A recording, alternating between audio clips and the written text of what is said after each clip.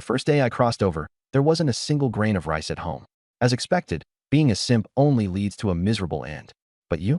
You just up and died, leaving me to deal with this mess. My name is Jiang Chun. I used to be just an ordinary, overworked millennial in the 21st century.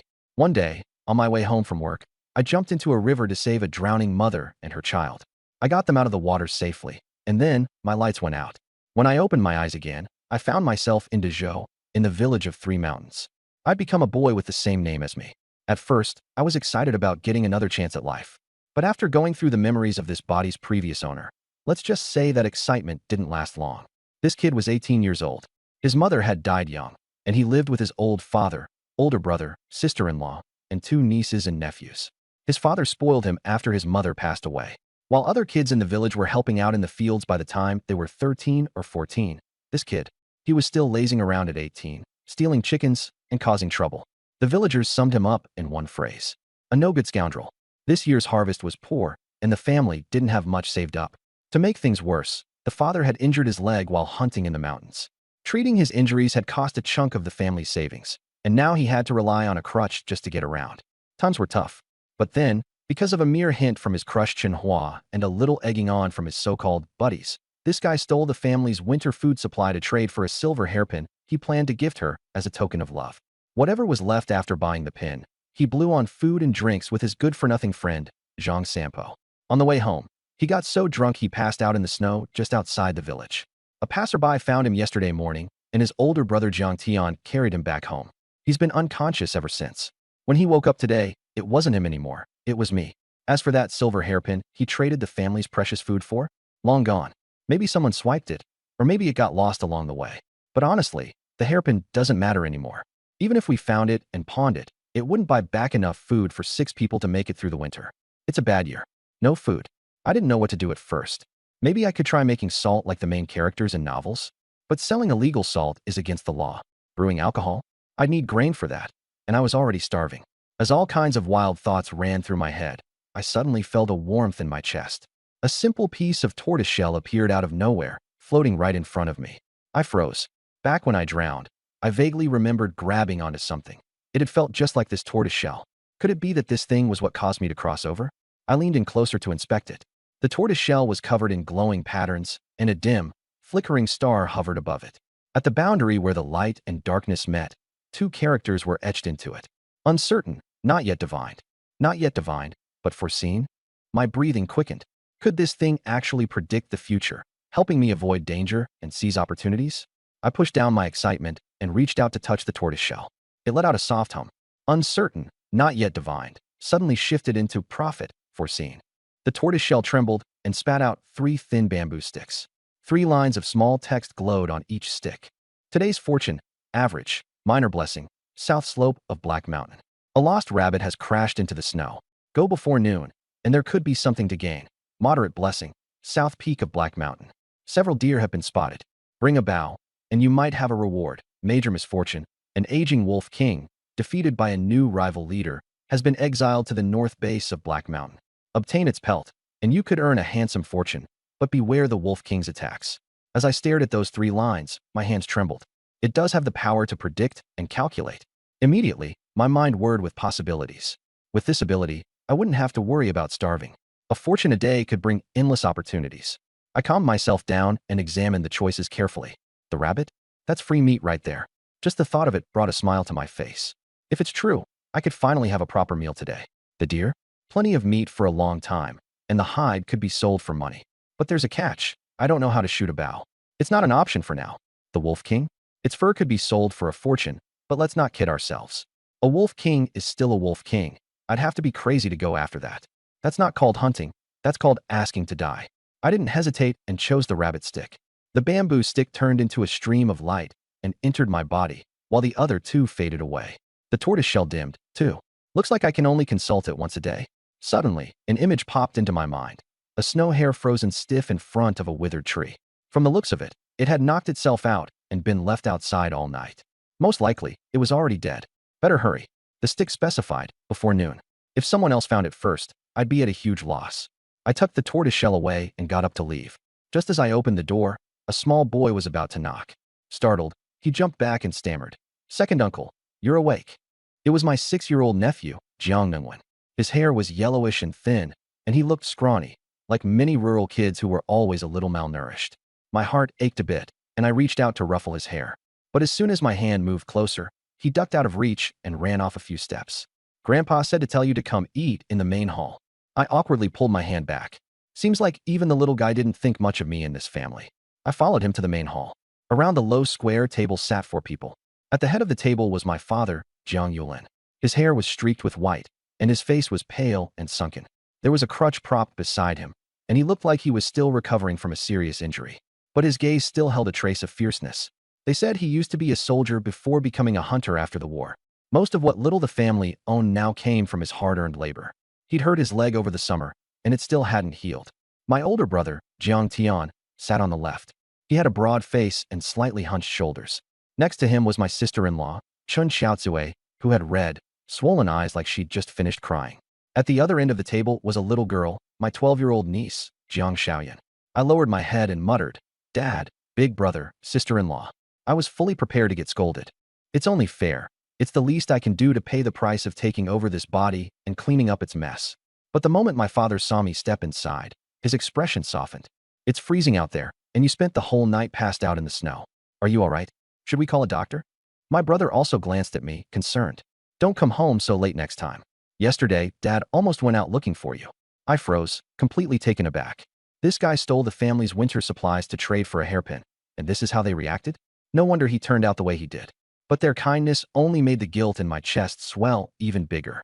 "Dad, big brother, sister-in-law," I said firmly. "I messed up before. I'm sorry. It won't happen again." The 3 of them turned to look at me with expressions of shock, as if they couldn't believe what they'd just heard. Apologizing? The old me would never have done that. Even more ridiculous things have happened. And has he ever admitted his mistakes before? My father's chest heaved as he got a bit emotional. Admitting your fault is good. Who hasn't made mistakes when they were young? Come on, sit down and eat. I sat down. In front of me was a ceramic bowl containing a bowl of corn gruel. No, I shouldn't call it gruel. It's more like rice water, with just a pitiful amount of rice grains sinking at the bottom. I glanced around. My bowl could be considered thick compared to others. My brother and sister-in-law's bowls were so watery, you could see the bottom. I shook my head, unable to eat. "I can't eat this." My elder brother looked up and said, "There's nothing else to eat at home. Once I borrow some food, your sister-in-law will make you thicker porridge." I picked up my bowl and poured my portion into my nephew's and niece's bowls. "I ate too much last time, so I'm not hungry right now." My father smiled, comforted. Second son has grown sensible. And then, almost sheepishly, he turned to my sister-in-law. "Xiao Chui, the second son is still young, and he knows he was wrong. Let's wait until he gets married before we talk about splitting the family." Before I arrived, my sister-in-law had already been arguing about splitting the household. Considering what the original owner of this body had done, her request was entirely reasonable. My father, as the head of the family, now had to humble himself and curry favor with his daughter-in-law because of me, his youngest son. Tears welled up in my sister-in-law's eyes as she wiped them away. I'll listen to his father, but living like this is unbearable. Selling staple food to exchange for wine and meat. Anywhere you go, such behavior would draw harsh criticism and scorn. "That's settled then," my father said, breathing a sigh of relief. But he conveniently ignored the latter part of her statement. He poured half of his own porridge into my bowl. "You've been out in the cold and bedridden for such a long time. You should eat something. It's been a difficult year for the family, but once we get through the winter and I can go back to the mountain, things will improve." I sighed inwardly. Even though it was he who had done wrong, my father acted as if it was him who owed me. No wonder the original owner of this body turned out so spoiled. But my father's leg was injured, and he barely drank half a bowl of rice water for himself. With his injury, how could he recover? No one said much after that, each focusing on their porridge. My nephew quickly finished his portion, licking his bowl spotless, yet still clutched at his stomach, clearly unsatisfied. He turned to me and asked, "Second uncle, what does roasted chicken taste like?" "Mom said you ate a roasted chicken yesterday." It's really delicious," I replied, unsure how to describe it. Growing up in my previous life, chicken, duck, and fish were such ordinary staples. But here, they were luxury beyond imagination for most. I said no more, but the boy's mouth began to water regardless. Embarrassed, he quickly swallowed his saliva. I patted his head and said, "Next time, when I go to the town, I'll bring you roasted chicken." "Really, second uncle?" His wide eyes stared at me, and he clutched at my sleeve tightly. His sister rolled her eyes dramatically and scoffed. "Are you dumb? You actually believe second uncle?" "Oh, My nephew, recalling past experiences, let go of my sleeve. The way he looked at me was filled with doubt and distrust. Well, understandable. The original owner even stole food rations from these kids before. How could they expect roasted chicken from me? Xiao Yun, watch your mouth, my brother scolded her lightly. My niece turned her head away without arguing back. Watching the siblings leave, I couldn't help but lament how utterly tarnished my image was in this household. Only my father still treated me like I was a treasure. Still, once I head down from the mountain, even though I might not find a roasted chicken, surely I could manage a rabbit. Tonight, we'd have rabbit stew. I set my bowl down. Dad, I'm heading to Little Black Mountain. My father frowned. What are you going there for now? My brother chimed in as well. It just snowed recently. The mountain paths are treacherous. You'd better not go out. I want to check it out. If I can catch some game, we can have meat for dinner. I replied as I stood up and reached for the door. My elder brother grew anxious. What nonsense are you talking about? You can't even pull a bow. Hunting. I'll take my chances. If it doesn't work out, I'll just gather some firewood, I said firmly, already stepping outside. Get back here. My brother stood up and grabbed the back of my clothes firmly. I tugged a couple of times to no avail, so I turned back and glared at him. Leave me alone. The original owner of this body was spoiled, overfed, and well-sheltered growing up. He was relatively young, but already a head taller than my brother. My glare made him take 2 steps back as though intimidated. Can't you take it easy and stop worrying Dad for once? He said. I looked toward my father, still seated and leaning on his cane, trying to stand. But in the end, all he managed to say was, Son, just come back soon, okay? I'll be back in no time, Dad. I nodded and turned to leave. Before I could step out, however, my father called out to me again. Xiao Chun, it's cold outside. Wear my fur coat. The coat, made from pelted winter dog hide, was thick and warm, far more effective than any regular quilted jacket. It was his go-to when hunting in the mountains. I glanced at it hanging nearby and said, I'll be back before dark. Still, I reluctantly draped it on and stepped out into the chilly wind. Little did I know, as soon as I left, my sister-in-law whispered to my father, afraid I might pawn the fur coat because of its value. That worried my brother too. He immediately deduced I wasn't heading for the mountain, but rather for the town, and began chasing after me toward the county. But I was genuinely going to the mountain. Assuming I was heading to town, he obviously didn't find me there. The village of 3 Mountain was named because of 3 layers of mountains behind it, each steeper than the last. The nearest was Little Black Mountain, where hunters often went for firewood and game. However, the side closer to the village was becoming barren, and game was scarce. By the time I reached the foot of Little Black Mountain, the sun was already high, and it was past mid-morning. Surveying the area, I saw that the recent snowfall hadn't yet melted, making it hard to see obvious signs of wildlife. Not the best conditions for hunting, but hunting wasn't my main plan. Today, the task was simple. Wait for rabbits. Adjusting my compass, I headed southward. Before long, I reached a sunny patch. The snow here had just started to melt, making the area strangely dank and cold. In the melting snow, a cluster of chaotic paw prints caught my attention. Tiny star-like patterns scattered all over. Rabbit tracks. Seems like there's a burrow around here. If I knew how to set traps, I might have even had a shot at other small game too. Ideas popped into my head, but my hands stayed idle, because I had no idea how to set traps. That was something I'd have to ask my dad about later. I ignored the paw prints and walked straight to the tree marked on the compass. After squinting for a while, I finally spotted something. A glimpse of white fur poking out of the snow. Excitedly, I rushed over and grabbed it immediately. A frozen, solid, rock-hard rabbit hung limply in my grasp. And it was a big one. I couldn't hold back my grin. Dinner was sorted. Now I could bring some pride back in front of my niece and nephew.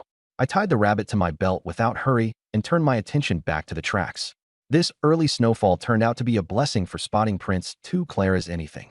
I followed along and stopped under another large tree. By the base of the roots, hidden beneath the withered grass, there was a dirt hole. This is it. I picked up a rock and placed it at the mouth of the hole as a marker.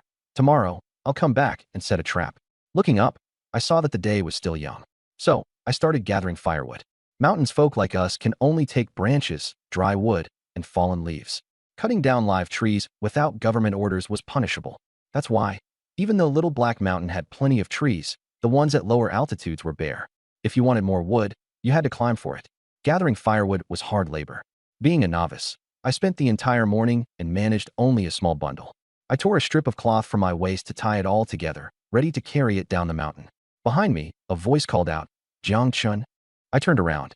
A guy about my age, wearing a torn-up padded jacket, strolled over, hands tucked into his sleeves. It is you. You're alive and even came all the way up here to gather wood. Zhang Sampo. I recognized him immediately and frowned. He's 2 years older than me and one of the original host's bad buddies. From what I can recall, this guy's favorite thing to do was coax the previous owner of this body into stealing from his family to trade for wine and meat, which he'd then come over to mooch. Many times, he'd lie about family illnesses to borrow money, and to this day, not a single coin was ever paid back. The idea to sell off food rations for that hairpin or swap for wine and meat earlier this week. All thanks to him. His eyes swept over my dog fur jacket, then darted back to his hole-riddled clothes. A quick gleam flashed in his eyes as he nudged me with his elbow, grinning. That jacket of yours? You could pawn it for a good sum. Freezing cold like today. How about a warm meal and wine in the city? I smiled, but not kindly. Still the same, huh? The first thing he says is how to take advantage of me. Feigning a cheerful tone, I replied, your padded jacket's worth a few coins too. How about you sell it first to buy a flask of wine? He tensed instantly. Quit joking. It's the only jacket I've got. How would I keep warm if I pawn it off? I couldn't be bothered to deal with him. Hoisting up my firewood, I said, then don't sell it. Now step aside, you're in my way. He stood there, stunned. Normally, we'd call each other brothers, and I treated him better than my actual family. He couldn't figure out what had changed. As I turned away, the fat rabbit hanging at my waist peeked into view. His eyes lit up. You caught a rabbit. Are you roasting it or stewing it? Before I could respond, his hands were already reaching out. In one swift move, he grabbed the rabbit from my waist. Wow, it's huge. Must weigh more than 3 pounds. Perfect timing. My wife isn't feeling well. I'll take it back to nourish her. He even gave me a big thumbs up. Jiang Chun, you're the man. I couldn't help but laugh in sheer frustration. I hadn't said a word, yet this rabbit was apparently already his. Had it been the original host of this body, a little flattery and praising his loyalty might have been enough to actually give the rabbit away. But that person was gone now. Pleased with himself, Zhang was still caressing the rabbit when suddenly, his neck went cold. My machete was already pressed against his throat. I felt zero sympathy for the man who contributed to the death of this body's previous owner. His voice trembled. Jiangchun, what are you doing? Don't joke around like this. Joke? Then laugh. Cha. Trying to force out a smile, his lips twitched stiffly. It's just a rabbit, not a big deal. You're always about brotherly loyalty, aren't you? Even as he protested, his hands refused to let go of the rabbit. I pressed the blade down further, cold steel biting into his skin, and fixed him with a glare sharp enough to kill. He froze, his hairs standing on end. This little brother he'd always been able to coax had suddenly turned into someone he couldn't mess with. Wisely, he gave in and quickly raised the rabbit back to me. Here, take it. I retrieved the rabbit, hung it back on my belt, and sheathed the knife. Only then did he exhale in relief, though his face quickly flushed with anger. Usually, a bit of crying and flattery, followed by a not doing this means you're heartless, and worst case, mentioning Chenhua, would have me instantly bending over backwards for him. But today, I turned the tables and intimidated him instead. Pointing at me, his feet stomped in frustration. Jiangchun, have you no shame? I thought you were my brother. It's just a rabbit, and you pulled a knife on me. I stared him down. You never pay your share, glutton for freebies, and tricked me into selling off my family's food supplies, and now you want to accuse me of forgetting brotherhood? He faltered. It's because I'm poor. If I had money, wouldn't I take you out to eat and drink every day? All right then, I said, gripping him firmly by the shoulder. My family's out of food. How about you share half of your winter rations with us? Then I'll still consider you my brother. He gaped, speechless. His family hardly had enough for themselves, let alone to share. Scram! I shoved him, sending him stumbling backward, and headed down the mountain with my firewood. I've seen plenty of people like him in my previous life, constant talk of loyalty and friendship, but really, just out to take advantage of you. The farther away you stay, the better. A true brother wouldn't make you sell off your family's food. Still, if I'd climbed up the mountain even a bit later today, this rabbit might have actually ended up in his hands instead. Shady character, but his luck wasn't bad. Too bad it ran into me. No wonder the divination earlier said to arrive before noon. Luckily, this guy's laziness saved the day. At the village entrance, a few other villagers were on their way back too. Winter meant no farming, but people always found chores to do, gathering firewood, repairing houses, keeping busy. Seeing a couple familiar faces, I greeted them. Hi Aunt Chun, Uncle Zhao, back from gathering firewood. They glanced over but immediately stepped off to the side, like I was something infectious. I even heard someone mutter quietly, that kid's not dead? How'd he not freeze to death? Yeah, sells off food to buy wine. What kind of person does that? If it were my kid, I'd hit him over the head and be done with it. I'd approached them politely, but hearing this made my vision momentarily darken with anger. I needed to think of a way to fix my reputation in this village. As I readjusted the weight of the firewood on my back, a few of them noticed the rabbit hanging at my waist. Whoa, look at that fat rabbit. Jiang Chun, where'd you find it? Why couldn't I have caught it? I retorted, annoyed. Oh, is Uncle Zhao blind now? Like we can't tell whether someone caught or just picked up a rabbit. Disgruntled, I muttered. On the mountain. Yeah, sure, because where else would it be? Floating down a river? Zhao just chuckled as he teased. Knowing the location didn't matter anyway. There wouldn't be another rabbit there now. The more he talked, the redder my face grew. Then, as if remembering something, he added with a grin. By the way, I saw Sun Jinmei and Chun Hua heading to your house earlier. Looks like they're there to call off the engagement. Better hurry back. Breaking off the engagement? I was momentarily stunned. The villagers, who had been watching the rabbit intently, immediately shifted their focus upon hearing this. They crowded around Zhao Shu, the man with all the gossip, and started asking him questions. Is it true? They're really breaking it off? What about the engagement gifts they already received? With Widow Sun's personality? There's no way she'll return them. Plus, she's got her reasons. The whole selling winter provisions for wine and meat deal. Who's brave enough to marry into that? You should head back, Jiang Kid, before the gifts you sent are wasted. The murmured discussions were crystal clear to me. Instead of feeling angry, I was secretly overjoyed. Breaking off the engagement? Great news. The original Jiang Chun, at the age of 17, was just idling around the village when he ran into Chun Hua, a girl who wore rouge. That encounter completely unraveled him. He turned into an utter simp, begging and pestering his father to propose marriage on his behalf. Chun Hua's mother, Sun Jinmei, had quite the reputation. After her husband's passing, she reportedly angered her mother-in-law to death and eventually sold off their ancestral home last year. Her personality grew even more despicable, and no one in the village dared provoke her. This reputation kept potential suitors far away from her daughter. But to her, Jiang Chun was like a golden goose. When Jiang's father went to propose, Sun Jinmei made an astronomical demand of 20 taels of silver for the bride price. The original Jiang Chun, being dead set on marrying Chun Hua, forced his father to agree, who could only manage to make a down payment to seal the engagement. During this period, the original Jiang Chun continuously stole from his own family to shower her with gifts. Just a few days ago, she hinted at wanting a silver hairpin, which ultimately led to the tragedy of him freezing to death in the wilderness. 20 taels. That was more than a year's worth of living expenses for an ordinary household, including taxes. Sun Jinmei was audacious, sure, but the original Jiang Chun? He was even more ridiculous to have agreed. Her breaking off the engagement? Perfect. It saved me the trouble. A woman like that? I wouldn't dare marry her. There's no way I'm following in the original Jiang Chun's embarrassing footsteps. When I pushed the door open to step inside, the room was filled with the sound of arguing. My father was in a heated discussion with a harsh-looking woman. Dear-in-law, please reconsider.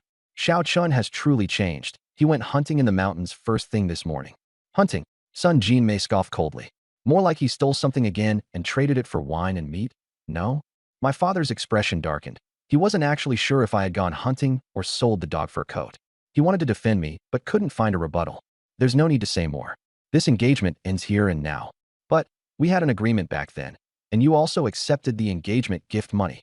Sun Jinmei's eyes widened in outrage as she slammed the table. That agreement was based on a bride price of 20 taels. Where is it? No bride price, no marriage, simple as that. My father struck the ground with his cane in frustration. Dear-in-law, let's at least discuss this further. Breaking off an engagement like this will harm your daughter's reputation as much as my son's. Harm her reputation? Sun Jinmei sneered. Let me tell you, with a son like yours, any girl who marries him would be cursed. However, she trailed off and smirked slightly. I'm not completely unreasonable. For the sake of being neighbors in this village, there's room to negotiate. My father's eyes lit up with hope, his voice urgent. What do you want? Name your conditions. It's simple. To proceed with the marriage, you'll have to increase the bride price. My father coughed violently, his voice shaking. Increase it. Even 20 taels was excruciatingly difficult to gather. Now she wanted more? But deep down, my father knew the truth. After the incident with me selling our food provisions for wine, no other family would dare marry their daughter into ours. Sun Jinmei was the only one willing to entertain the idea, because she could see the payday. How much more? 30 taels. Pay 30 taels of silver, and I'll ensure that Hua gets married to your son. Over in the corner, the girl beside her couldn't help but interject, Mother. My father's heart nearly gave out. 30 taels? That kind of money could fetch the daughter of a wealthy family from the county, not some nobody from the village. There was no way our family could afford this. But gritting his teeth, his hands trembling, he forced out a reluctant word. Fine. I'll come back in a year with the bride price. Father, my sister-in-law, who had been pouring water, couldn't hold it in anymore. Where are we going to find 30 taels? When I'm married into this family, I didn't ask for a cent of dowry, and I've already helped out countless times since. Quiet. My brother pressed her back into her seat, though he himself was grabbing at his hair in frustration. Our family could barely save 3 taels in a good year. This year had been especially tough, with famine pushing everyone to the brink. 30 taels was impossible. When spring comes, I'll recover from my injuries and head deep into Arai Mountain to hunt. If I manage to bag 2 wild boars and some extra game, we might just be able to scrape it together. Wild boars. 2 of them. My brother exclaimed in disbelief. Father, in your condition, you can't go to Arai Mountain. Even seasoned hunters avoided Arai Mountain, reserved only for desperate, life-risking ventures. Bears, tigers, wild boars. All manner of death awaited anyone who tried their luck there. Normal villagers only dared to hunt on the much tamer Xiaohe Mountain. My father shook his head solemnly. If this old bag of bones dies, then so be it. If your brother can't find a wife, what face do I have left to meet your mother in the afterlife? Then sell some land instead. My brother gritted his teeth. There's no way you can go into that death trap of a mountain. Sell land. Are you out of your mind? My sister-in-law, feeling the threat, immediately flew into a rage. If we sell the land, what will we eat? How will we survive? Sell half and keep the rest. We won't starve completely. Won't starve? I'm already starving. The bickering escalated into a full-blown shouting match, all while Sun Jinmei looked on with satisfaction. Ah yes, sell your land. Honestly, had it not been for those few valuable plots of farmland, she wouldn't have even bothered to come here. Seeing that the family didn't even attempt to bargain her down, she started wondering if she should have asked for 40 taels instead. Cue my grand entrance. As I pushed the door open, the room fell silent. My father looked over at me, his expression softening slightly. Xiaochen, you're back. Go greet Aunt Sun and Hua quickly. I turned and looked at Sun Jinmei and the girl sitting next to her. The daughter bore a striking resemblance to her mother, a round face, rouged cheeks, and bright red lips. There was a slight flirtatious charm to her beauty, but only just enough to set her apart from other village girls. Compare her to the exaggerated, glammed-up illusion of today's short video content world, and you wouldn't even give her a second glance. This was the so-called goddess the original Jiang Chen worshipped? The standards were shockingly low. Chen Hua met my gaze and immediately snorted in disdain before turning away. Jiang Chen, when are you going to give me the hairpin you promised? I let out a light cough and forced the fawning smile that the original Jiang Chen was infamous for. Soon, soon. Just wait a little longer. I'll get it for you. At this, her expression softened a bit, though she still rolled her eyes and refused to look my way again. I didn't care in the slightest and instead turned my attention to greet Sun Jinmei with a smile. My father, keeping a covert eye on me, noticed I was still wearing the dog fur jacket. He breathed a quiet sigh of relief. At least I hadn't sold it off. Maybe I really was turning over a new leaf. Hoping to further bolster his case to Sun Jinmei, he added, You went hunting today, Xiaochen? It's all right if you didn't catch anything. It's tough in winter. You didn't get frostbite, did you? I untied the rabbit slung on my back and set it down on the table with a thud. Turns out I got lucky. I picked up a rabbit. The moment Chen Hua heard the word rabbit, her head snapped around immediately. That's a big one. She swallowed nervously. Her family had nearly run out of the money from selling their ancestral home, and it had been ages since she'd tasted meat. Dad's face lit up with a wrinkled smile as he saw the rabbit. My son is amazing, managing to catch a rabbit like this. He conveniently ignored the part where I mentioned I found it. Then he turned to Sun Jinmei with a grin. In-law, what did I say? Xiaochen has really changed. Let's cut off a leg to bring back for Dahua. She could use the nourishment. Chen Hua frowned. Only one leg. Dad quickly backtracked. Fine, half of it. We'll send half back with you. I stayed quiet and instead asked, So, what were you and my dad talking about earlier? I heard some commotion outside but couldn't catch all of it. Nothing much. Just your marriage. It's not your concern, Dad said dismissively. But my sister-in-law couldn't hold back. It's all about your wine trading nonsense getting out. The bride price is being raised to 30 taels. You've said enough. My brother cut her off. I frowned and shook my head. No way. My sister-in-law's eyes lit up. Did I finally start caring about the family? Dad, however, got nervous. The last thing he wanted was for me to say something foolish and chase away our would-be in-laws. He quickly tried to mediate. Dahua is so beautiful. 30 taels isn't too much. Really, it isn't. I clapped my hands loudly, interrupting him. Exactly, Dad. Dahua is way too pretty. 30 taels isn't enough. It should be 60 taels at least. The room fell silent. Dad's face turned beet red, his temper flaring. 60 taels? 60 taels. Even if we sold all of our farmland, we wouldn't be able to scrape that much together. He genuinely thought his son had gone mad for Chen Hua. Chen Hua, however, looked at me, for once with a slightly satisfied smile, though it felt more like charity. Fine. If you can bring me a hairpin, I might consider walking through the village with you. What the hell? I pitied the original guy. His family was on the verge of collapse, and even a simple walk with her was seen as a favor. The man likely hadn't even touched her hand. Outwardly, though, I put on quite the infatuated expression. The real fun was just beginning. Dad was so furious he slammed his cane to the ground. Jiang Tian, take your younger brother inside now. My brother got up and grabbed my arm. Let's go. Dad's room has the fire going. Go warm yourself up. Wait. Son Jinmei raised a hand, smiling as she stopped us. Actually, I think Xiaochen has a point. 30 taels isn't enough, 60 taels it is. My father's smile froze on his face. He stuttered. In-law, let's not joke around. Where would I even get 60 taels? That's not my problem. Son Jinmei crossed her arms. If your son wants to marry my daughter, that's the price. Be realistic.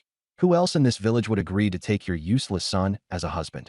Dad wiped the sweat from his brow, leaning in with a pleading look. How about 50 taels then? In his mind, he was already calculating. Next year on Second Black Mountain, maybe he could catch a couple of wild boars, sell some pelts, and part with 3 acres of land. It might just be enough. At the end of the day, there was no way he'd let his son stay single. Son Jinmei glanced around the main room, as if gauging if there were any hidden riches. Finally, she nodded. Since we're neighbors, fine, 50 taels. But my daughter will only wait a year. If the bride price isn't ready by then, she'll marry someone else. Fine, fine. 1 year. Dad's reluctant tone was soaked in bitterness. 50 taels. This is insane. Completely insane, my sister-in-law muttered, her earlier fight forgotten as she repeated the words like she'd seen a ghost. Meanwhile, I was beaming, grinning ear to ear. Exactly, at least 50 taels.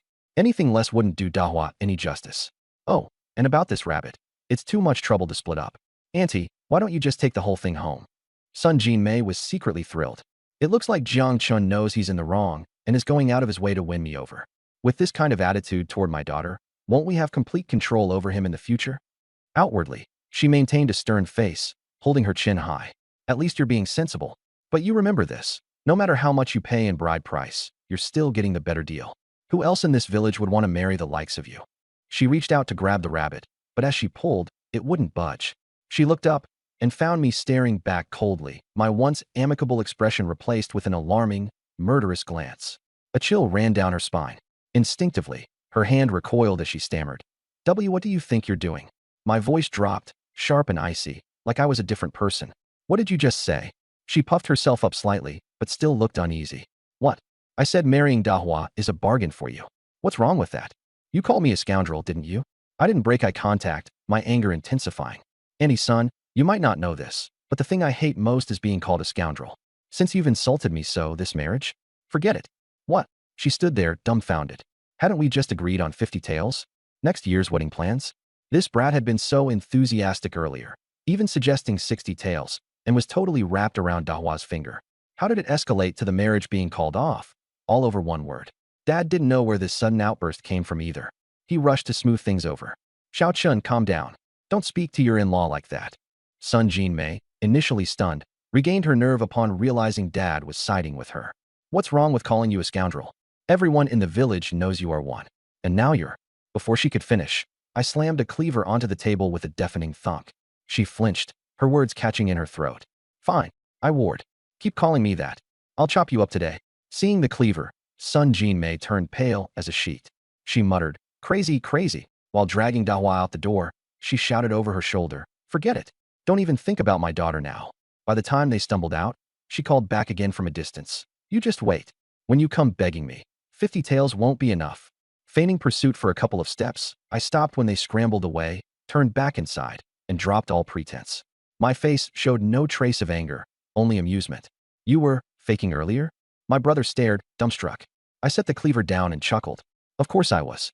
People call me a scoundrel all the time. I can't get mad every time. Take it easy. Don't let anger get the best of you. My dad looked at my expression and gave a deep sigh. Now what? At this rate, even 50 taels won't be enough. I helped him sit down and said, Dad, you know how long it would take our family to save 50 taels? Selling land and putting the entire family into poverty just to marry someone. What's the point in that? But you just... My sister-in-law finally snapped out of it. You just said you'd offer 60 taels as a betrothal gift. A moment ago, she thought I'd lost my mind. Now, with my sudden mood swings, she must have thought I'd completely lost it. Saying 50 taels for marriage, then suddenly losing my temper and chasing them out? I smiled. That mother and daughter already took the engagement token and refused to return it. Then they tried to raise the price on us. I was just messing with them. Now that word will spread about this. Next time they try matchmaking, who would dare ask for 50 taels as a bride price again? Honestly, finding someone willing to offer that much in the future will be rare. My sister-in-law wasn't dumb. She quickly pieced it together and snickered, covering her mouth. Rare? In this area? Heck, even within 100 miles. I've never heard of any regular family offering 50 taels for a marriage. My older brother caught on a bit slower. If, in a couple years, Chenhua can't find someone to marry her, she might blame her mom for what she said back there. 50 taels. Over just one sentence, it's all gone. Sun Jinmei will probably regret this for the rest of her life, and Chenhua might hold a grudge against her mother forever. I shrugged. That's no longer my problem. Dad just shook his head. You're full of schemes. This might feel good now, but what about later? Where are you going to find a wife now? Dad, don't you worry about me. I'm a man. There's no shortage of women to marry. And besides, even if I did marry Chenhua, if our family had no money left, do you think I could keep someone like her satisfied here? Dad kept shaking his head, not taking my words seriously.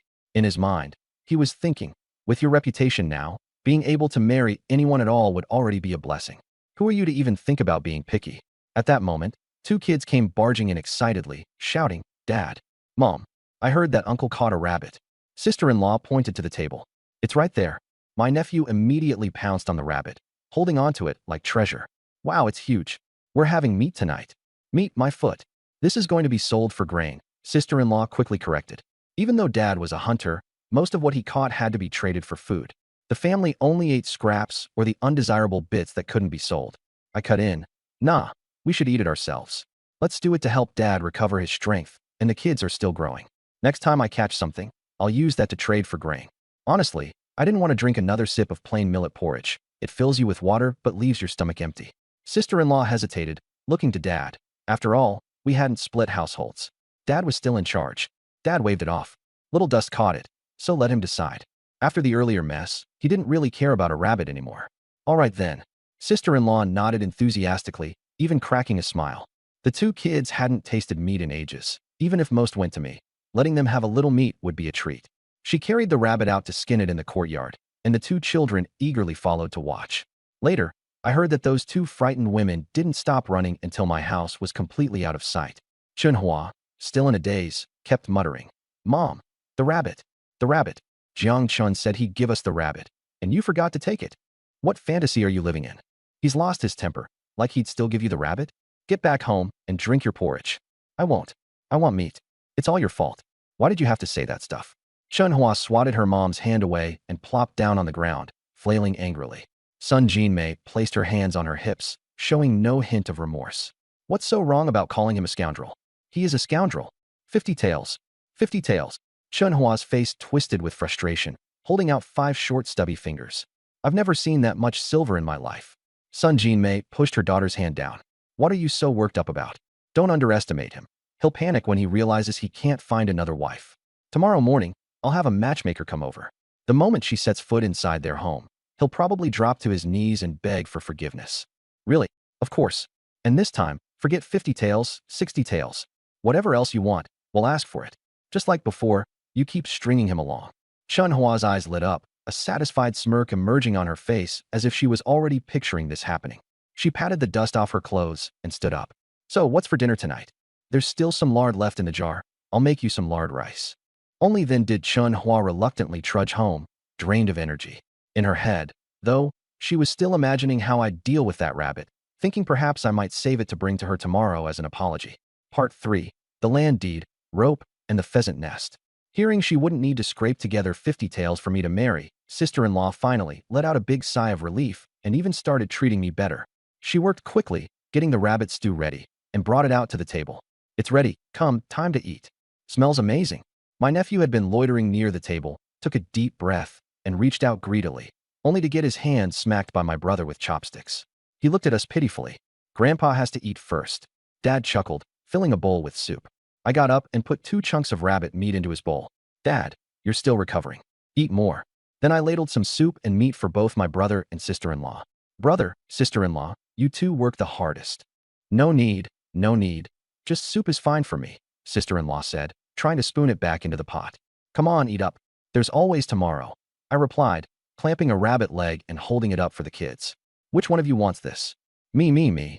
My nephew excitedly held out his bowl. Wait a second, didn't someone just say I was a terrible person? I asked, pausing with a smirk. Without missing a beat, my nephew yelled, Uncle is the best. Uncle is the best. I laughed and dropped the leg into his bowl, then turned to Xiaoyun. She sat there with her head down, hands tightly gripping the bowl's edge, too shy to respond. 12 years old and already learning to keep her pride. I handed her the other leg. Xiaoyun's been helping out at home every day. It's been hard work. Take the biggest piece. Her fingers eased their grip around the bowl. She whispered softly, Thank you, Uncle. Once the food was divvied up, the table fell eerily silent except for my nephew noisily chewing. My dad and the rest of them just kept staring at me like they'd seen a ghost. Is this really the same Jiang Chun as before? I chuckled and pulled the remaining pottery plate toward me. All right, the rest of this is mine. My father and elder brother exhaled simultaneously. There it is. That's the behavior of their son/little brother. I sighed internally. This rascal persona. I really can't let it collapse too fast. If I do, they'll probably call someone to exorcise me. My sister-in-law hadn't been willing to cook the whole rabbit. She only used half, but it was enough for everyone to have a few pieces. I lifted my bowl and took a sip of the broth. Sweet, smooth, fragrant. It was as if my body's deep craving for meat morphed into flavor and exploded in my brain. I had never imagined that a broth without any seasoning could taste this good. I didn't hesitate any longer. I started gnawing on the meat. It was delicious, but as plump as a rabbit looks, it really doesn't have much meat, and the ribs were honestly hard to chew. By the second piece, there was a hint of gamey flavor. Honestly, spicy rabbit heads are better. Stewed rabbit doesn't quite hit the mark. The key issue is that rabbit meat is lean. It's not hearty enough. I pushed the dish away. Still not as good as roast chicken. You guys can have the rest. Yum yum. My nephew, still chewing his food, already had his hand reaching out. That pot of stewed rabbit, it didn't have much fat, but it was the best meal the family had eaten in half a year. The dish was scraped clean, even rinsed with millet porridge to get every last drop of flavor. Not a single speck of grease was wasted. Even the leftover bones were set aside by my sister-in-law. Later that night, the couple in the house next door whispered to each other half the night. Qin Xiaozue was worried that Jiang Chun might sweet-talk Jiang Yulin and end up asking for the land deeds. After all, the few plots of land were the only valuable things left in the family, and the deeds were still in Jiang Yulin's possession. Jiang Tian reassured her, saying, Xiao Chun isn't like that, and it's father's land. What can I say about it? But as soon as the words left his mouth, he rolled over and started snoring. Meanwhile, I was gently pushing open my father's door. Father! A sigh came from the darkness. My father sat up, lit the rush lamp, and pulled out a stack of papers from under his pillow. These are the deeds to the family land, he said as he pulled out a single sheet. Leave 2 acres for your brother and sister-in-law. The rest is yours. Go talk to Chenhua, win her over. I think that girl has her eye on you. Sweet talk her. I was stunned, looking at the tears welling up in his eyes. Wait, what? He's giving me the deeds to win over Chenhua. Does he want me to grovel and beg? I refused to be a groveler before I transmigrated, and I'm certainly not about to start now. What's the point of transmigrating then? That's just absurd. I immediately took all the deeds, casually stuffed them back under his pillow, and said, Father, what are you thinking? I'm not here for the land deeds. I came to learn how to set traps, like the kind for catching rabbits. My father, who had been sitting there looking utterly defeated and wondering how he'd explain this to my elder brother in the morning, was taken completely by surprise. It took him a while to process what I'd just said. You're here just to learn how to set traps? When I picked up the rabbit today, I found a rabbit hole nearby. I figured if I set a trap there, I might catch something else. Seeing his skeptical look, I added, if I catch something, I'll be the most impressive person around here when I head out. Hearing it was about saving face, my father actually found it believable. This son of his, after all, cared too much about pride. That's why he'd been coaxed by a few words into sneaking back home to steal food rations. My father nodded. If it's a rabbit hole that hasn't been abandoned, it might work. He looked at the oil lamp and added, we'll talk about it in the morning. Burning the lamp at night wastes money. That's when I remembered that this wasn't modern times. To save on lamp oil, most people just went to bed after nightfall. As I turned to leave, I caught sight of a bow hanging on the wall. By the way, teach me archery too, Dad. Walking around with a bow, that's real swagger.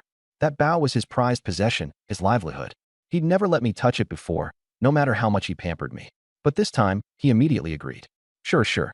I'll teach you. Now get to bed. Satisfied, I left the room. Jiang Yulin blew out the oil lamp and, once again in the darkness, wiped at the corners of his eyes. The youngest son wanted to learn archery, even if it was just because hunting looked impressive. With time, he might nudge back onto the right track. The Jiang family hadn't always been this destitute.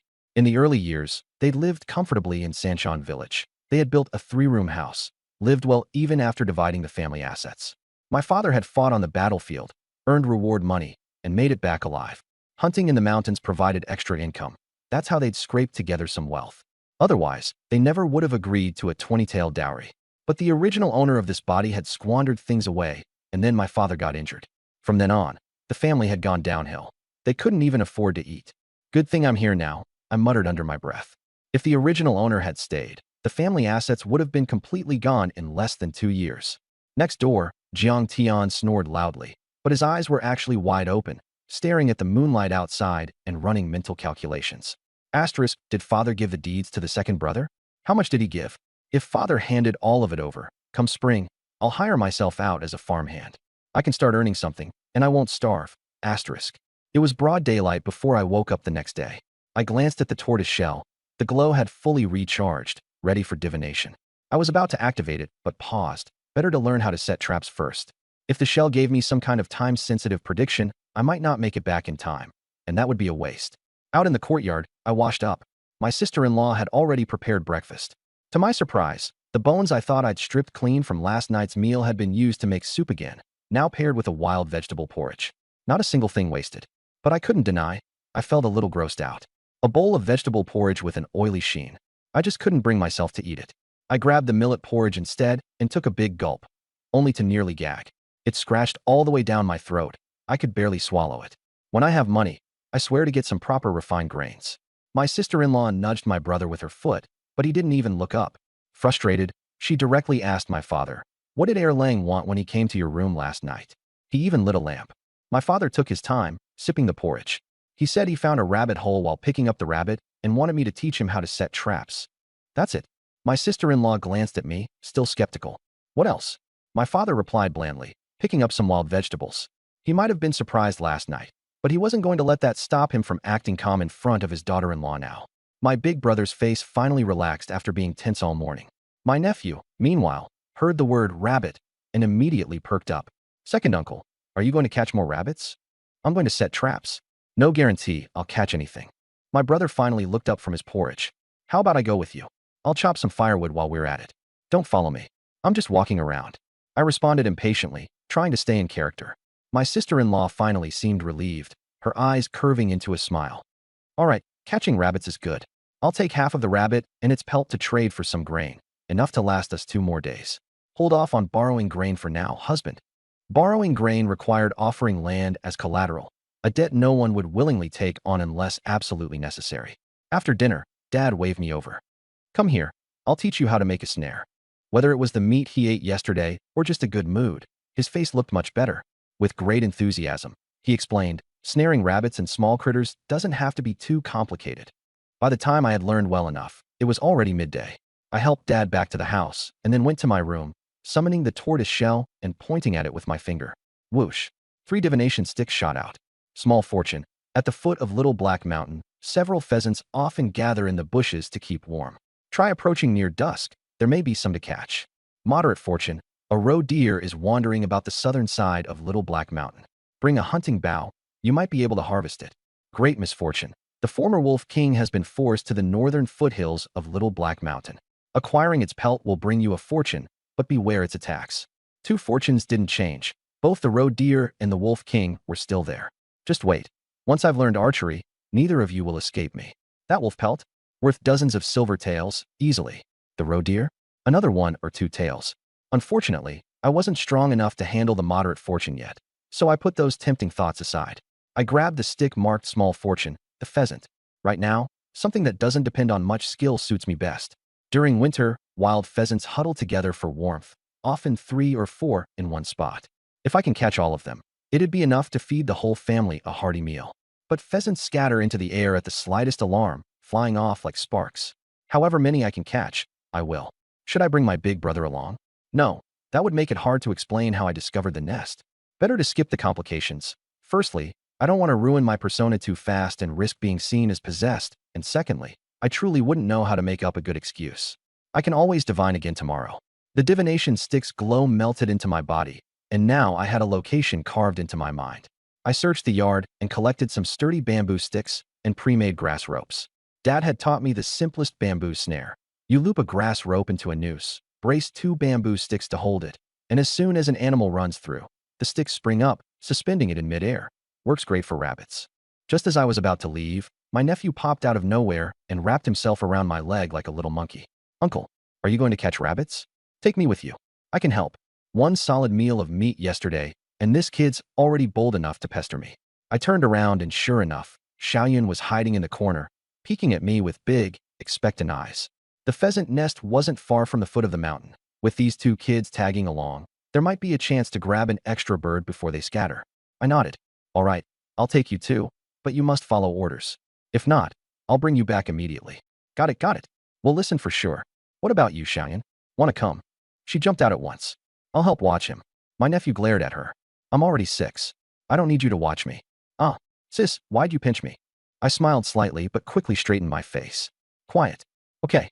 At the rabbit burrow, I set up the traps, scattering a few millet grains near the snares. My nephew sniffled and asked doubtfully, "This will catch a rabbit?" Just wait. With some luck, a rabbit will wander in, and it won't escape once it's caught. I had picked sturdy bamboo, half buried in the ground, strong enough to hold a rabbit of 3 or 4 pounds without issue.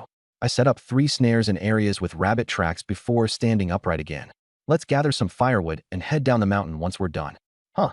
My nephew looked disappointed. We haven't even seen a rabbit yet. I'll bring you back tomorrow to check the snares. Maybe we'll see a live one then.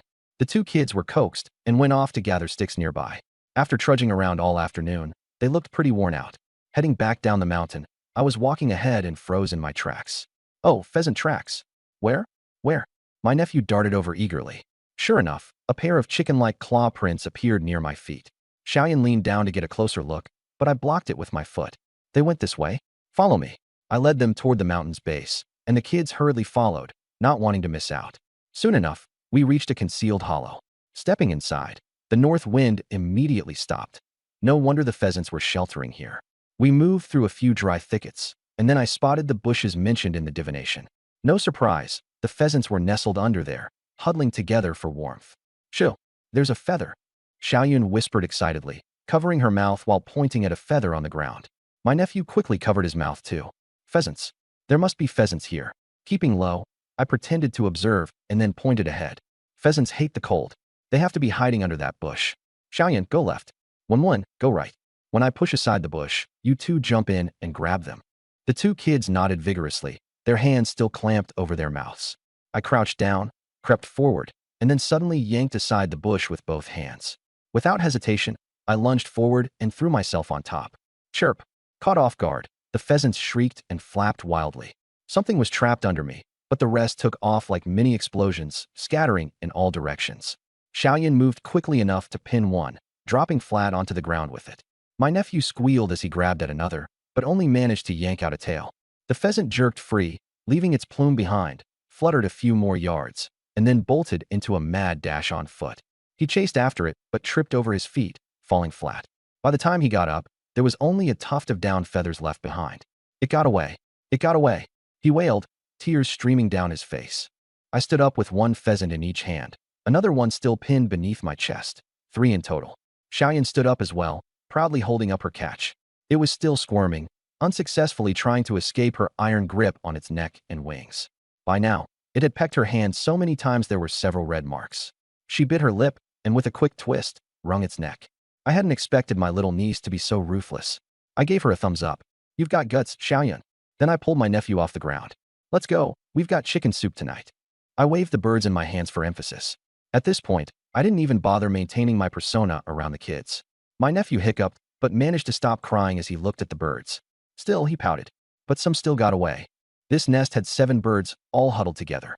My quick action caught me 3. Xiaoyan got 1. So the remaining 3 were the quick flyers that escaped. It's all right. We'll catch them next time. Before heading back to the village, I tucked all 4 pheasants into my big fur coat to conceal them. The last time my appearance stood out, failed to escape, I gave up resisting altogether. Maintaining the rogue persona makes things easier. At least no one dares to mess with me. Besides, in these famine years when every household barely has enough grain to survive, let alone meat, strutting back arrogantly might invite trouble. Sure, my bulging clothes look suspicious, but as long as it's not blatantly obvious that I'm hiding something, I can explain it away. As I entered the village, I noticed quite a few people pointing at me and murmuring. I thought for a moment that I'd been exposed, so I tightened my jacket. But listening carefully, it seemed like they were gossiping about Sun Jin-mei and her mother. Their chatter was sprinkled with laughter. I didn't pry further and just quickened my steps to head home. Before I even stepped through the door, I could hear my sister-in-law's unrestrained laughter from the yard. She was washing some bitter roots while chatting with my older brother, who was stacking firewood. "What's got you laughing so much?" I asked offhandedly. She burst into another fit of laughter. "Ha ha, you don't know? Widow's son got into a fight with the matchmaker Wampa." "Huh? What happened?" After listening to people muttering on the way back, I hadn't expected to hear the same topic at home, so I asked out of curiosity. Still grinning, my sister-in-law recounted the story. So this morning, Widow's son asked the matchmaker to find someone for her daughter. The matchmaker brought over a bachelor from the neighboring village. But as soon as Chundawa opened her mouth, she demanded 50 taels as a bride price. Wampa was furious, telling her to take a look in the mirror before making such demands. Widow's son shot back, saying Wampa's eyes were better off growing warts than being useful. And then guess what? Wampa said their whole family combined wasn't worth 50 taels. Things got heated, and they started fighting on the spot. Even that bachelor ended up scuffling with them after his wasted trip. Seems like the mother and daughter duo took a loss this time. She couldn't help but laugh again as she added. Wampa even declared that no matchmaker within 10 villages would bother with them anymore. And after Wampa left, Sun Jinmei and Chun Dawa reportedly had another big argument amongst themselves. Who knows if it turned physical? I just shook my head and chuckled. I only casually remarked about them, yet they really believed they deserved a 50-tael bride price. 50 taels. That's more money than most folks would see in a lifetime. Clearly, their previous demand for 30 taels wasn't just opportunistic haggling. They truly thought they were worth that much. But all that drama had nothing to do with me. It's better to keep my distance from people like them. As the gossip wrapped up, my sister-in-law finally noticed Little One trailing behind me, pouting with teary eyes. "What's the matter? Did you fall? A grown boy like you shouldn't cry over a tumble. Come here, let me take a look." Her attempt at comfort only made one burst into louder sobs. "The chicken ran away. The chicken ran away." "What chicken?" "A pheasant. I grabbed its tail, but it got away."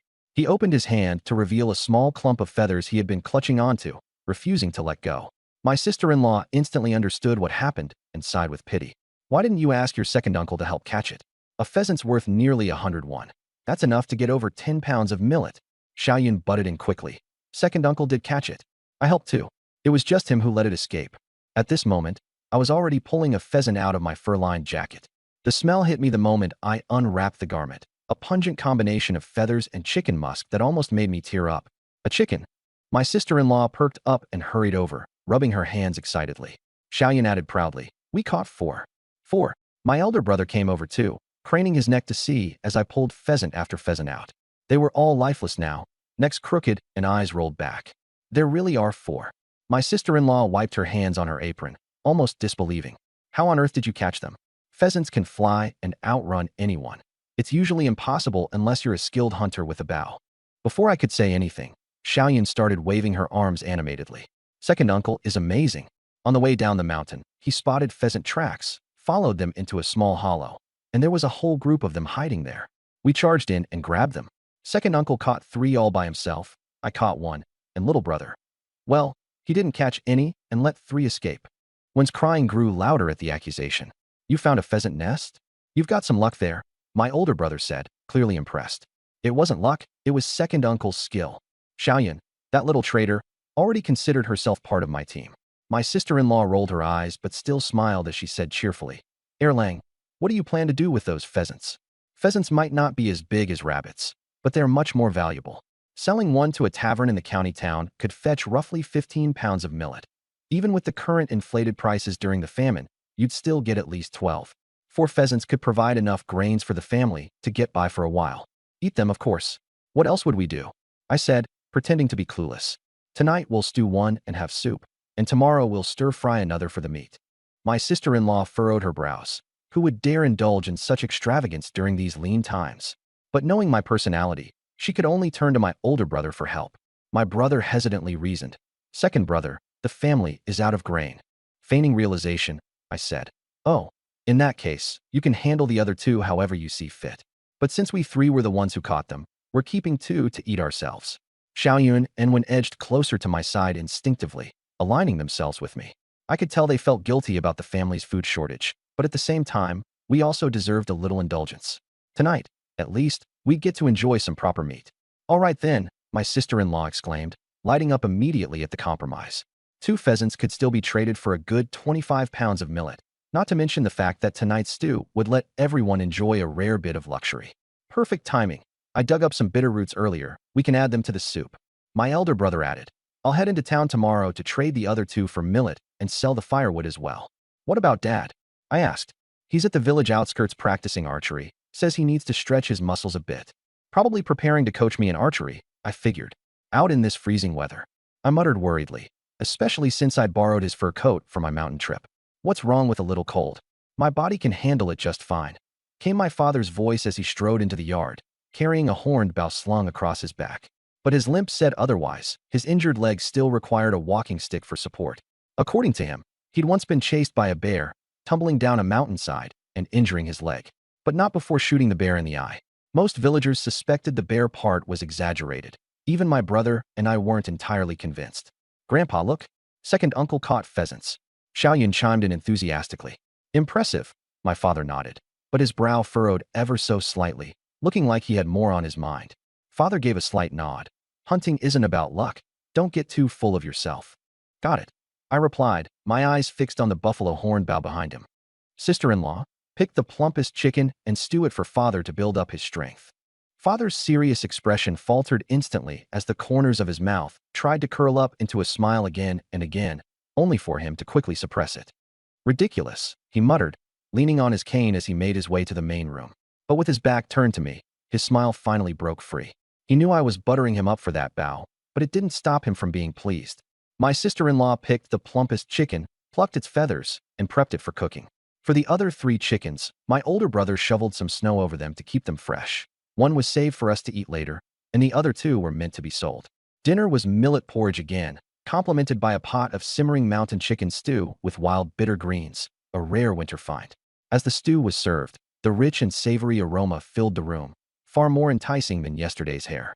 A golden layer of oil floated on the surface of the soup. Even though it wasn't just one, I caught myself swallowing hard in anticipation. I took a cautious sip of the broth, and my tongue nearly melted from the bursting flavors. So rich. How did you make this? Just added an extra pinch of salt, that's all, my sister-in-law said casually. Ah, that explained it. The rabbit stew yesterday had practically no salt. Now that they knew they'd soon barter for more grains, her confidence had grown, and a little extra salt brought out the chicken's flavor tenfold. This is delicious. Wen downed a bowl in no time and held out his bowl for seconds. Xiaoyan rolled her eyes. You didn't catch even 1 chicken, and you're still shamelessly eating so much.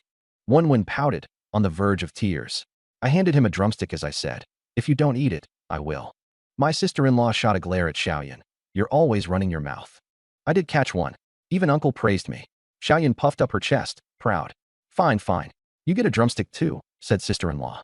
Looking at my older brother, I asked, how do we get to the county tomorrow? Our village, Sanshan, was under Yongnian County's jurisdiction, but it was 30 li away. The official roads had been neglected for years, making them rough and hard to navigate. No wonder the original me had once collapsed drunk on the roadside after walking all that way with grain and getting some meat and booze in trade. The poor guy was probably half drunk and half exhausted. We'll walk, of course, my older brother replied. If we leave by dawn, we can make it back by dusk. A 30-li trek carrying firewood would take at least 5 or 6 hours one way, not counting the time spent trading. Staying overnight in the county would cost money, which was scarce in these times. I had initially been excited to visit the county, but the thought of walking all the way doused that enthusiasm. I'll skip this trip. Borrow father's fur coat for the journey, I said. All right, my brother nodded. It's clear you've changed, second brother, but you're still as lazy as ever. He had his own padded garment, though not as warm as father's authentic fur-lined coat. At that moment, father spoke up. Come learn archery from me tomorrow. If you can master it, I'll give you the bow. Really, Dad? Huh, you think archery is easy? If you're just going to slack off after a while, don't expect to ever touch that bow again. I'll work hard on it. I promise. The chicken stew filled our bellies, leaving all 6 of us looking flushed and healthier than ever. Gone were the pale complexions of before, and our faces were lively and animated for once. That night, as Jiang Tian and his wife lay in bed, Chun Xiaotsui couldn't keep her smile away. 2 days of meat in a row. We couldn't have even dreamed of this before. I feel lighter already. Weren't you worried earlier that Xiaochen just wanted to con us out of the land deed? Jiang Tian teased. With the way he used to behave, I had no reason to trust he'd suddenly change. He's 18 already. It's about time he wised up, Jiang Tian pointed out. Yes, he's wised up. If he can catch game like this every day, life will be so much better. You're dreaming. Even when father was in his prime, he'd come back empty-handed 8 out of 10 trips up the mountain. You think it's that easy to bag game every day? Chen Xiaotsui thought for a moment and had to agree. It must have been plain old luck. Jiang Tian didn't argue this time. Unlike her, he'd hunted alongside their father and understood how much of it came down to sheer chance. Sometimes you'd stumble upon prey immediately. Other times, you'd search the entire day with nothing to show. Hey, what if? Chen Xiaotsui mused as she lay down. If second brother really decides to become a hunter, the family land would all be ours to farm, wouldn't it? Jiang Tian, knowing where her thoughts led, snorted. Even if we farm it, half of the harvest would still go to Shaoqin. That's still better than tenant farming, where we only get to keep 30%. Having meat 2 days in a row had revived a faint glimmer of hope in Chen Xiaotsui's previously disheartened heart. By the way, Jiang Tian added, keep an eye out for a good match for Shaoqin. Don't worry, I'm already looking around, she replied. After a moment of thought, she added, that said, if second brother keeps catching game like this, I won't need to do a thing. Girls will come knocking on our door. The next morning, as the wind eased up, Jiang Tian left the house with a bundle of firewood and 2 mountain chickens in hand. At the village's edge, another villager heading to the county stopped him. Jiang Dalong, I smelled meat cooking at your house yesterday. What's the occasion for meat when it's not even a festival? In these times, the aroma of meat traveled for miles, and the scent of chicken stew couldn't be hidden. Jiang Tian proudly patted his waist. Only then did the villager notice the 3 mountain chickens he had tied at his side and exclaimed, mountain chickens? Is Jiang Yushu better now? Everyone in the village knew that old Jiang Yushu was skilled at hunting. While others might fail 8 or 9 times out of 10, he often came back with something. No, my younger brother caught them, 4 in total. We stewed the fattest one yesterday, and the taste, unbeatable. Jiang Tian couldn't find the words to describe it, and instead just tisked, which made the other man swallow hard. Are you selling them? Why else would I bring them out? For neighbors, I'll sell them for 121 each. That way, I won't even need to haul them to the county. 121? That's no small price. It's worth about 15 pounds of millet. If I sell them to a tavern in town, I can get at least 150 for them, Jiang Tian replied. Ultimately, the villager declined. Winter had been harsh, the harvest poor, and the local government had imposed an additional ensoi tax to fund operations. Every household was scraping by, and spending over 101 on a luxury like meat wasn't feasible. Jiang Tian hadn't truly expected him to buy one anyway, and continued toward the county with the chickens on full display, intent on drawing every villager's attention. This, after all, was part of the plan devised by Jiang Tian and Chen Xiaotsui. With Shaoqin unmarried and his reputation recently tarnished, people had to see his skills firsthand. In these tough times, having the ability to put food on the table was the most valuable skill of all, and everyone in the village now knew that Jiang Chun had. Hunting skills can make it easier to find a match for marriage in the future. At that moment, I was still asleep, completely unaware that the news of me having snared for pheasants had already spread throughout the village by morning. Just as dawn broke, there was an impatient knock at the door. Uncle, half asleep and groggy, I stepped out. What's up, Nungwen? You forgot about the traps you set yesterday? Hurry up the mountain before the rabbits escape. I glanced at the pale morning sky and wrapped my coat tighter around me. It had turned colder again. My elder brother had taken the dog's fur coat with him, so scaling the mountain might be a bit chilly. But I recalled the snares I set near the rabbit holes yesterday. Who knows, they might have caught something. It would be a shame if others snagged my game first. It's too cold. I'll go. You don't have to, Nungwen said with conviction. I went back to my room to put on proper attire and opened the tortoise-shell geomantic tool.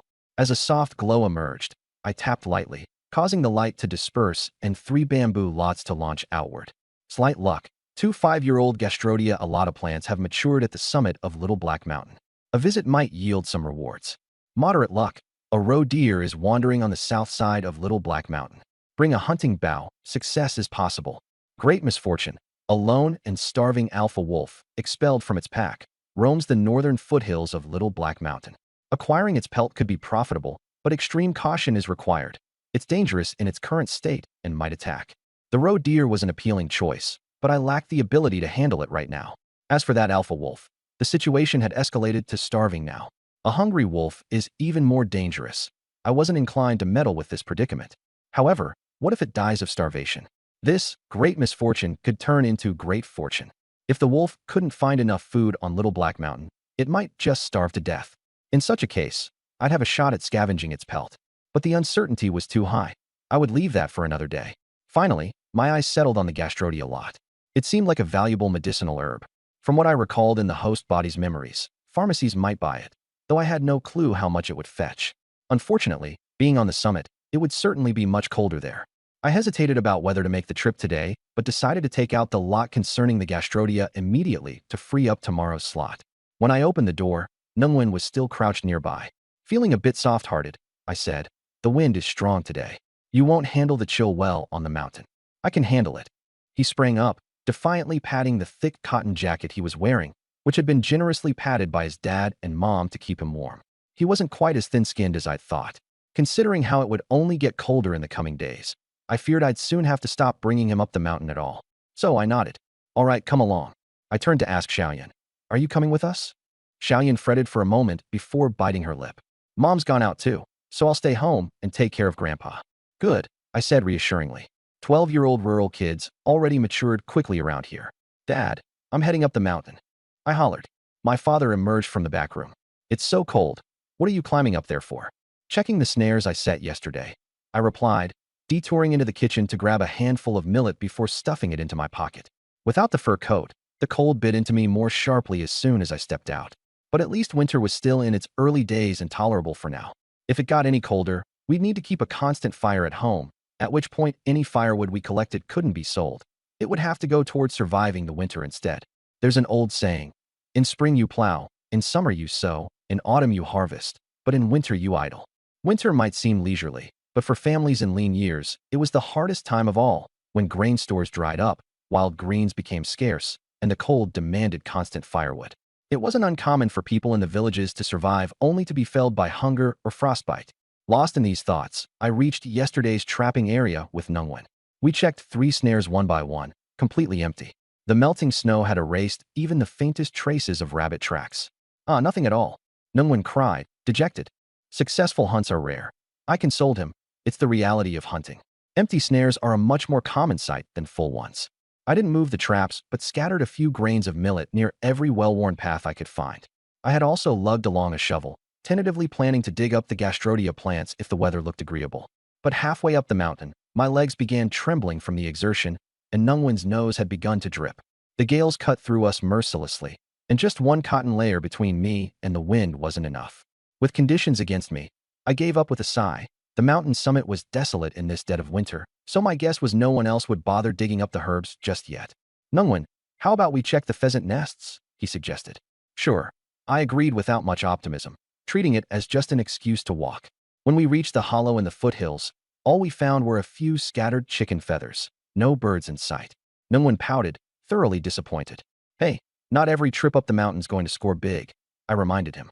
"If hunting were that easy, every family would be feasting on meat daily." "Fine," he muttered, his initial excitement thoroughly deflated. His ambitions to catch fat prey had nowhere to go on this trial-and-error day. So for the first time, I descended the mountain empty-handed. Meanwhile, in another wooded area, Xiao Chun was scavenging for wild vegetation. In winter, she focused on root vegetables, tedious to locate and even harder to dig out. Before long, her hands had grown cherry red from the cold, so she tucked them into her sleeves for warmth. Nearby, another woman digging in the same area came over with a sly grin, her tone tinged with mockery.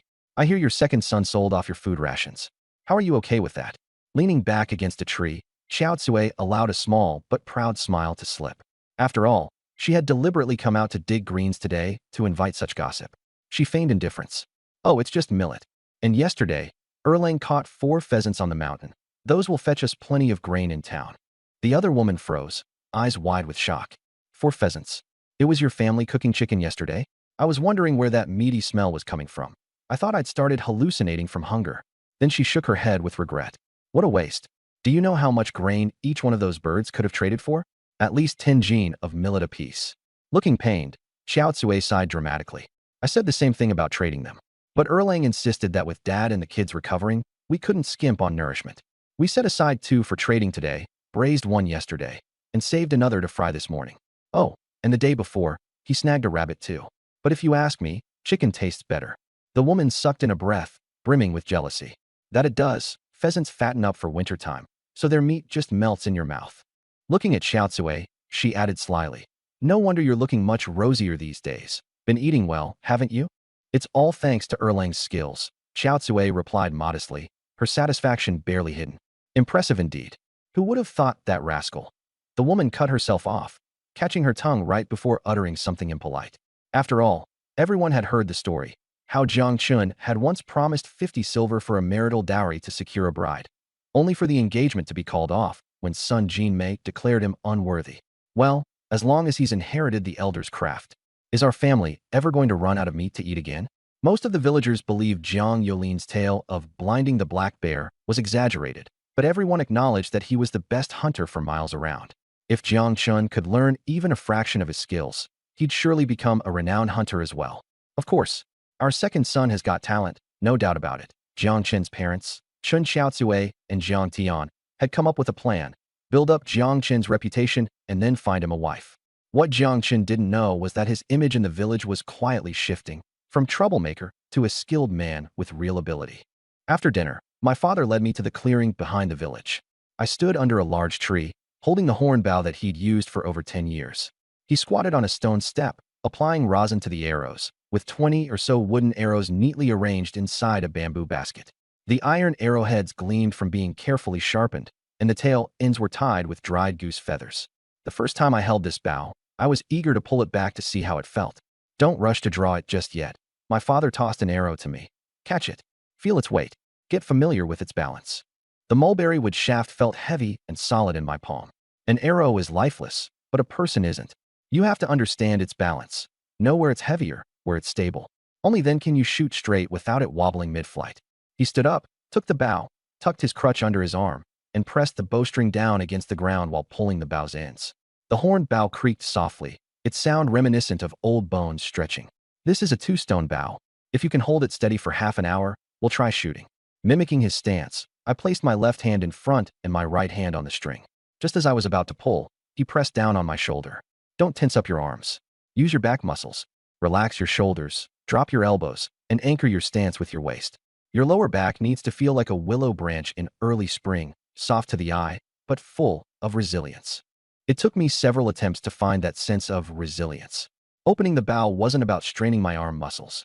Instead, it required exerting subtle force from my waist and lower back, while my whole body felt supported, neither stiff nor shaky. The bow creaked again, but this time began to bend slowly under my strength. My father picked up a small stone and tucked it into the crook of my elbow. "Hold it tight, don't let it fall." Before even 15 minutes had passed, my arm started trembling uncontrollably. In the cold midwinter air, sweat dripped down my chin and soaked a deep patch into my cotton jacket. "You're holding it too low." I raised the bow a bit higher. "Fix your focus. See that knot in the tree trunk?" He pointed to a fist-sized scar on the bark. "That's the eye of your prey. Stare at it until, in your eyes, it grows as large as a millstone." I fixed my gaze on the knot. The exhaustion that had invaded my body suddenly faded, as if a stream of clarity had flowed through my mind. Instinctively, I held my breath. My trembling subsided, and I entered a state of extraordinary concentration. The knot seemed to grow larger and larger in my vision, almost as if I were looking through a telescope, until every detail became crisp and vivid. When it finally appeared as large as a millstone, I released the string. Whoosh! The arrow tore through the air. However, it wobbled after flying less than 2 strides before tumbling into the dirt. Hiss! I instinctively let go of the bow, and it spun half a circle in my palm. Pain shot through my shoulder like it was being torn apart. Quickly, my father came over to massage my shoulder. "From now on, every time you come back from hunting, you must rub your shoulders. Better take a hot bath too, or you'll suffer hidden injuries as you age." After a short rest, I got back on my feet. "Dad, let's do it again." Since crossing into this world, my senses seemed sharper than most people, especially when I focused. At that moment, I could hardly wait to put my newfound advantage to the test. My father nodded approvingly. This time, it wasn't just some passing whim. "Next step is to train your accuracy." He tossed an empty clay jar in front of me. "Focus on the jar's rim. I'll throw pebbles around it. Keep your eyes on the jar, but follow the pebbles with your gaze. And remember, don't move. Your bow and hands must stay steady." Pebbles clicked as they struck the ground near the jar, and my vision instantly shifted to track them. Lively eyes don't mean staring fixedly at one spot. Your gaze should be like a cat stalking a mouse, focused but still able to sense what's around. The forest belongs to the beasts, not the hunters. Those who can't see in all directions or listen to every sound end up dead in the woods. Eerily, I seem to have a gift for this. My eyes stayed locked onto the rim of the jar as if connected by an invisible web, while following the movement of each pebble smoothly. The small stone tucked into my elbow never even shifted. All right, try shooting again. My father gestured towards an old locust tree. Don't worry about hitting the mark. Just make sure the arrow flies straight. Taking a deep breath, I positioned my left hand on the bow and used 3 fingers on my right to hook the string, sliding an arrow into place. Focusing once more on that scar in the locust tree, I watched it grow larger in my vision, from millstone size to eventually as big as a wagon wheel. Holding my breath, my waist twisted gently as the string released with a sharp twang. The arrow buzzed through the air, piercing into the locust tree, the shaft still slightly vibrating upon impact. It hit, just 3 inches shy of the scar. Huh. My father's eyes gleamed briefly, though he quickly cleared his throat. Not bad.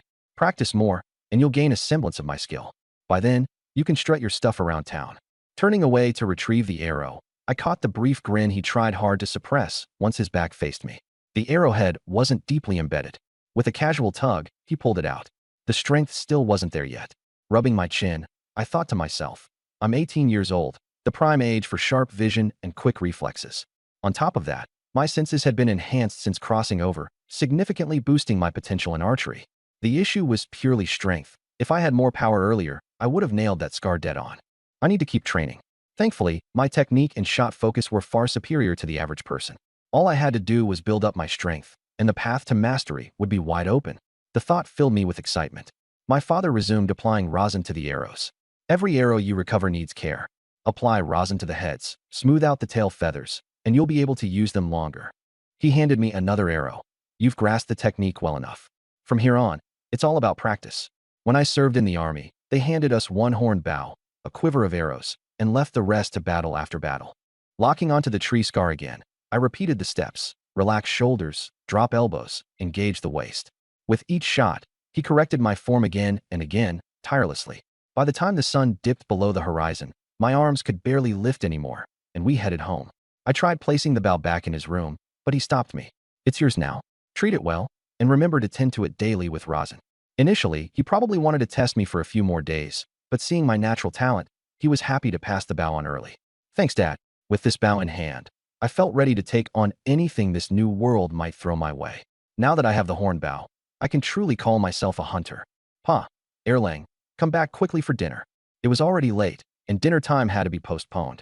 Nungwen was starving, circling around my sister-in-law. Ma, is there meat tonight? What are you thinking? What family can afford meat every day? Oh, he lowered his head in disappointment. Just earlier today, he'd been bragging to his playmates in the village all morning about how great the chicken soup smelled, thinking there would be more tonight. Had he known there wasn't, he might have eaten less yesterday.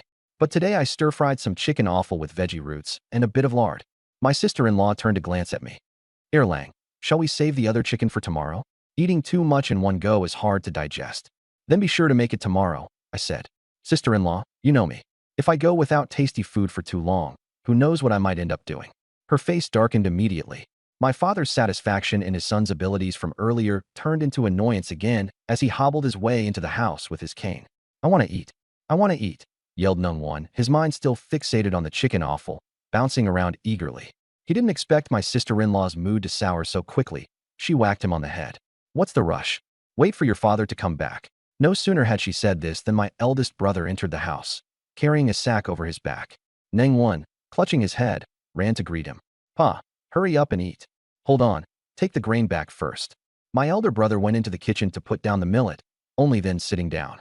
Taking a sip of kanji, he finally spoke. The price of grain has gone up again. 2 mountain chickens along with the money from selling firewood. Altogether 300 coins, enough to buy only 26 jin of millet. That's it. My sister-in-law became instantly tense. We'd been eating decently for the past 2 days, and tonight she'd cooked the kanji thick. At this rate, 26 jin would only last 10 odd days, even if rationed carefully. Sister-in-law, don't worry, I chimed in. I'll head to the mountain again tomorrow and hunt some game. Now that Pa's given me the bow, I'm not limited to hunting just mountain chickens anymore. This time, my sights were set on roe deer, those elusive creatures I'd often glimpsed in my auguries. Now that I'd learned archery, it was time to bring them to the dinner table. Besides, I needed to build strength. From now on, I want to eat meat every single day. Surviving solely on rough millet wasn't going to cut it. Catching a roe deer would provide food for days. It's not that easy, Pa said curtly. Just eat your meal in peace. My brother and sister-in-law didn't respond, nor did they dissuade me. It seemed they figured that even if I came back empty-handed, going up the mountain was better than sneaking off to sell household belongings. After dinner, I spent another half-hour practicing with the bow before finally going to bed. The next morning, the first thing I did upon waking was check the tortoise shell. Flickers of light pulsed. It was ready for use again. So, it looks like I can only use this power once per day. I touched it with my finger, and the lights coalesced. That dim star that had hovered over the shell this whole time. It finally lit up, and words appeared next to it. Destiny Star, Mountain Dweller. 3 divination lots popped out. Minor luck, before nightfall, head to Jinshire Pond with a fishing spear or net. There might be something to gain. Moderate luck, there are roe deer currently wandering the southern side of Mount Xiaohe. Bring a hunting bow, and you might have a good catch. Major misfortune, a lone wolf has appeared on the northern slope of Mount Xiaohe. Obtaining its pelt could make you a fortune. However, the wolf is severely starving and highly dangerous. Approach carefully, or you might be torn to shreds. Destiny Star? Mountain Dweller. So that's referring to my current status. It seemed that the scope of the auguries centered around this Destiny Star. If my status were to change in the future, perhaps the range of the divinations would shift as well. It also felt like there were conditions to lighting up the star. It didn't happen immediately upon my transmigration. Instead, it only lit up just now. I didn't know what triggered it. The secrets of this tortoise shell seemed endless and impossible to decipher for now, so I focused my attention on the divination lots. The one for Angelica, which I hadn't used yesterday, had refreshed today, along with an additional minor luck option. Jinshire Pond, located midway up Mount Xiaohe, where loose stones and water accumulated to form a deep pool. It was known to harbor fish and shrimp, fresher and tastier than those from the river. In summer, many villagers came to catch fish there, but in winter, almost no one dared approach. Falling in would likely mean death. Fish tasted best when fried with oil, but we didn't have much oil at home, so I initially thought little of this option. However, with only 1 chicken left in the house, once we ate that, our supply of meat would be gone by tomorrow. Without fresh meat soon, we'd be back to eating gruel and wild greens. I hesitated, but ultimately decided to go for it. Fish was meat, too, and my body needed nourishment while I trained with the bow. The lot dissolved into light, which seeped into my body. A vision of Jinshire Pond appeared in my mind, a deep, shadowy pool, in which a fish over a foot long floated on the surface. Its back was greenish-gray, and it weakly opened and closed its mouth. Its tail barely twitched, flipping over in the water to reveal the silvery white belly, only to flip back again. So it's dying? No wonder the lot described it as minor luck. If this grass carp had been full of energy, I wouldn't have been able to catch it, and it might have even dragged me into the water. Falling into a pond in midwinter could be a death sentence. But since it was sickly, this would be easy. Alright then. Today's plan. Pick Angelica and catch fish. Taking the machete, slinging my longbow on my back, and bundling up in my dogskin coat, I headed out. Erlang, are you off to the mountain? My sister-in-law called after noticing I was awake. Yeah, I'm going to check if I can bring back some more meat. Have breakfast first. I'll get you some food for the road. After I finished eating, she handed me a cloth bundle. Inside were 3 millet dough balls mixed with wild greens. I drizzled a bit of chicken fat on them, so they'll keep you going. Ever since I'd called off the engagement with Chuanda's daughter and brought back 4 mountain chickens, my sister-in-law's attitude toward me had done a complete 180-degree turn. Thanks, sister-in-law. Don't wait for me tonight. I'll be back late. If time allowed, I planned to check the southern side of Mount Xiaohe for traces of roe deer. Saving an augury lot would mean squeezing in one more gain. As I walked out of the village with my bow, more than a few curious eyes followed. News about me getting my act together had already spread through half the village, thanks to my sister-in-law and elder brother's gossip. Heading up the mountain again? Did that rascal really turn over a new leaf? An old man muttered. The person beside him quickly cut in. Lower your voice. The widow's son called him a thug once, and he chased her around with an axe. The old man lowered his volume, though still unconvinced. But he really is a. Before he could finish, I glanced his way, casually placing my hand on the machete at my hip. He quickly swallowed the rest of his words and forced an awkward laugh. Xiao Chun, heading to hunt, eh? Uncle Chan, I replied with mock thoughtfulness. Didn't you just say you still have 2 chickens at home? Ha ha ha. Chen Song laughed nervously. I was just joking. Don't take it seriously. I smirked. This thug persona of mine certainly had its uses. Showing just enough edge made interactions much simpler. In the village, hardly anyone dares to mess with him.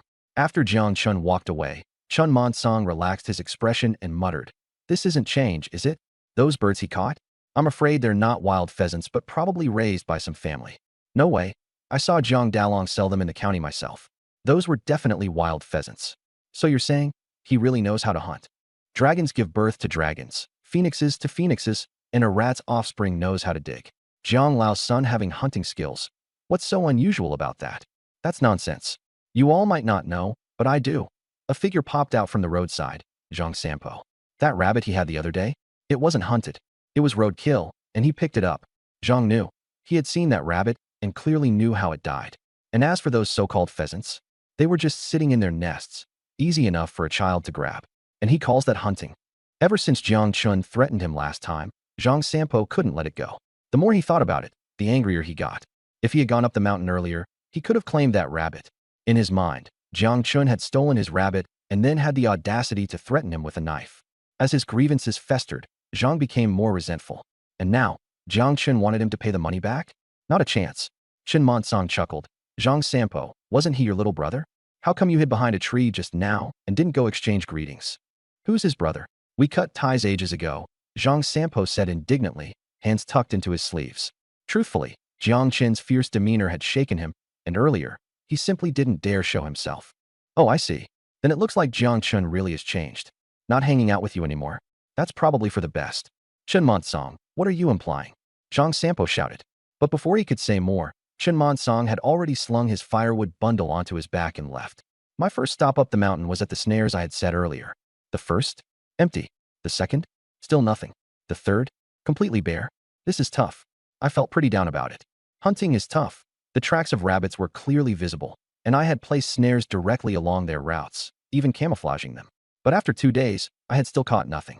I let out a deep breath and scattered a few more fresh grains of millet, telling myself I'd take the snares down and wait until spring if tomorrow yielded no results. I moved further up the mountain. After nearly 2 hours of climbing, my back was soaked with sweat. Steam escaped from my collar in waves. When the icy wind bit into me, I exhaled mist, my face stinging like it was cut by knives. I pulled my hand out of my sleeve and rubbed my face hard before climbing onto the last rocky outcrop, finally reaching the summit of the middle peak of Little Black Mountain. The wind became even fiercer. Looking back, behind Little Black Mountain loomed a much larger mountain, nearly double its height. Its dense trees clustered together, forming a dark, almost impenetrable canopy.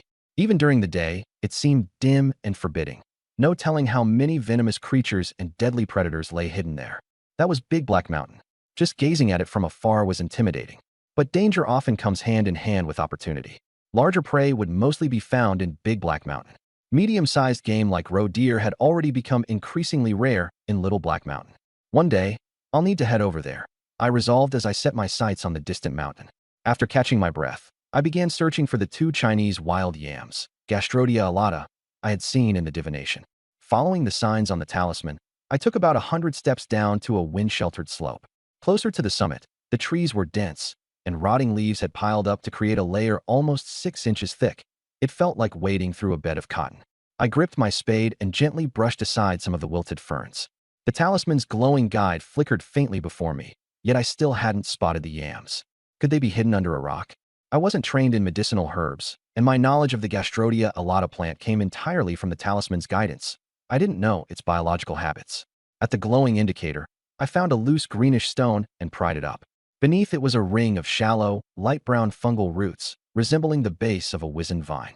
Excited, I thought. The talisman did mention Gastrodia alata grows in symbiosis with decayed wood fungi. It must be here. Squatting down, I used the spade to carefully dig along the stone's edges. As decayed leaves crumbled away, a round, plump object rolled out of the black, damp soil. Covered in moist dirt, I rubbed it clean with my sleeve, revealing its yellowish-white base. One end had a pointed bud tip, while the other featured a concave navel. Sure enough, it was Gastrodia alata. I worked even more cautiously now, tracing the fungal roots deeper into the soil. When I encountered a hard root and rhizome, I shifted the spade 3 inches away, gently prying to lift the soil while preserving the plant and roots. As I sifted away the loose dirt, I unearthed 2 Gastrodia alata plants growing together. They were as thick as a child's forearm, with outer skins intricately striped like tree growth rings. 5 years old. Worth some money. Carefully, I stashed them in a cloth bag, quietly recovered the ground with leaves, and replaced the stone. Maybe 2 more would grow here in the future. No doubt. This trip was already worth it. Satisfied with my haul, I decided not to head directly to Golden Stone Pond just yet. Instead, I continued along the wind-protected slope towards the southern side. My divining signs had indicated that there were roe deer on the South Mountain. While I hadn't consulted the talisman for an exact location, doing a little reconnaissance wouldn't hurt. However, the mountain's southern side was a vast cluster of ridges and undergrowth, far more overgrown than the village-facing side. I wandered aimlessly for an hour, finding only a few dry droppings and no sign of any game. Looking towards the distant stretch of thicker shrubbery, I hesitated. If there were really roe deer here, it would probably be further south. But that would take me much farther from the village, and I still needed to catch some fish later. I stopped and decided to leave it for next time. With my current skills, even if I did encounter a deer, it wasn't likely that I'd be able to catch it. Just as I was about to turn back, something caught my eye. About 10 paces ahead was a mound in the snow. Something wasn't right about it. I immediately grew alert, reaching back to instinctively grip my horn bow and notching an arrow before pulling the string taut. Hey, don't get worked up. The snow moved and spoke as it stood up. It was a man, dressed in a rabbit fur coat with a blackwood bough slung across his back and a short knife hanging at his waist. He looked to be about 30 years old, his face purple from the cold and his skin cracked and rough. Sharp eyes you've got there. Which hunting village are you from? He asked with a grin. 3 Mountain Village, I replied, though I didn't lower my bow. Running into another hunter deep in the wild wasn't necessarily a good thing. Plenty of fights had broken out over game in the past. 3 Mountain Village? Huh, you don't look familiar. Which hunter family are you from? I didn't answer, just stared at him silently. The man chuckled. The name's Jia Fan, from Changha Village up ahead. He pointed southward. At his introduction, I loosened the bowstring slightly, replying, Jiang Chun. Hearing my name, Jia Fan's interest piqued. He looked me over, asking, Jiang Yulin, he your kin? My father. I thought so. Jiang the Elder hasn't been hunting in ages. Looks like he passed the craft on to you. That bow of yours, I recognize it. Come on, show me what you've got. Let's see some skill. I rolled my eyes at him. What am I, here to perform for him now? Still want me to put on a show? I took a couple steps back, spreading my hands. I've just learned this, not good enough for the stage. I need to head down the mountain. You hold the fort here. Don't rush off. We haven't drawn any blood today, have we? He caught up with me. I wasn't about to brag about digging up 2 rhizomes of gastrodia. Seeing me stay silent, he laughed heartily. Don't sweat it. It's always like this when you're new to hunting. He pulled 2 turtle doves from his belt and handed them to me. Here, a meeting gift. Pass on a word to your dad for me. Tell him I'm waiting to head back to the Black Mountain with him. Turtle doves are quick and land high up, making them hard for the average hunter to hit. This Jia Fan wasn't a bad shot, and he'd been to the Black Mountain with my father. As I mulled this over, he pushed the birds toward me. Take them. Why act so formal with me? I couldn't exactly be frosty when he meant no harm, so I accepted them with a nod. Thanks, Uncle Jia. Just 2 birds, no big deal. He patted my shoulder. Oh, by the way, you be careful around the hollow pit ahead. Better yet, don't go there at all. You might fall in. A hollow pit. Either a big hole caused by a landslide or a leftover trap for large beasts. Falling into one could mean death or serious injury. Sometimes they turned out to be dens for tigers or bears, places hunters would avoid at all costs. I made a show of looking nervous. Oh, really? Then I'll go check out somewhere else. Haha, no need to get worked up. The first step of hunting is patrolling the mountain. Walk around enough, and you'll get a feel for the place. I'm going to change my own spot anyway. You've scared off all the turtle doves here. After a few more polite words, we went our separate ways, moving in opposite directions. As soon as I turned away, the nervous look on my face vanished, replaced by furrowed brows. Jia Fan must have spotted the trail of a roe deer and didn't want me stumbling across it. I'd better move fast. My plan was set. Tomorrow morning, I'd check the roe deer trail, mark its location, and get to work. Even if my archery skills were amateurish, as long as I got close enough, that hide and muscle would be no match for a properly placed arrow. On the way toward Goldstone Pool, I decided to swing by the snares I'd set up. Before I even got close, I heard a faint squeaking sound. Excitement surged within me, and I hurried forward. Sure enough, one of the snares had been triggered. Suspended in midair, a gray-black creature with a bushy tail was desperately thrashing against the rope. Its tail slapped against a tree trunk frantically, while the noose around its paws and body tightened, leaving red marks. A gray squirrel, probably drawn in by the millet bait. I untied the snare and held the squirrel in my hand, feeling a twinge of disappointment. Despite its fluffy tail, its body wasn't much bigger than a large rat, barely any meat on it. With turtle doves already in my bag and plans to catch fish later, this thing wasn't worth my effort. Besides, squirrel meat is sour and tough. No one would eat it unless they were desperate from hunger. The squirrel looked up at me with wide, shiny black eyes, its nose twitching as it let out weak squeaks. A smile tugged at my lips. You poor thing. All right, I'll let you go. I tossed it away with a flick of the wrist. The squirrel took off like its life depended on it, darting through the snow. I slung my bow over my shoulder and quietly followed from a distance. The little creature sped through the forest, weaving between trees with startling agility. Most people would have lost track of it after a short distance, but my eyesight was far better than the average person's. I kept my focus on it like a thread stuck to its tail, even from 20 or 30 paces away. After running a good 300 or 400 steps, the squirrel leapt onto the branch of a tree, looked around nervously, then dove into a hollow section of a nearby dead tree trunk. I stepped out from the shadows, grinning. So this is where you live. The dead tree had clearly been standing lifeless for years, leaning against a much larger tree. I gave it a gentle shove, it wobbled slightly. Unsheathing my hatchet, I struck the trunk hard. Thunk! The tree shook. The squirrel that had just made it home let out a sharp squeal, darted out in panic, and clambered onto a nearby tree. This time, it didn't flee but stayed put, its small bead-like eyes fixed on me, its tail fur bristling aggressively. Another strike, and the dead tree snapped open. From the hollow trunk tumbled a cascade of pine nuts, pouring out like a mini waterfall. Not a bad stash at all. I remembered hearing in my past life that squirrels loved to hoard food for winter, often stuffing tree hollows with seeds and nuts, sometimes so much that they forgot where they'd hidden it. Letting this one go was no act of mercy. I'd been banking on it leading me straight to its larder. More and more nuts spilled out. I pulled out a cloth bag to catch them, picking up the ones that had scattered on the ground. By the time I weighed it in my hands, I had a good 4 or 5 pounds of nuts. Not bad for such a little guy, I muttered. The squirrel, still perched above, chittered furiously at me, its tail puffed up like a bottle brush. Though I couldn't understand squirrel language, I figured it wasn't anything polite. Seeing the nearly emptied tree hollow, I felt a twinge of guilt. Glancing upward, I chuckled. I spared your life. Of course, I've got to collect a toll. Squeak, squeak, squeak, came its shrill reply. Keep yapping, and I'll bag you for dinner. I threatened, raising my bow in mock anger. The squirrel bolted, leaping onto another tree but still glaring mournfully at its hollow, eyes glistening as if on the verge of tears. Not my problem. I shook the sack of nuts, grinning. Though not exactly meat, nuts like these were rich in oils and turned deliciously fragrant after a quick roast. If I could press the oil out, I'd have the perfect addition to pan-fried fish or a hearty broth. Just the thought was enough to make my mouth water, my stomach growling in agreement. I plopped down right then and there, ignoring the angry curses from above. Pulling out the vegetable cakes my sister-in-law had made for me, I took my time eating.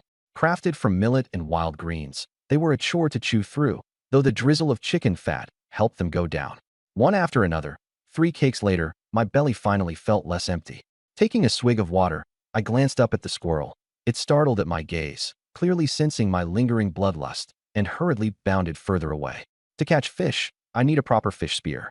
For a dying fish, it wouldn't need to be high quality, just something straight, sturdy, and the right size to wield. Roaming through the woods, I eventually found a partially broken wild jujube tree.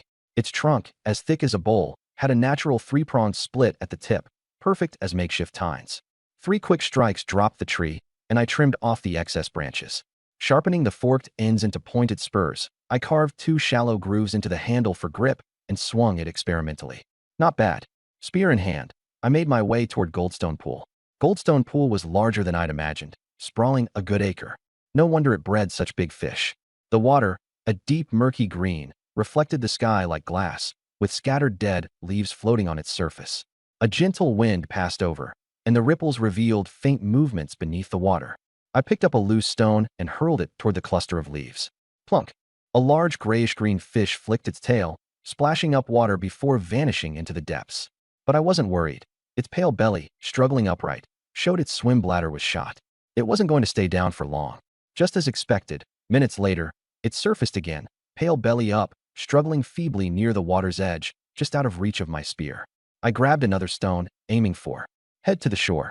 3 times I moved closer, and by the time it surfaced again, the grass carp was no more than 2 feet away from the bank.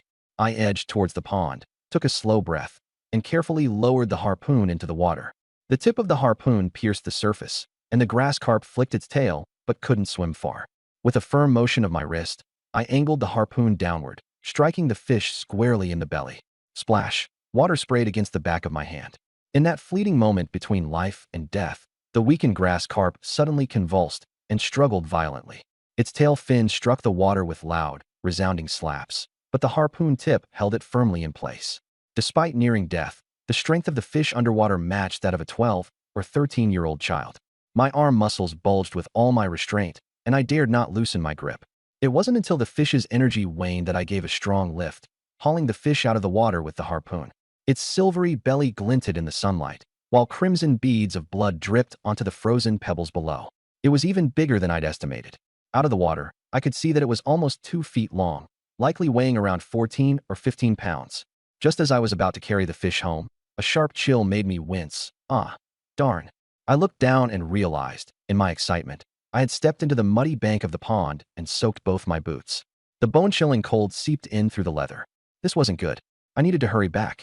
In weather like this, wet boots could freeze against the skin if left on too long, leaving frostbite that would put me off my feet all winter.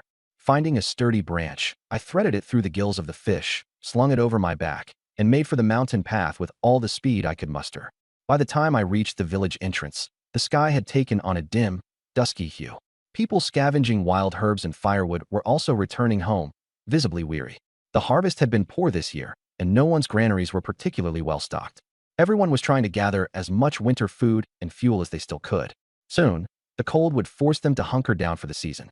The brisk sound of my hurried steps startled the villagers, causing a few to glance back, only to spot a massive, grayish fish flopping around on someone's back. The sight stopped people in their tracks. What a big catch. That's enough to last the winter, isn't it? After getting their fill of gawking at the fish, their eyes finally moved to me. Isn't that the younger Jiang boy? Bringing back more game again. Second Jiang, where'd you catch that beast of a fish? The pond, I said, not slowing my stride. Really? There's such big fish in Goldstone Pond. How come I've never seen one like that? The skeptics followed close behind, their tones edging on flattery. Second Jiang, we're all neighbors here. Spill the secret, will you? There's almost nothing left to eat at our place. Goldstone Pond, I repeated, shrugging. Got lucky, caught one. Truthfully, other than the nearby river and that pond at the village edge, there weren't many places a fish that size might come from. Anyone familiar with the area could have guessed. Are there more? I smiled wryly. Goldstone Pond's never been short of fish. Whether you catch one or not, it's all about skill. Disappointment flickered across their faces. This weather alone made venturing into Goldstone Pond laughable. Falling in its freezing waters was as good as a death sentence, so nobody dared try. Well, nobody except someone like me with nothing to lose. Uncle, one, a boy playing in the village, heard the commotion and came running. He cheered when he saw the grass carp slung over my back and nearly leaped at me in excitement. Let me carry it for you. No need, I said with a smile. You go home quick and ask your mom to heat up a basin of warm water. When he noticed the fish was longer than he was tall, he realized he wouldn't be able to lift it and promptly nodded. Enthused, he darted off towards home. The crowd, resigned to their inability to fetch their own prize catch, once again fixed their eyes on the nearly 2-foot-long fat grass carp over my shoulder. Fish might not taste as rich as other wild game, but in the depths of winter, any meat was precious. Somewhere in the throng stood Zhang Sanpo, glowering, his nostrils flaring. Aware the fish on my back set his thoughts in motion, I suddenly noticed him glance at my soaked boots. Before I could react, he pushed forward, grinning. Jiang Chun, what a big haul you've got there. Don't bother me. I grunted dismissively. He acted like he didn't hear. Laughing slyly, he added, haven't seen you in a few days. Why so distant now? His gaze fell onto the bulging sack tied at my waist. What you got there, huh? Don't tell me you caught a rabbit too. Let me have a look. I'm not taking it from you. With my right arm supporting the fish, I used my left to shove his shoulder. Get lost. Seizing the opportunity, he staggered theatrically and plopped onto the ground, raising his voice. I just asked a simple question. Why'd you hit me? Jiang Chun, you get a few nice catches, and now you don't care about old friends, huh? As he spoke, he grabbed hold of my leg, clinging tightly. I glared down coldly at him. So he thought pulling some cheap antics would work on me?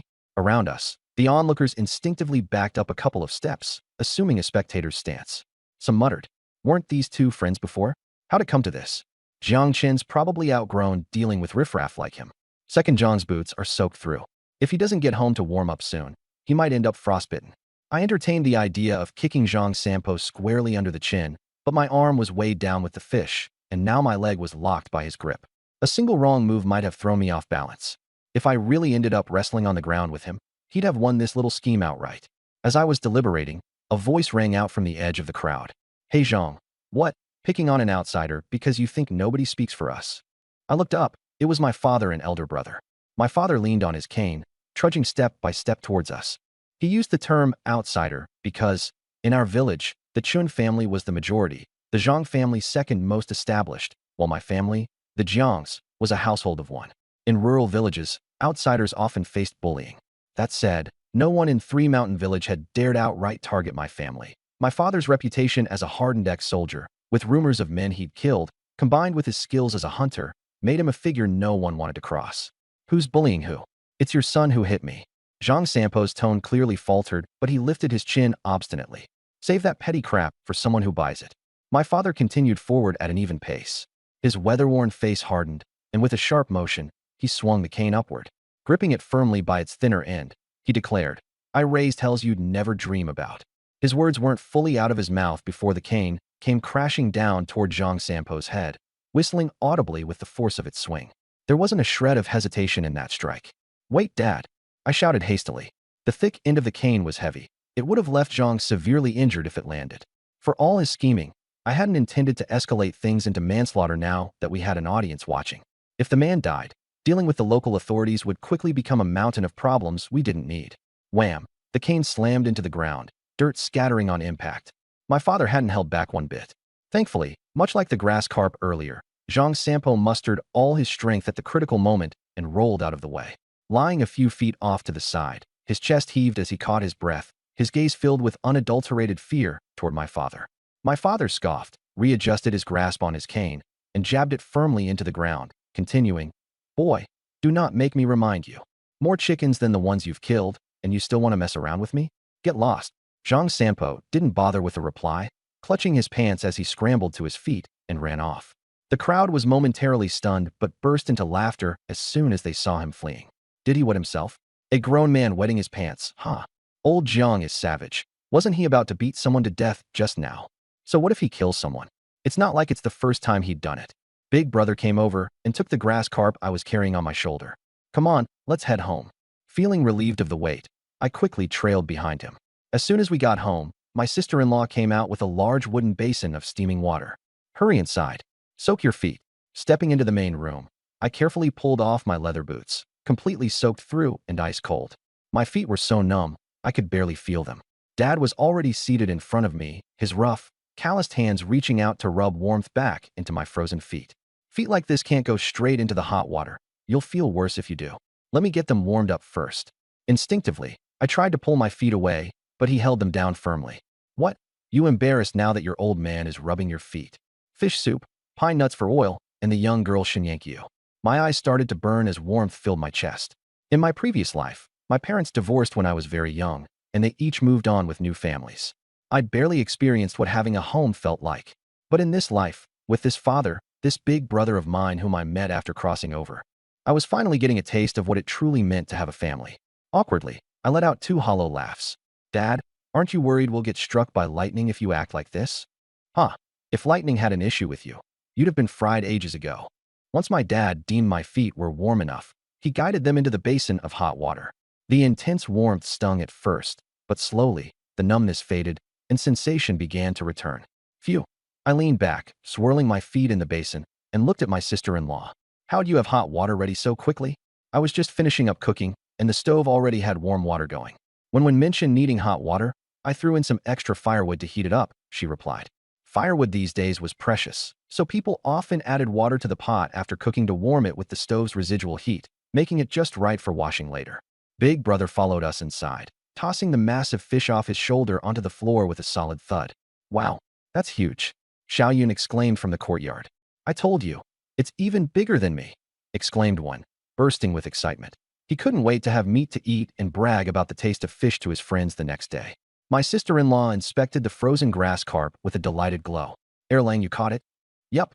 Took some effort, I replied casually. Honestly, it hadn't taken much effort at all. The fish had already been on its last legs, and my boots had only gotten soaked because I unnecessarily took an extra step out of excitement. This is great. Now we've got meat for the winter. She was thrilled beyond words. In this place, fish was the cheapest kind of meat. It wasn't exactly delicious, but for ordinary families, it was one of the few meats they could indulge in during the new year. Being able to put fish on the table meant abundance year after year. Plus, she'd been spreading some slightly exaggerated praise about me to secure a marriage alliance for me. After today's display, Everyone would know I was someone with real skills. If anything, her compliments would seem understated. But Dad wasn't as overjoyed. Catching fish in winter? Have you lost your mind? The waters near Jeanshire Pool are treacherous. One wrong step, and you're gone for good. Thinking about it now, I couldn't help but shudder. Had I taken 2 more steps further, soaked as I was, there was a real chance I'd have fallen in. If your winter coat gets soaked, it's a one-way ticket to the afterlife. Flashing a sheepish grin, I reassured him, "Don't worry, Dad. I know my limits." I only managed to spear this one because I happened to see a grass carp belly up as I was passing by. "You little rascal." Dad shook his head. "Stay away from the water in winter. The Jeanshire Pool is deep. If you fall in, no one will save you." "Got it." I nodded, outwardly complying but inwardly pondering. The pool was full of fish. If it froze over eventually, could I break through the ice and catch them while they surfaced to breathe? I'd seen plenty of videos in my previous life of people fishing like that, though I wasn't sure how thick the ice around here would get. If it was too thin, it wouldn't support my weight. Too thick, and breaking through it could become impossible. I decided to shelf the idea as a last resort for when there were no other hunting options. Dad seemed like he wanted to scold me some more, but I quickly changed the subject. "1, Xiaoyan, come here." "Second, Uncle." The 2 little ones dashed into the main room like a gust of wind, standing at attention. Ever since I brought home several successful hunts, their previous dismissive attitudes toward me had turned into pure reverence. To them, I was now the most capable adult in the household. I pulled 2 pigeons from my coat. "Take these to your mom. Have her roast them up for you." "Whoa, pigeons." Wen's eyes lit up as he grabbed them, shouting all the way to the courtyard, "Mom, we're getting roasted pigeons." A single pigeon only yields about 2 ounces of meat, but for kids, it was a luxury to savor. My sister-in-law appeared, holding the pigeons. "Are you sure these aren't wasted on the kids? 4 ounces of meat. That's enough to flavor an entire dish. Let them eat it. Keeps them from fighting over my stir-fried chicken later." I shot back. Putting on airs, I added, "Besides, with a fish that big, how could we still be short on food? Fish meat is cheap. Don't sell it. Let's just enjoy it at home." She nodded. Fish really wasn't worth much, about the same as millet per pound, so trading it for grain didn't make sense. "All right, just that fish takes a lot of oil, and without oil, it won't taste good." "Oh, right." I suddenly remembered the pine nuts around my waist and handed her the cloth bag. Opening it, she gasped. "So many pine nuts and hazelnuts. Where did you find them?" Any nuts she collected on her usual trips up the mountain took years to accumulate in such quantities. I raided a squirrel's stash. "Let me see." One, still holding the pigeons, squeezed his head in to take a look, exclaiming, "Mom, are you going to roast these too?" In the past, whenever she'd gather even a handful of pine nuts, she'd roast them in the old kitchen wok and let the kids snack on them. But this time, she pat his head and scolded, "You've eaten enough treats. These are going to the oil press so we can get cooking oil for winter. Keep a couple handfuls for them, and trade the rest for oil," I said with a smile. "All right," she beamed. It was my haul, after all, so I had the final say. And with her kids getting a small treat, she was all the happier. "You guys rest up. I'll start making some fish soup." She left, her steps light with joy. Big brother chuckled next to me. "You've really been racking up the goods lately, huh?" It was true. After years of wasting time as an underachieving, carefree drifter, the past few days had seen me bringing in haul after haul of actual necessities. Of course, this wasn't all for them. I had bigger plans. Well, what can I say? Maybe I've got a knack. Or I in tavern. I swayed my tail proudly, wearing a self-satisfied expression. My father's gaze landed on the 2 pigeons. "You hunted those." He already knew I had a knack for archery, but to take down pigeons this quickly was quite impressive. "Nope. I ran into another hunter on the mountain, name's Jiafan. He said he knows you." I recounted my encounter with Jiafan. Father sneered after listening. "That Jiafan? Yes, we've hunted together a few times around Ariai Mountain. He's excellent at tracking. He can always find prey if there's a trace to follow. But he's not exactly a straight-dealing man. Telling you all that, he probably spotted tracks and didn't want you interfering." I feigned a sudden epiphany. "Roe deer. It's got to be roe deer." "Roe deer." My father's eyes lit up. Winter is prime hunting season for roe deer. Normally, they would have been driven deep into Ariai Mountain by now. Didn't expect there'd still be some around Xiaohe Mountain. "I'm sure they're roe deer tracks." I recognized them. In truth, I hadn't seen any tracks at all, but that didn't stop me from speaking confidently. "What a shame." Father sighed, shaking his head. "I can't go up the mountain anymore, so Jiafan gets to keep it all to himself. If those deer are lingering there, it could be a whole family, maybe even a herd." "Father, let me try." His eyebrows arched. "You? Barely learned to walk, and now you want to run. Just think of it as arrow practice. No point practicing aimlessly every day. I'm only worried about crossing paths with Jiafan. What if he..." Competing over prey in the mountains could lead to confrontations, and I wasn't sure I could take him, so I sought father's guidance. My father chuckled. Don't worry, he wouldn't dare harm you. Go ahead and try. I'll tell you how to hunt roe deer. They're sharp, but also quite foolish. Once you find the right approach, they're actually easier to hunt than other wild animals. He spent quite a while explaining, only interrupted when my sister-in-law brought in a clay bowl. The fish had been fried in lard until golden, then simmered in a thick, creamy soup with bits of greens floating on top. It smelled divine. Time to eat. I cooked millet rice. The fish soup over rice is just perfect. Save the chicken for tomorrow. We've already got enough for today, she added, glancing at me cautiously, as if afraid I'd be upset. I waved it off. Sister, sit down and eat with us. Go on, eat. Father waved her away dismissively before turning back to me. Remember, once you find tracks of a roe deer, you've got a 30% chance. But, he shook his head again. Your archery skills are too poor. From 50 paces, your arrows couldn't even pierce its hide. After dinner, give me your arrows. I'll sharpen the tips for better penetration. Even if it's not a fatal hit, you could track it by the blood trail. Grandpa, my nephew, one, grumbled, holding his bowl. Eat first. Eat. Sister-in-law ladled a hearty bowl of soup for him. Father, have more. It's good for your leg injury. Good, good. Father's smile couldn't be hidden, the life he had been yearning for. Erlang, you've worked the hardest. Eat up. I took a bowl for myself. The broth was rich and white, glistening with a layer of oil, shimmering slightly from the heat. Blowing to cool it, I sipped. The warmth spread immediately, the savory sweetness of the fish filling my mouth, sliding down my throat, warming me from stomach to soul. The fish meat had been simmered until tender and fell apart at a prod from my chopsticks. Mixed with greens, it melted on my tongue. I was so hungry that even the slightest hint of fishiness went unnoticed. Fish from Jinshir Pond has a flavor of its own, I remarked between bites, rising for a second bowl. 2/4 hours later, when rubbed his stomach and groaned. So full, so full. His little sister, Xiao Yun, shot him an eye roll. You ate the most, of course. Hee hee, it tasted so good. Mother's cooking and second uncle's catch. He suddenly remembered, perking up in curiosity. Mother, is the roasted pigeon ready? Sister-in-law's face turned stern. Eat any more and you'll burst. Save it for tomorrow. When pouted, clutching his stuffed belly in disappointment, but eventually nodded. By dawn the next morning, the temperature had dropped dramatically, and snow began to fall. I slept in a bit, until someone knocked on the door. Second uncle. Someone's here. I sat up, frowning. The original owner of this body didn't have many friends, mostly a gang of troublemakers, and others avoided him like the plague. Could Zhang Sampo, bitter over yesterday's humiliation, have come back for trouble? My blood heated at the thought. In 2 lifetimes, I'd tasted poverty and hardship, but I'd never cowered.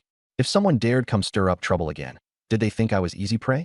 A glint of cold resolve flashed in my eyes as I grabbed a hatchet before yanking the door open and storming to the courtyard.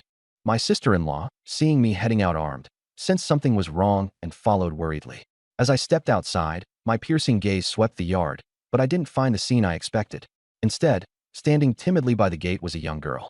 She wore a thick cotton jacket over a blue and white Ruchuan skirt, with frayed sleeves and washed-out fabric. Small and slight, she was almost drowned by her oversized outfit, as if a gust of wind could topple her. Her wooden hairpin barely went past her ears, leaving her slender neck exposed. Her nose was tipped pink from the cold, making her lips look even rosier, and her delicate face resembled a piece of soft jade dipped in water.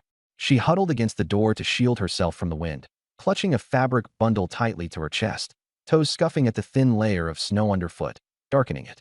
Hearing footsteps, she lifted her eyes abruptly, her lashes fluttering nervously as if to speak, only to see me bursting out, hatchet in hand, face fierce as a demon. She gasped, stumbling back several steps, almost falling over. Seeing it was just a lone girl, I froze for a moment, then quickly reached out to steady her. Her face flushed a fiery red, her ears burning too, as she twisted her fingers into the patch on her sleeve. In a voice barely audible, she murmured, Let go. I withdrew my hand immediately. She swayed slightly but managed to stand upright, looking at me with a mix of fear and unease. What were you going to do? It was only then I realized I was still holding the hatchet. Embarrassed, I casually tossed it onto the steps with a clatter. Nothing, just came out to see who it was. You call this just seeing who it was? With a hatchet in hand? Her fear deepened, the look in her eyes growing more wary. Erlang, calm down. My sister-in-law caught up. Seeing me and the girl staring at each other just 3 steps apart, she too frowned in confusion. What's going on here? I thought it might be those thugs causing trouble again. I turned back to the girl. Miss, may I ask your name? Her face flushed even more. Shinyanshio. Ah, the autumn ink on the grindstone. To write poems by nightfall, a fine name. I muttered softly. Words, such as that name, sound so much better than big flower or second flower. Her eyes lit up. In this remote village of Sanshan, where most people were illiterate, she hadn't expected the so-called rogue to say something like this. It seemed that rumors weren't always reliable. However, the straightforward compliment caused her cheeks to flush all the way to her ears. The sister-in-law smirked mysteriously.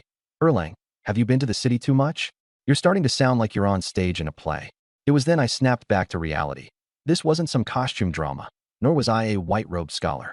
It's just that the young woman in front of me looked so out of place in this countryside setting. It threw me off for a moment. The sister-in-law turned her head. Shin girl, coming over so early. What's the matter? Shin Yinshio seemed to shake herself back to focus. I heard yesterday. Her eyes darted toward me briefly, her voice stuttering. That you caught a fish. My father's been sick lately, and I was wondering if I could exchange some of its meat to make soup for him. She held up a wrapped package. I brought 2 caddies of millet, just for a bit of the meat near the tail. Oh, asking for fish meat, I see. The sister-in-law said with a smile. The tail doesn't have much meat, and it's all bones anyway. Luckily, I've already chopped off the fish head. It's perfect for soup. I'll get it for you right away. Shin Yinshio's face brightened, though she seemed a bit uneasy. Thank you, Andy. We don't have much millet left. Can I pay you instead? She started rummaging through her clothes. Come now. We're all from the same village. Why fuss over such things? Come inside.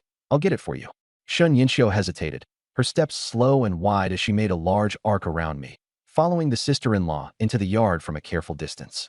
I rubbed my nose, amused. Am I really that scary? Then I followed them inside. Seeing that my sister-in-law had started chatting with her, I retired to my room, shut the door, and ignored the rest. Closing my eyes, I opened my tortoise-shell divination. Today's fortune, small misfortune. Small misfortune. On the side slope of Xiahishan, there is a white fox hunting. If you go now, you might track it down. Bring a hunting bow, and there could be gain. However, venturing up the mountain in heavy snow poses risks. Small misfortune. In the southern area of Xiahishan, there are presently some deer roaming. Bring a hunting bow, and there may be harvest. However, ascending the mountain in the snow could be dangerous. Major misfortune. A lone wolf has wandered to the northern foothills of Xiahishan. Obtaining its pelt could bring great wealth, but the wolf is in a state of extreme hunger. Approach cautiously or risk being torn apart. Well, damn. 3. Misfortune, fortunes. Looks like I should stay home today. It must be due to this heavy snow. It snowed all night, and by now, the accumulation outside must be quite deep. It's definitely a bad day to venture out into the mountains. Better take a rest. Even if the reading only advised small misfortune, I have zero intention of taking chances. However, I still took note of the second fortune about the deer. It might shift to minor boon when the snow clears. I'll go then. Putting the shell back, I could hear the conversation continuing in the yard. This is too much, Annie. There's still so much meat left on this part. Shin Yinshio's voice rose, protesting against the excessive generosity. I really can't take advantage of you like this. You're overthinking it. Just take it, the sister-in-law said dismissively. Then her tone dropped slightly. Besides, I kind of have a favor to ask you. Shin Yinshio instinctively glanced toward the door to my room. She'd heard rumors about Jiang Chun, the second son of the Jiang family, how he had a bad reputation and had been unable to find a wife. Supposedly, even with a dowry offer of 50 taels, their last matchmaking attempt had ended in failure. Was the Jiang family trying to make her match with him now? What should she do if that was the case? Then again, Jiang Chun wasn't exactly unpleasant to look at. He was skilled in hunting and had just earlier said, "Autumn night over the inkstone, grinding ink to make poetry." He didn't seem like the other villagers at all. If only those rumors about him weren't so awful. As these thoughts spiraled, Shin Yinshio felt her head spinning into a confusing mess. My kid, Chen Xiaotsue suddenly called out loudly. Jiang Nungwen. The little boy playing in the snow by the door quickly scurried over, his nose running as he sniffled. Yes, Mom. It's him, the sister-in-law announced. His father gave him that name, Nungwen, literally capable of scholarly pursuits, hoping he'd one day learn to read and write. But look at him. He's never gone to school. Next spring, I'd like to send him to Mr. Shun's school to start learning. Huh. Shin Yinshio froze. Oh, so that's what this was about. Her face reddened even further. What was she just thinking moments ago? Since fleeing to Sanshan village with her father, they had indeed opened a small private school where her father taught children to read. But bad harvest years had meant that only a few wealthy families could afford to send their kids to school. Life for her and her father had grown harder with every passing day. Don't worry about it, Miss Shun. Once the child starts next year, we'll definitely pay that. What was it called again? Shuxiu, Shin Yinxiu said softly. Yeah, that tuition fee or whatnot, Shin Xiaozue said, nodding. Do you think that's all right? Of course it's fine. The child really is old enough to start learning, Shun Yinxiu replied. She thought about it. While her father's health wasn't great, he was still capable of teaching a few students literacy. If he couldn't, then she could manage instead. Meanwhile, Nungwen, off to the side and still sniffing, suddenly burst into tears. I don't want to study. I don't want to study, Wah. Chen Xiaozue yanked him back and clamped a hand over his mouth. Enough. It's settled. Case closed. And just like that, the deal was done. The sister-in-law glanced at my closed door and hollered. Erlang, it's snowing cats and dogs out there. Go walk Shin girl home. Oh, what? Oh, that's right. Shin Yinxiu and her father, Shun Lang. Their stories one I almost forgot. The Shun father and daughter, who fled here, settled in Sanshan village the year before last. Shin Lang used to come from a wealthy family and was a scholar, but now he makes a living by running a private school in the village. As I was thinking, my sister-in-law's voice called out. Pulling open the door, I saw Shin Yinxiu holding a cloth bag, waving her hand in a flustered manner. No need. It's no trouble. I glanced at the drifting snow and said, I happen to be heading out too. It's on the way. Let's go. Before finishing my sentence, I had already put on my fur coat.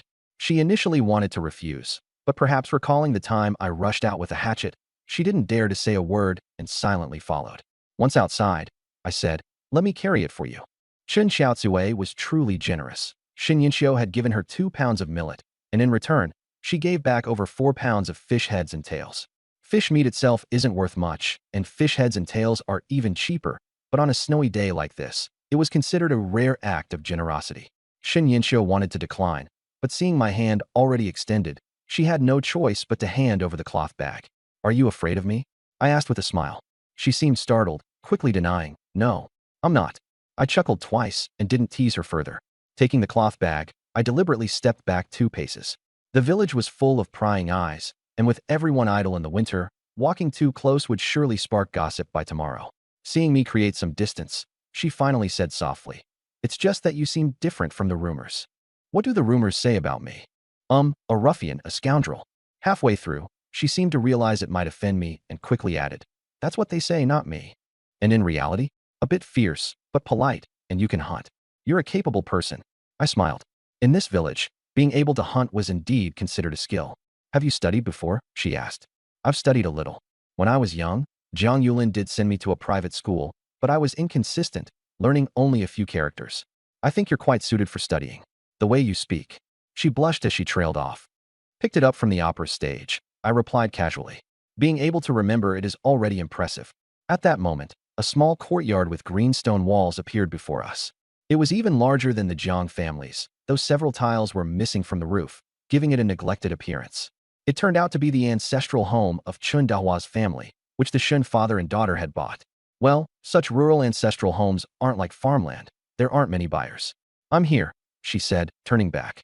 I had wanted to ask where they had fled from and what the situation was like outside, but I was afraid of touching a sore spot. In the end, I didn't ask and handed the cloth bag back to her.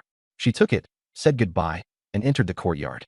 In the main room, Shin Yinxiu pushed the door open, letting the cold wind rush in and blow a few sheets of paper off the table. The man sitting at the table coughed twice. Father, why are you out of bed? She hurried forward.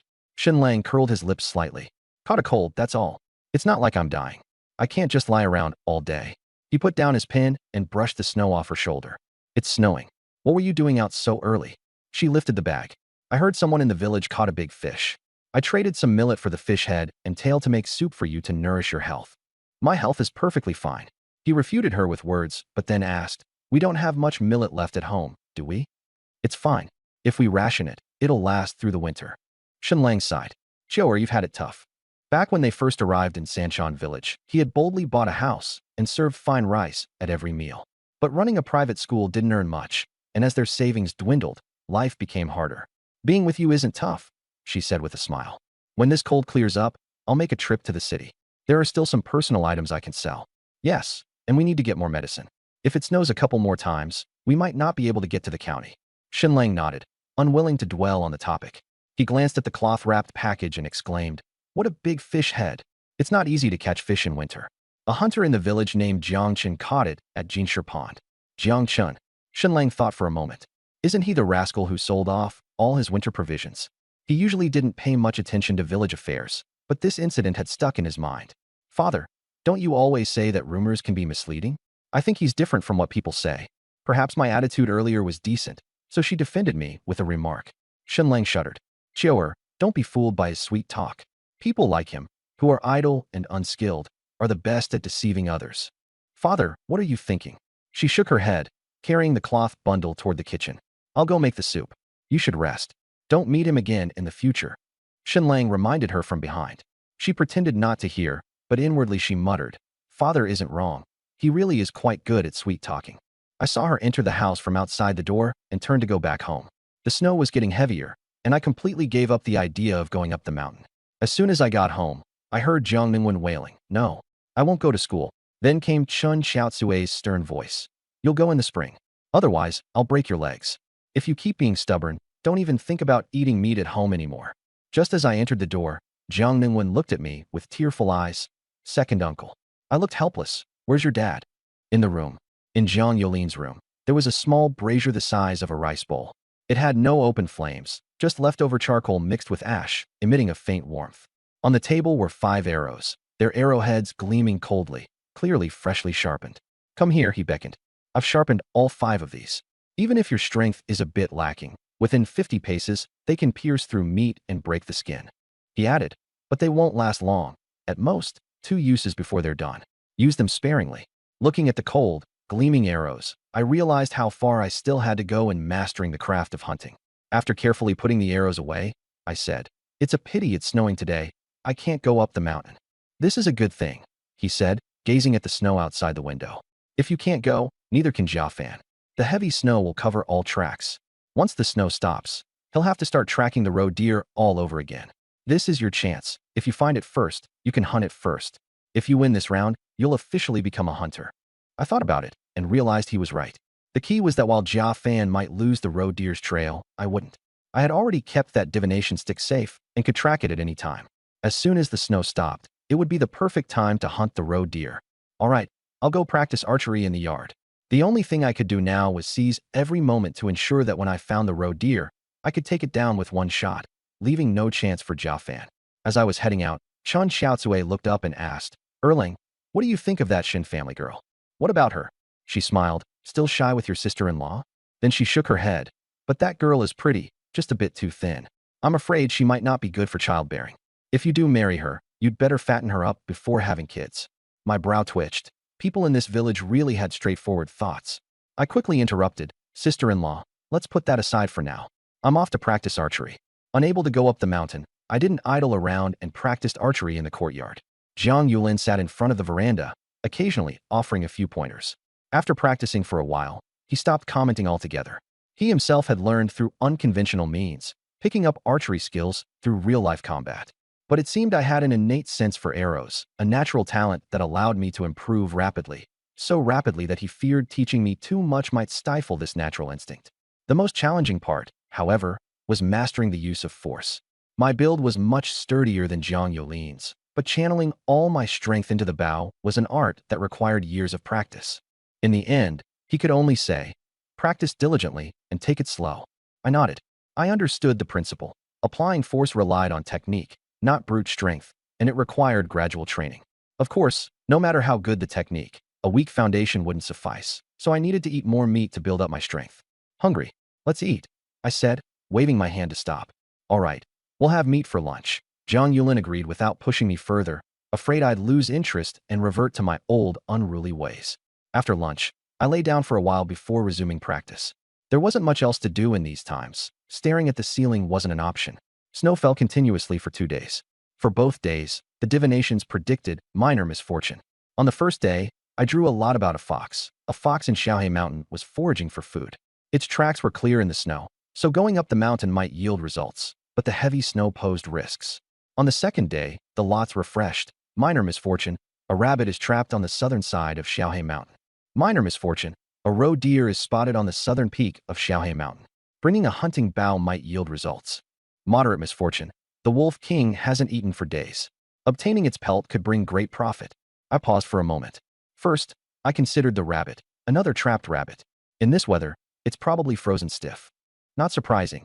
Every winter, mountain folk would find frozen rabbits on the mountain. The roe deer and wolf king were familiar from previous divinations. Snow has sealed the mountain, so the roe deer must have moved, and the lots refreshed? I thought regretfully. The previous lot I drew was likely invalid now. Unlike herbs, live animals weren't as predictable, and drawing lots in advance wasn't as effective. Finally, my gaze fell on the wolf king's lot. It had shifted from major misfortune to moderate misfortune. It seemed the wolf king hadn't found food in Xiaohe Mountain. Already injured, its chances of survival were slim. Once the snow stopped, I might even be able to claim its pelt. With that thought, my disappointment vanished. In the end, I chose the rabbit lot. Since I couldn't go up the mountain today, the other two targets would likely move, but the frozen rabbit would still be in the same spot tomorrow, making it a risk-free pick.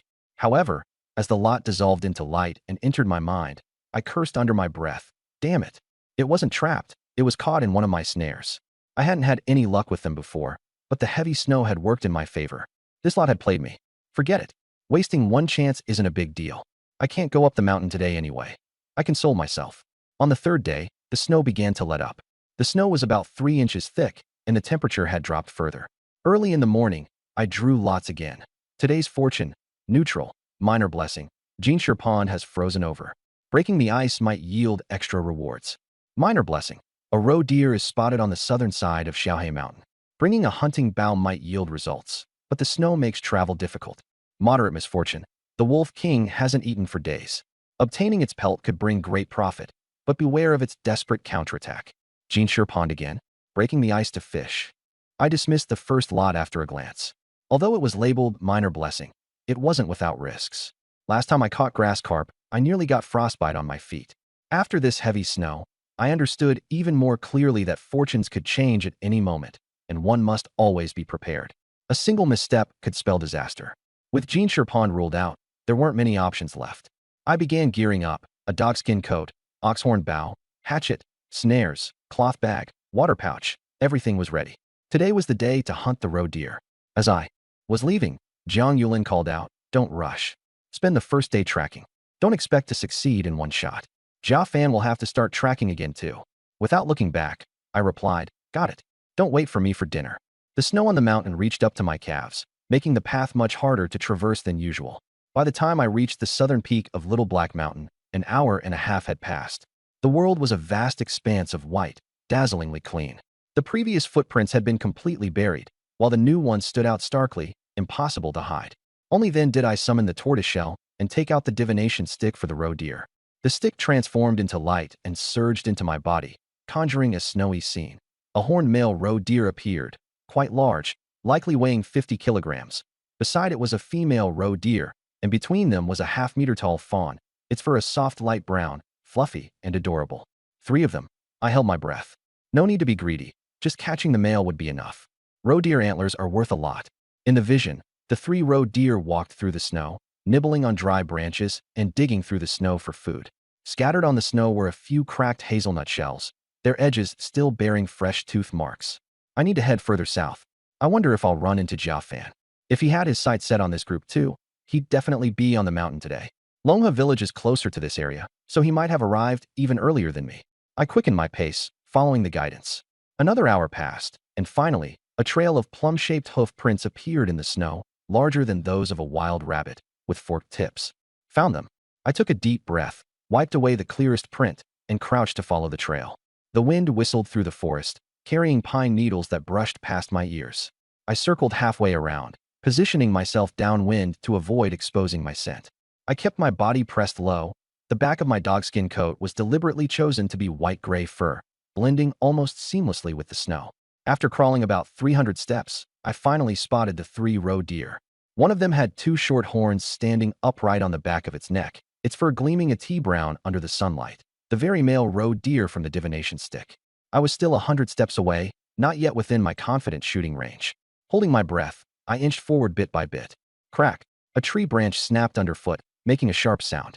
The male roe deer abruptly raised its head, its ears standing alert like 2 leaves, its amber eyes scanning the surroundings warily. The female roe deer stepped forward slightly, its front legs bent, ready to leap at any moment. The fawn, however, curiously looked around, even taking small steps toward the source of the sound. I burrowed into the snow, hiding my entire body. You. The female roe deer called out, and the fawn stopped, resuming its snow digging. Gradually, the three relaxed their vigilance and lowered their heads again. I estimated the distance, 55 steps, still downwind. Any closer, and I might startle them. Taking a deep breath, I rose very slowly. I drew an arrow and knocked it to the bow. The bowstring bit into my fingertips, leaving red marks as the horn bow bent into a full arc. My gaze fell on the male roe deer's neck, hesitated briefly, then shifted down to its front leg. At this distance, I couldn't guarantee a fatal shot. If I missed and scared off the prey, the trip would be wasted. The front leg had the thinnest flesh. Hitting it wouldn't be immediately lethal, but I could track it by the blood trail. In this snowy terrain, once injured, it wouldn't get far. Having decided on the target, I entered a state of focused concentration. The male roe deer seemed to enlarge before my eyes, filling my entire field of vision. I could even see the blood vessels in its front leg, the blood flowing in pulses. Buzz! The mulberry wood arrow skimmed the snow, kicking up a trail of snowflakes that formed a white tail. Thud! It struck the left front leg squarely. The male roe deer reared up in pain, letting out a heart-wrenching cry, then turned and bolted into the dense forest, leaving a dark red blood trail in the snow. The female and fawn were also startled, crying out as they fled into the distance. Those two weren't my targets. As long as I could catch the male, that would suffice. But in the next moment, a second arrow flew past me. Thud! It pierced through the female roe deer's chest cavity. It ran a dozen steps before collapsing, its body still twitching. I turned around to see Jia Fan standing up from the snow, grinning. You're better at tracking than me, but your archery needs work. You were following me? I frowned, surprised that I hadn't noticed him behind me all along. Jia Fan shrugged. I got here earlier than you. You just got lucky. Besides, I left the male for you. He then ran toward the female roe deer. The male is yours, the female is mine. As for the fawn, whoever hits it gets it. The male roe deer was still running, while the female roe deer was already dead. I had no time to chase the fawn. Without bothering to talk to him, I fixed my gaze on the direction the male roe deer was fleeing and gave chase. It was limping and sprinting wildly through the snow, its hooves kicking up snow mixed with blood droplets, leaving specks of red on the withered branches. After less than 100 steps, its front leg gave way, and it collapsed to the ground. The specially sharpened arrowhead proved effective, piercing deeper than I had expected, completely draining its strength to run. I pulled out a second arrow and drew the bow. This time, I aimed for the neck. The male roe deer saw me draw the bow again and charged at me like a mad creature, its short antlers gleaming coldly. I didn't move, watching it grow larger and larger in my field of vision. Holding my breath, the bowstring vibrated with a twang. The arrow pierced through its throat, emerging from the other side, the fletching still trembling. The male roe deer took 2 steps, its massive body collapsing forward, sliding half a foot on the snow. Its forehooves twitched a few times before it stopped moving. Only then did I dare to take deep breaths, sweat dripping onto the snow. It seemed like just 2 arrows, but I hadn't relaxed since spotting it. Now, my whole body felt drained. I walked over, nudged it with the tip of my boot. It was dead. I sat down to rest. After recovering for about 15 minutes, I untied the hemp rope, bound the male roe deer, and began dragging it back. The snow acted as a sled, making it easier. When I returned to where the female roe deer had been killed, Jia Fan was panting heavily, running toward me while tying up the female roe deer on the ground, his eyes darting nervously in the direction the fawn had fled. What's wrong? He didn't answer, gesturing toward a hollow. I looked over. There was a gray-black mass lying in the shadows. Focusing my gaze, I realized it was a wolf. Much larger than an ordinary wild wolf, its shoulders as broad as a half-grown cow. Its fur was dull gray, matted with snow and mud, and half of its right ear was missing, the jagged edge crusted with black scabs. In front of it lay the fawn, its neck bitten through, blood pooling into a dark red patch on the snow. My breath caught. The Wolf King, it's here. That dark figure was the old Wolf King, the one cast out of its pack as foretold by the divination sticks. It had made its way south. Cold sweat broke out on my back. If I had encountered it before finding the roe deer, I would have been the prey. Or perhaps it had been following me all along, waiting for a better moment to strike. Old wolves are craftier than humans. I had hoped it would starve to death, but now that it had tasted blood, it could survive a while longer. The Wolf King sensed the commotion, paused its gnawing, and slowly raised its head. I saw its face clearly, a horizontal scar across its nose, yellow-black jagged fangs, and blood dripping from the corners of its mouth. Its amber eyes were clouded with shadows, a fierce glint emanating from within. The moment our eyes met, it bared its teeth and growled lowly, the fur on its back standing on end. A chill ran through me, goosebumps covering my arms. That was the predator's aura, instinctively making me freeze, forgetting even to move my feet. Run already, Jia Fan shouted. The Wolf King. If it's not full, it'll eat people next. I snapped out of it, grabbed the roe deer, and started heading down the mountain. Together, or it'll chase us. The two of us bolted downhill. Perhaps it was already full, or maybe it was simply too old, but the Wolf King didn't pursue us. After several hundred steps, when the mountain peak was out of sight, I finally realized that one glance had left me drenched in cold sweat. Scared. Jia Fan squatted down, panting. First time seeing the Wolf King, and you didn't wet yourself? Guess you're tough. Never seen a wolf that big before, that's all. What's there to be scared of? Sure, you weren't scared. He hoisted the roe deer onto his shoulder. Let's get down the mountain quickly. It won't stay long. I stared at his back. I'm going to hunt that Wolf King. Want to join me? Jia Fan turned around, looking at me as if seeing me for the first time. A calf unafraid of a tiger. If you don't value your life, go ahead. I'm not going to die with you. Old wolves like that, the older they get, the craftier they become. They can deceive, set traps, and command an entire pack of wolves. The mountains are their territory, don't provoke them. He turned and walked away. This time, I owe you a favor. Next time you have prey, call me. If you die in the Wolf King's jaws, I'll add a shovelful of dirt for you. I started moving, dragging my own roe deer. Hunting a wolf isn't just talk. I had just been forced into a cold sweat by a dying old wolf. But as I calmed down, a fire ignited in my heart. How dare a mere beast consider me its meal? That fire turned into a killing intent. I couldn't swallow this indignation unless I took it down. Besides, a Wolf King roaming the mountains, treating humans as prey, made the back of my neck tingle with unease. I couldn't let it stay. It had been cast out of its pack, had no allies, and was so old it could barely move. A single fawn wouldn't sustain it for long. If I prepared properly, I might just be able to kill it. On the way down the mountain, I picked up the rabbit that had been caught in the snare. Crossing the river, someone noticed me dragging something behind me. When they got closer, they saw it was a still bleeding roe deer. Roe deer? Where did you hunt it? Isn't it obvious? Look at the arrow in its neck. Someone answered before I could speak. There are still roe deer on Little Black Mountain? I thought they all ran to Second Black Mountain. Jiang Erlang has inherited all his father's skills. Truly impressive. I heard all these comments. The excitement from the Wolf King incident had subsided quite a bit, but I couldn't help feeling a little proud. No wonder people who catch big fish can lose their way for a whole day. It must be the same for those who hunt valuable game. Anyway, no one called me a rascal along the way anymore. The older ones addressed me as Jiang Erlang, and those around my age called me Jiang's second brother. Second uncle. Second uncle. As soon as I reached the village entrance, Jiang Ningwen was the first to rush out. Ever since I brought back a pheasant, he had been waiting at the village entrance every time I went up the mountain. His little face was red from the cold, and as soon as he saw me, he ran up to me. Go get your dad to help me. I'm exhausted. Dragging a 50-something-pound male roe deer out of such deep snow was no joke. It was only then that Jiang Ningwen noticed the roe deer behind me. His mouth opened wide in amazement. Wow! He wiped his nose and sprinted home, slipping on the way and falling into a snowdrift. He got up without even brushing off the snow and kept running. Dad, second uncle caught a roe deer. Jiang Tian quickly came out to meet me. He froze when he saw the roe deer. You hunted this? Unless it ran into the arrow itself? I let go of the rope and handed it to him. We're roasting roe deer meat tonight. Tell sister-in-law to use plenty of salt. I was never polite with my elder brother. He didn't mind.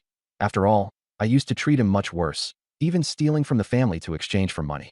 Now, he already thought I had improved. If I suddenly started acting like a model younger brother, he might even suspect I wasn't myself. A crowd followed us to the door, clicking their tongues in amazement. Just as I was about to go inside, someone couldn't help but ask, Jiang Erlang, are you selling the roe deer meat? Sell some, will you? Let us have a taste. We haven't seen meat all year. Genuine wild game is more flavorful than fish, rabbit, or pork. Stocking up for the new year would be perfect. I looked at Jiang Tian. Asked my brother. Jiang Tian hesitated. Let me figure out how to handle it first. If we sell any, I'll let you know. Back home, the first step was processing, skinning, and removing the antlers. Selling the whole deer to a county and could fetch at least one tael of silver. If we broke it down into loose meat and skinned it, the inns wouldn't take it, but we could sell it in the village. The two of us went inside, while outside, someone sighed. That Jiang Erlang really has some skills, even managing to hunt a roe deer. He hasn't come back empty-handed in a while. No other hunter has such talent. Whoever marries into the Jiang family will be truly blessed. Eating meat every day from now on. At this, everyone's eyes lit up. Jiang family's second brother still didn't have a wife. A woman pinched her husband's arm fiercely. Look at him. Even in heavy snow, he can drag a deer back. And you? If I came across one, I could hunt it too, the man retorted stubbornly. But deer aren't that easy to encounter. That kid just got lucky. Lucky? His family has so much meat they can't finish it. And you call that luck? Our family is barely surviving this winter. Unable to withstand her barrage, the man finally gave in. Fine, I'll go up the mountain tomorrow and see what I can do. In Sanshan village, there were 5 registered hunters. There used to be more, but the wild game in Xiaohe Mountain had dwindled over the years, and no one dared venture into Ariai Mountain. Coupled with the annual hunting tax, only these 5 families remained. This winter came early, and most people had already put away their bows. Now, seeing me drag back a deer, their thoughts were stirred again. If they didn't want to go themselves, their families would surely push them to head up the mountain. After closing the door, Jiang Tian stared at the deer in the yard, still in disbelief. Xiao Chun, did you really hunt this? Of course. The arrows were even sharpened by Dad. He lowered his head and saw the Jiang character carved on the mulberry wood shaft. You're amazing. It wasn't doubt, but rather disbelief. These days, my younger brother's personality was still as prickly as ever, but his skills seemed to change daily. Rabbits, deer, pheasants. Our house was now piled with meat. Selling this deer would provide enough grain to last through the winter. If we could safely make it through this season and plant crops in the spring, we wouldn't have to worry anymore, as long as we didn't encounter a famine year. Jiang Yulin came out and was momentarily stunned by the sight of the deer. How did you find it? As an experienced hunter, he knew that once you got close enough, my archery skills made hunting a deer relatively easy. But Xiaohe Mountain, small as it was, had both southern and northern peaks. Even in snowy weather, finding a deer in just one day wasn't simple. Just lucky, I said, shrugging, attributing it all to luck. He scrutinized me for a while before nodding. Luck is indeed important in hunting. Jiang Tian grinned. Shall we take it to the city to sell tomorrow? He added, you don't have a wife yet, so you can keep half the money, and the rest can be exchanged for millet to last through the winter. No way, I shook my head. We'll skin it, eat the meat, keep half, and sell the rest in the village. Keep half. Chen Xiaotsue gasped. Half would be over 20 pounds. How long would it take to finish that? Her expectations were still stuck on having one meat dish a month. From now on, we'll have meat for lunch and dinner every day, 1 pound a day. The 3 of them almost simultaneously widened their eyes. 6 people eating 1 pound a day seemed too little to me. To Chen Xiaotsue, it was an extravagant waste. In ordinary times, even landlords eating white bread every meal would be considered indulgent. And here I was suggesting 1 pound of meat a day? If word got out, people would criticize us harshly. She looked to Jiang Yulin for help. Father's face darkened too. How much wealth did we have to dare waste like this? He coughed. For ordinary families, once a month is already good. How about we do it every 10 days? Even the village head's family only eats meat this often. We'll save the money from selling the deer for your future wedding. I frowned. Even father was opposing me, and reasoning wouldn't work for now. I had to lean on my persona. I flung my hands up and furrowed my brows. If I don't eat what I hunt, why bother hunting it? Might as well go back to being a rascal. As soon as I said this, Jiang Yulin immediately softened. All right, we'll do as you say. What he feared most was me reverting to my old ways. A little waste was nothing. As long as I stayed grounded, it was fine. Besides, eating half and selling half wouldn't leave us starving. Chen Xiaotsue sighed deeply, accepting it. Only then did the fire on my face turn into a smile. See? Selling it doesn't bring the same satisfaction as eating it. At a time when strength was lacking, I couldn't afford to skimp on food. I turned to the 2 kids. What do you 2 think? Eat or sell? Raise your hand if you want to eat. Jiang Wen was the first to raise his hand. Eat meat. Jiang Xiaoyan glanced at Chen Xiaotsue, hesitated, and raised half a hand. I laughed heartily. See? It's not just me being stubborn. 3 votes to 3. Half to eat, half to sell. Perfect. Chen Xiaotsue glared at her daughter but had no choice but to agree. Fine, we'll do as you say. But I'm not handling this deer. Jiang Yulin was already used to my temperament. Whatever displeasure he had was quickly forgotten as he looked at the deer and grinned. I'll take care of it. Skinning a deer is a skill. If you mess it up, it won't fetch a good price. Chen Xiaotsue worried. Dad, your leg. He tossed aside his crutch and limped a few steps. It's almost healed. I quickly shoved the crutch back into his hand. Use it. If you strain it now, and the bone grows crooked, you'll regret it. All right, I'll sit and peel. This task could only be done by him. The Zhang family had a unique skill in skinning. I didn't leave while he worked. Instead, I moved a stool to watch closely. This skill might come in handy in the future. Before nightfall, he had peeled off the entire roe deer skin in one piece. He told me to hang it up to dry, and I said, perfect, I'll sell it on my way to the city tomorrow. He wiped the blood off his hands and asked, You're going to the city?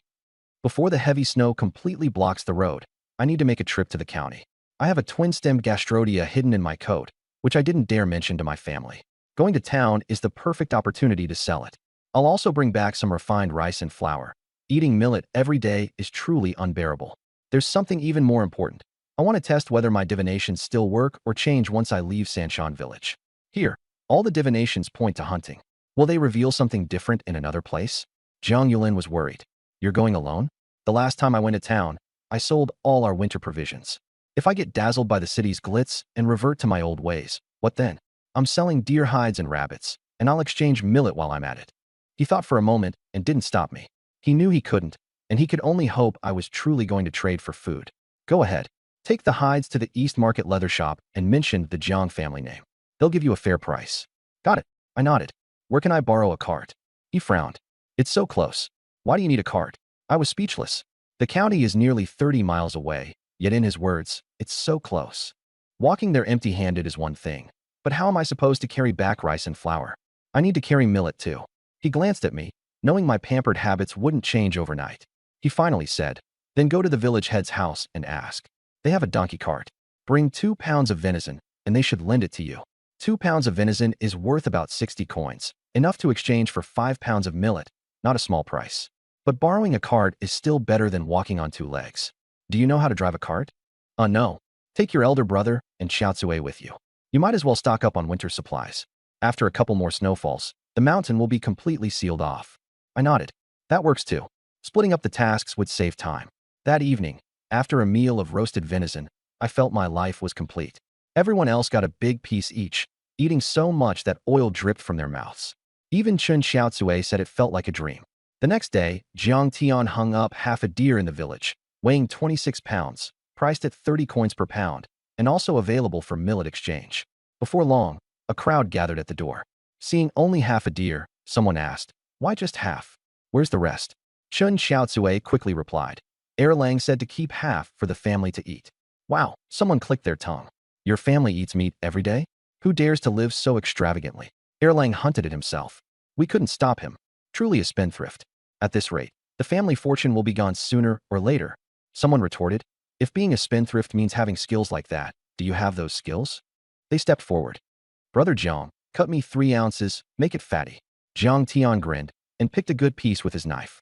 All right, 3 ounces. 20-some pounds isn't much, but everyone buying only took 3 or 5 ounces, just to have a taste. In these times, who could afford to take a whole pound home? Because of this, everyone thought keeping over 20 pounds for ourselves was truly wasteful.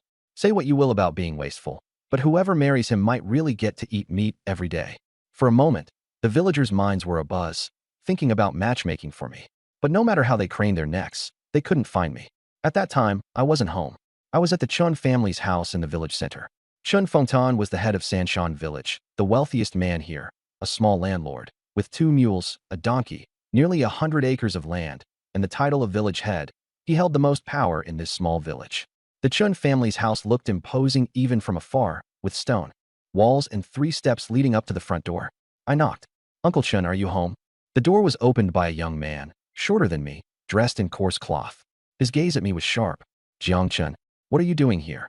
I wasn't sure how I had offended him, but since I needed something today, I smiled and raised the meat in my hand. Brother Chun, I just hunted a deer and brought some for you to try. Seeing the meat, Chen Yutong's expression immediately softened, and he casually took it. You've got some good luck. It seemed this second son of the Chen family held a grudge against me, likely from the original owner's troublemaking days. I couldn't remember the details, so I mentally noted it down for later.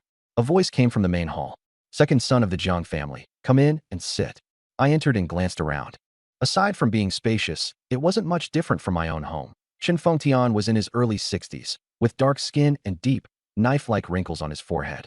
Although he was a landlord, he looked no different from an old farmer. That's thoughtful of you, bringing venison over. He instructed Chen Yutong to take the meat. Sit down, have some hot water? I waved my hand. No need, Uncle Chun. I mainly came today to borrow your donkey for a day. I'm heading to town tomorrow. He pondered for a moment.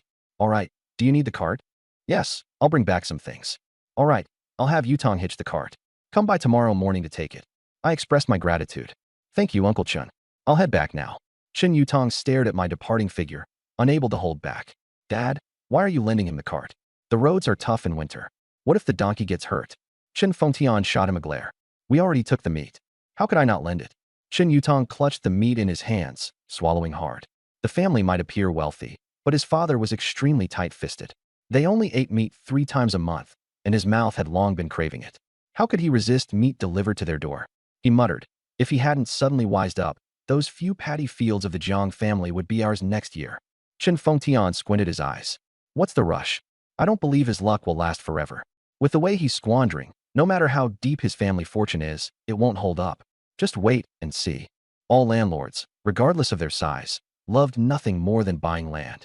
Land was the foundation of wealth and something that could be passed down through generations. So naturally, the more, the better. In ordinary years, selling fields and land would earn you the reputation of being a wastrel, and even if you wanted to buy, it was difficult. But this was a famine year. Back when he was just an ordinary commoner, Chen Fengtian would curse the heavens whenever a famine struck. Now, he actually hoped for the occasional famine. During a famine, people were willing to mortgage their land in exchange for grain. This winter alone, he had lent out nearly 100 bushels of millet.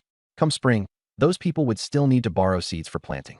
But starving people, driven mad by hunger, couldn't calculate their debts properly. At an interest rate of 9 out, 13 back, unless there was an exceptionally rare bumper harvest next year, most of the land mortgaged to him would end up belonging to the Qin family. The only regret was that the 2 most fertile acres in the village were still in Jiang Yulin's hands. Originally, the Jiangs had come to his door, ready to borrow enough millet to last the winter.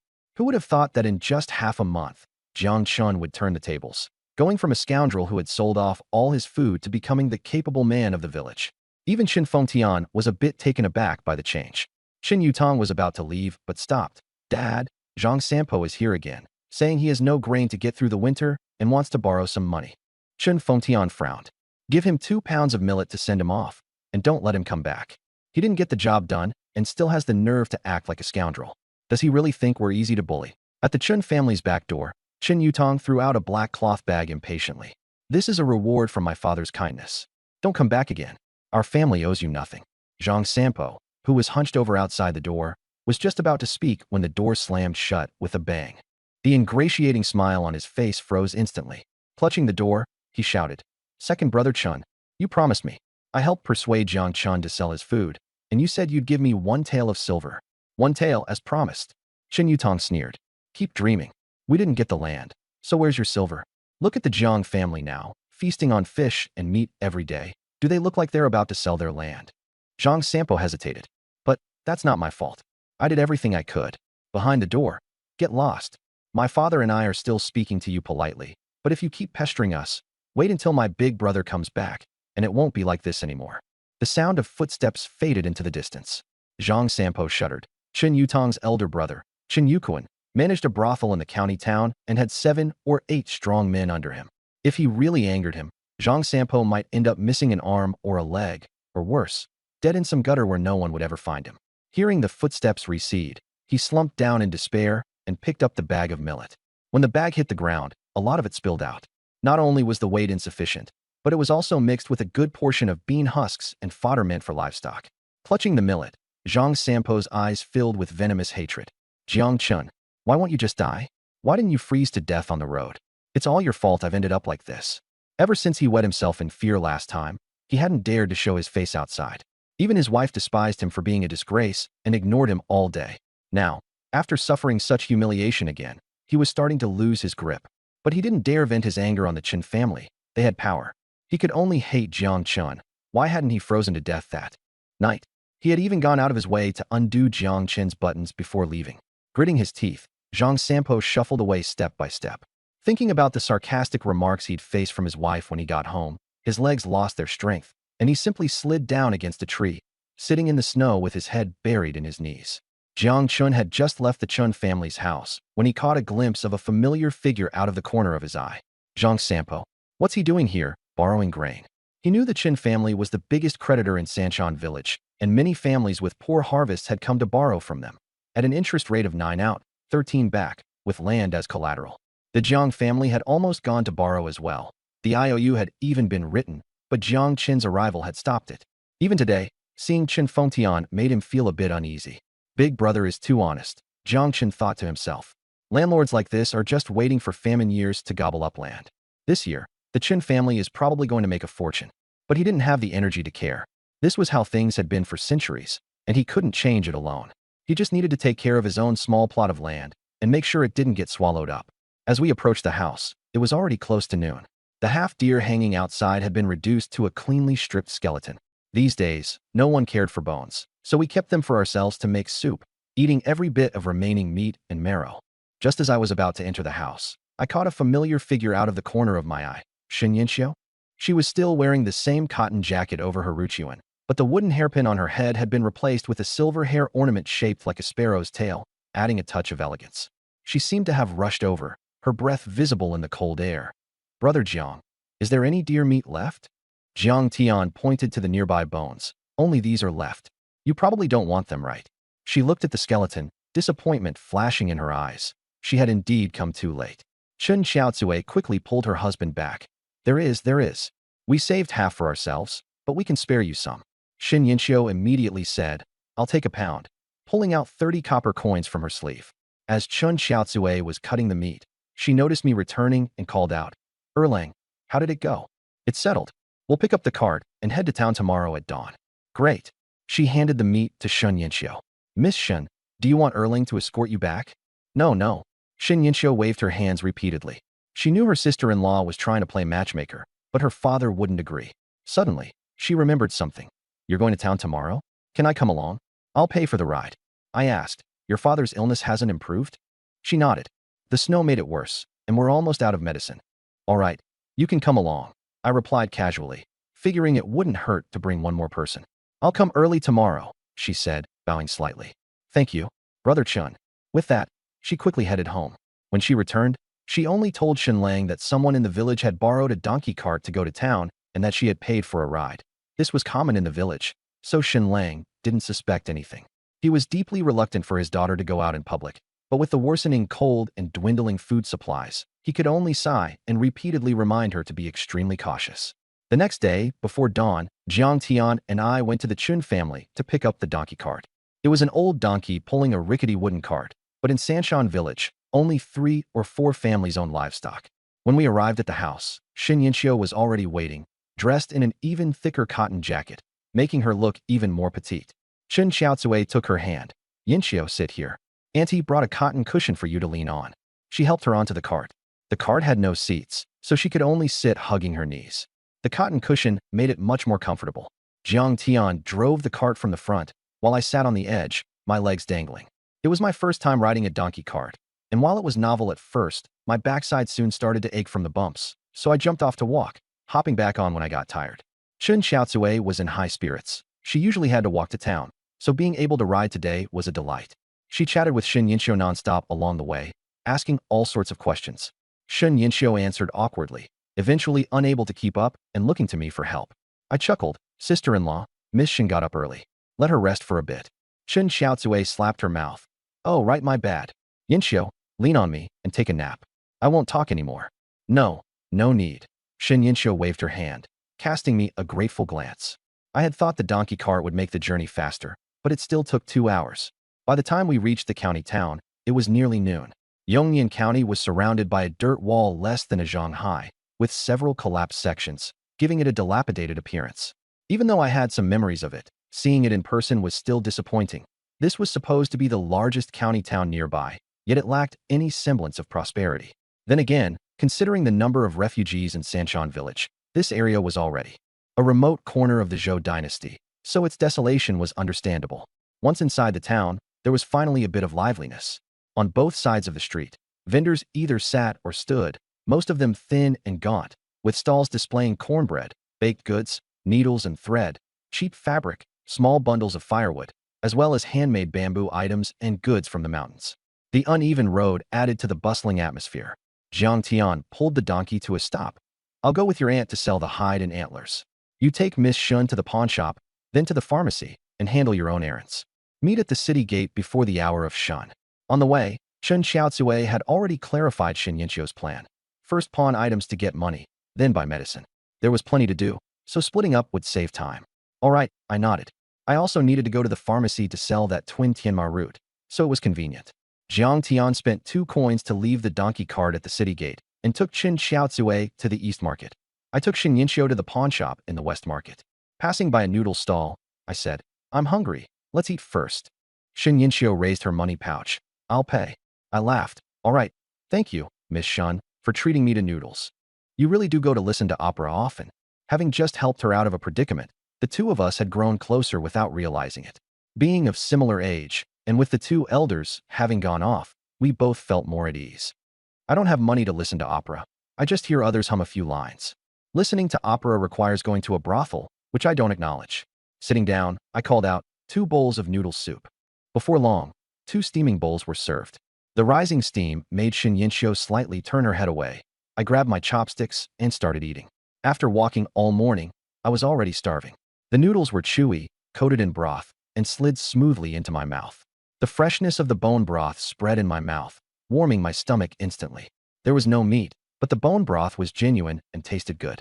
I quickly finished the bowl, soup and all. Xin Yinxiu was still eating in small bites, her face slightly flushed, showing a hint of charming innocence. I found myself staring at her in a daze. She seemed to notice, but didn't look up, only raised her hand to tuck a stray strand of hair behind her ear, her face turning even redder. I quickly snapped out of it, my mind focused on the most important matter, divination. Being so far from Sanshan village, I wondered if divination here would be different. As the thought crossed my mind, the tortoise shell appeared before me, covered in mysterious symbols, glowing faintly, ready for divination. Only I could see this scene. Xin Yinxiu continued eating her noodles, oblivious. I gently tapped the tortoise shell, which began to shake. This time it took longer than usual, eventually revealing 3 divination signs. Today's fortune. Neutral minor luck. In the East Market, a vendor is selling medicinal herbs, among which is a wild ginseng root that no one recognizes. Moderate luck. On the West Market Street, someone is selling a hunting knife. Buying it may lead to gains. Minor misfortune. At Huaxiang Tower, a wealthy young woman has fallen into a life of debauchery. Rescuing her could bring substantial rewards, but beware of subsequent retaliation. Looking at this entirely new set of divination signs, I felt a surge of excitement. It had indeed changed, completely different from when I was in the mountains. It now referred to matters in the county town. But upon closer inspection, I noticed some similarities. The first 2 signs were still related to mountains, one involving medicinal herbs, the other a hunting knife. I pondered, could it be because my current identity is that of a mountain dweller? Clearly, this tortoise shell was tailored to me. When I lacked food, it divined prey. Now that I was in town, it guided me to matters related to hunting. If my identity changes, the direction of the divinations will likely change too. Following this logic, the last sign about rescuing someone from debauchery might also be tied to my mountain dweller identity. However, I skipped over that one directly. How could I possibly have the ability to rescue someone from a life of debauchery? Brothel owners are often connected to criminal organizations. Meddling recklessly could cost me my life. But as for the first 2 signs, I wouldn't miss either. The county town isn't large, and the markets are concentrated in the east and west. A quick round should suffice to find them. Xin Yinxiu spoke up. "I'm done eating. Shall we head to the pawn shop first?" She nodded, placing 10 copper coins on the table. As we stood up, the stall owner came over to collect the payment. The pawn shop was located in the center of the Western Market, a small building with 2 steps leading up to it. Inside, behind a deliberately elevated counter, sat an elderly man in a brown robe. He rose slowly and unhurriedly, saying, "What would you like to pawn?" "At Spring Breeze Pawn Shop, we accept gold, silver, copper, iron, pots, pans, and clothing." Xin Yinxiu stepped forward and raised her hand to remove the silver hairpin adorned with kingfisher feathers from her hair. The silver base was shaped into a flower branch, with 5 leaves made of kingfisher feathers, 3 pearls dangling between the leaves, and a small red agate embedded at the top of the pin, which made her look even more beautiful. As she removed the hairpin, her long hair cascaded down to her waist like a waterfall, and a faint fragrance wafted into my nose. At my age, full of youthful vigor, I couldn't help but feel a surge of heat. No wonder she had been wearing it for the past 2 days. She must have been reluctant to pawn it and wanted to wear it a little longer. She rubbed it in her palm for a while before tiptoeing to hand it over. The shopkeeper pinched the end of the hairpin with 2 fingers, turned it half a circle in the light, and let out a low hum from his throat before speaking slowly. "Silver base flower branch. The kingfisher feathers are frayed, the pearl pendants are damaged, and the agate is cracked." Xin Yinxiu's face turned red with anger, and she tiptoed to snatch it back. "You're lying. It's perfectly fine. Give it back. I won't pawn it." I stepped forward, shielding her within my shadow, and grabbed the shopkeeper's wrist. Today, I was still dressed as a hunter. wearing a dogskin coat and carrying a horned bow, which made me look 3 times more intimidating than the average person. The shopkeeper immediately shut his mouth and forced a smile. Just jargon, just jargon. Please don't take offense. If you really want to sell it, I'll offer a fair price. Glancing at the burly man standing beside her, his attitude shifted quickly. 3 taels, 6 months pawn period. How about it? I was startled. This hairpin was worth 3 taels, roughly the price of 3 deer. It seemed the Shin family's past status was not simple. They must have been from a wealthy household. Though surprised, I kept my expression unchanged. Too low. I didn't know the market price, but I understood pawnshop owners. After all, the original owner had frequented this place to squander money. Ah well. The shopkeeper seemed to make a big decision, gritting his teeth. 5 taels, that's the maximum. I turned to look at Shin Yinxiu. Shielded by my shadow, she suddenly gained confidence, and her voice grew louder. 8 taels, or we'll go to another shop. All right, 8 taels. The shopkeeper's expression changed, and he cheerfully agreed. I immediately realized it was still undervalued. But the shopkeeper had already called for an assistant to bring out a brocade box, carefully placing the hairpin inside and announcing, 1 silver flower branch hairpin, 8 taels of silver, monthly interest 3%, pawn period 6 months. If not redeemed after the period, it will be sold. Write the ticket. The pawn ticket, along with the loose silver, was pushed over, completing the transaction. Shun Yinxiu carefully stored the silver and casually tucked the pawn ticket into her clothes, seemingly not planning to redeem it. 8 taels was already a considerable sum, and given the Shun family's current situation, they could only rely on pawning old items to get by. Outside the shop, she turned back to glance at Spring Breeze Pawnshop, exhaling deeply. The white breath from her lips dispersed, as if she had released all the pent-up frustration in her chest. Turning back, she said, "Thank you." I raised an eyebrow. "Why thank me? If it weren't for you, I probably wouldn't have gotten that price." She lowered her eyelids, her fingertips unconsciously rubbing the edge of her sleeve. Pawnshop owners were all shrewd, able to tell at a glance who was easy to manipulate. If I hadn't been standing beside her, even trying to take back the hairpin would have been a hassle. I chuckled, my gaze falling on her loose hair. Just saying thank you isn't very sincere. Her ears turned red under my gaze, and she hurriedly turned away, fumbling to retrieve a wooden hairpin from her pocket. Her fingers hesitated on the cold hairpin for a moment before she clumsily gathered her long hair and pinned it behind her ears. Strands of hair slipped over her shoulders, carrying a faint fragrance. Then, how about I treat you to lamb noodle soup? Her voice was very soft, as if negotiating, with a hint of pleading. She probably couldn't handle this level of teasing. Of course, but I'm too full today. Let's do it next time. I decided not to push further. This young lady had weak defenses. A little teasing made her blush. But precisely because of this, I couldn't help but tease her. She finally finished tying her hair and turned back, her expression brighter. Then next time, where to next? I glanced around. The pharmacy is in the Eastern Market. Let's browse the Western Market first. In the East Market, there are many selling mountain goods, and the pharmacy is also there. The West Market, on the other hand, is where miscellaneous goods gather. Originally, she planned to go to the pharmacy to sell gastrodia after finishing her errands, but the divination slip said someone was selling knives, and it was a moderately auspicious sign with no risk, so she had to take a look. All right, this is the first time I've come to the county town with someone other than father. The two wandered casually, finding everything fresh and interesting, occasionally stopping at a stall. When they reached the center of the West Market, they saw a crowd gathered around a stall. Someone laughed. 2 taels of silver? You must be crazy about money. Exactly. Where did this swindler come from, trying to scam people in Yongyan County? I squeezed sideways into the crowd and saw a man squatting in the middle, holding a wooden box in his arms. What are you selling? The man, wearing a tattered cotton jacket, looked a bit embarrassed being surrounded. Knives. My eyes lit up. Had I found it already? Let me see. I squatted down and asked him to open the wooden box. Inside, a layer of straw was laid, and there was a short knife, no longer than half a foot, resembling a hunting knife, but the blade was heavily rusted. I frowned. Why is it so rusty? The man looked troubled. This knife was passed down from my ancestors. It's been left and used for a long time, so it rusted like this. How much are you selling it for? Well, if it weren't this rusty, it would have been taken by a pawn shop long ago. It wouldn't be sitting here at a roadside stall. 2 taels. He held up 2 fingers. The onlookers burst into laughter. This broken knife, and you want 2 taels for it? Even 2 coins would be too much. I sized it up. What makes it worth that price? The man seemed to be encountering someone seriously asking about the price for the first time. He quickly explained, my father said this is a treasured knife. I think it should be worth it. If it weren't for the fact that we can't make it through the winter and my wife is bedridden, I wouldn't be selling it. His voice grew quieter and less confident as he spoke. The lowest I can go is 1.5 taels. Just buying medicine costs 1 tael, and I still need to buy some millet to get through the winter. 1.5 taels, 1,500 coins. I looked at the short knife, rusted to the point where it might break at any moment. No wonder he didn't dare to sharpen it. One grind, and it would snap, making it truly worthless. I had thought the divination referred to a treasured knife, but I hadn't expected it to look like this. Even if it had been a treasure before, it was now just scrap metal. Yet the divination insisted that acquiring it would bring good fortune. This only piqued my curiosity further. What secrets could this rusty knife hold? Is this the only thing your ancestors left behind? Yes, my father personally handed it to me, along with its box. Later, when the family fell into ruin, we didn't have the time to maintain it daily. When I opened it again, it had rusted like this. I was almost certain this was the knife, but I still stood up.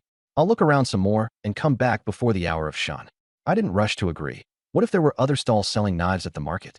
Buying the wrong one would be a big loss, especially since I didn't have 2 taels of silver on me. The man hesitated. Really, the lowest I can go is 1.5 taels. Otherwise, my family won't make it through this winter. I waved him off and walked away. Shin Yinsho hurried to catch up. Do you really want to buy that knife? I'm somewhat interested. A family heirloom for just 1.5 taels. She hesitated. Actually, my father and I encountered something similar when we were fleeing. That time, my father spent 5 taels on an ancient book, only to find out it was artificially aged. I laughed, surprised that she and her father had such an experience. But if it weren't for the divination's hint, I would also think it was a scam. I pretended to ponder. The knife handle is unusual. It shouldn't be ordinary. Actually, I didn't see anything special about it, but the divination said it wasn't ordinary, so it must not be ordinary. She pressed her lips together and stopped trying to dissuade me. As we walked, I suddenly felt a tug on my sleeve. Looking down, I saw her palm open, holding 2 small pieces of silver. If you really want to buy it, I can lend you some. She assumed I didn't have enough money. I smiled, placed my hand lightly over hers, and gently closed her hand as if folding a dumpling, pushing it back to her. Thank you for your kindness, Miss Shun. But, when it comes to money, this mountain man has his own tricks. As her hand was pushed back, Shin Yinsho belatedly realized she might have been taken advantage of. Her ears quietly turned red, and a faint blush appeared on her cheeks. Liar, she muttered softly. You don't believe me? I leaned in closer, catching a faint whiff of her hair's subtle fragrance. You talk like you're in a playbook. You must frequent the theater. Occasionally. I hadn't expected her focus to be on the theater rather than money. I couldn't very well say I watched videos, so I admitted to visiting the theater. Her questioning gaze even held a hint of envy. You've never been to a theater? She shook her head frankly. No, my father doesn't let me go to places like that. I've only read playbooks. Then after we buy the knife, I'll take you to see a play. Her eyes lit up instantly, only to dim again. But my father says theaters are chaotic. I'll be with you. What's there to fear about chaos? Come on, let's buy the knife first. As I moved, she immediately followed closely, her eyes filled with barely concealed anticipation. After circling the Western market, I didn't see any other stalls selling knives. I was now certain it had to be that knife. Let's go to the Eastern market. I quickly headed to the Eastern market, stopping at mountain goods stalls along the way to pick and choose, asking about prices. Shin Yinsho was curious. What kind of medicinal herbs are you looking for? I don't know. You don't know? She was baffled. Who looks for medicine without knowing what they need? As I was speaking, I stopped in front of a stall selling balloon flower roots. How much for the balloon flower roots? The vendor fiddled with the herbs. 10 coins per gene. Want a gene? Dried in autumn, just right for use. I glanced around and noticed there were 4 stalls selling balloon flower roots on this street. I had to rely on the divination stick. Summoning the tortoise shell, I drew the small fortune stick, small fortune. In the Eastern market, among the vendors selling balloon flower roots, one has mixed in a wild ginseng root. The divination stick merged into my body, and a blurry vision appeared before me, pointing to one of the stalls I had previously inquired at. I turned back and stopped at that stall again. The vendor had sunken cheeks, his hands tucked into his sleeves as he dozed off. Among the pile of balloon flower roots in front of him, there was a slender root no longer than my middle finger, faintly glowing in the dim light. Sure enough, the wild ginseng was here. Boss, how much for the balloon flower root? I squatted down and asked. The man glanced up, his face full of impatience. It's you again. Are you buying or not? If not, don't waste my time. I'm just comparing prices. Other places sell it for 10 coins per pound. Then go buy from them. He lowered his gaze again. Mine is 12 coins, no bargaining. Fine. I seem to make up my mind. Yours looks better anyway. Weigh me a pound. At least you have good taste. He chuckled and tossed me a piece of straw rope. Pick it yourself. I guarantee the medicinal effect is strong. I took the rope, grabbed a handful of balloon flower roots, tied them up, weighed them, paid, and left in one smooth motion. As I walked away, the vendor had already sat back down, yawning. Shin Yinxiu had been watching the whole time and couldn't help but ask. These balloon flower roots clearly don't look as good as the ones from the previous stall, and they're 2 coins more expensive. Why did you insist on buying from this one? Is Uncle Jiang sick with a cold?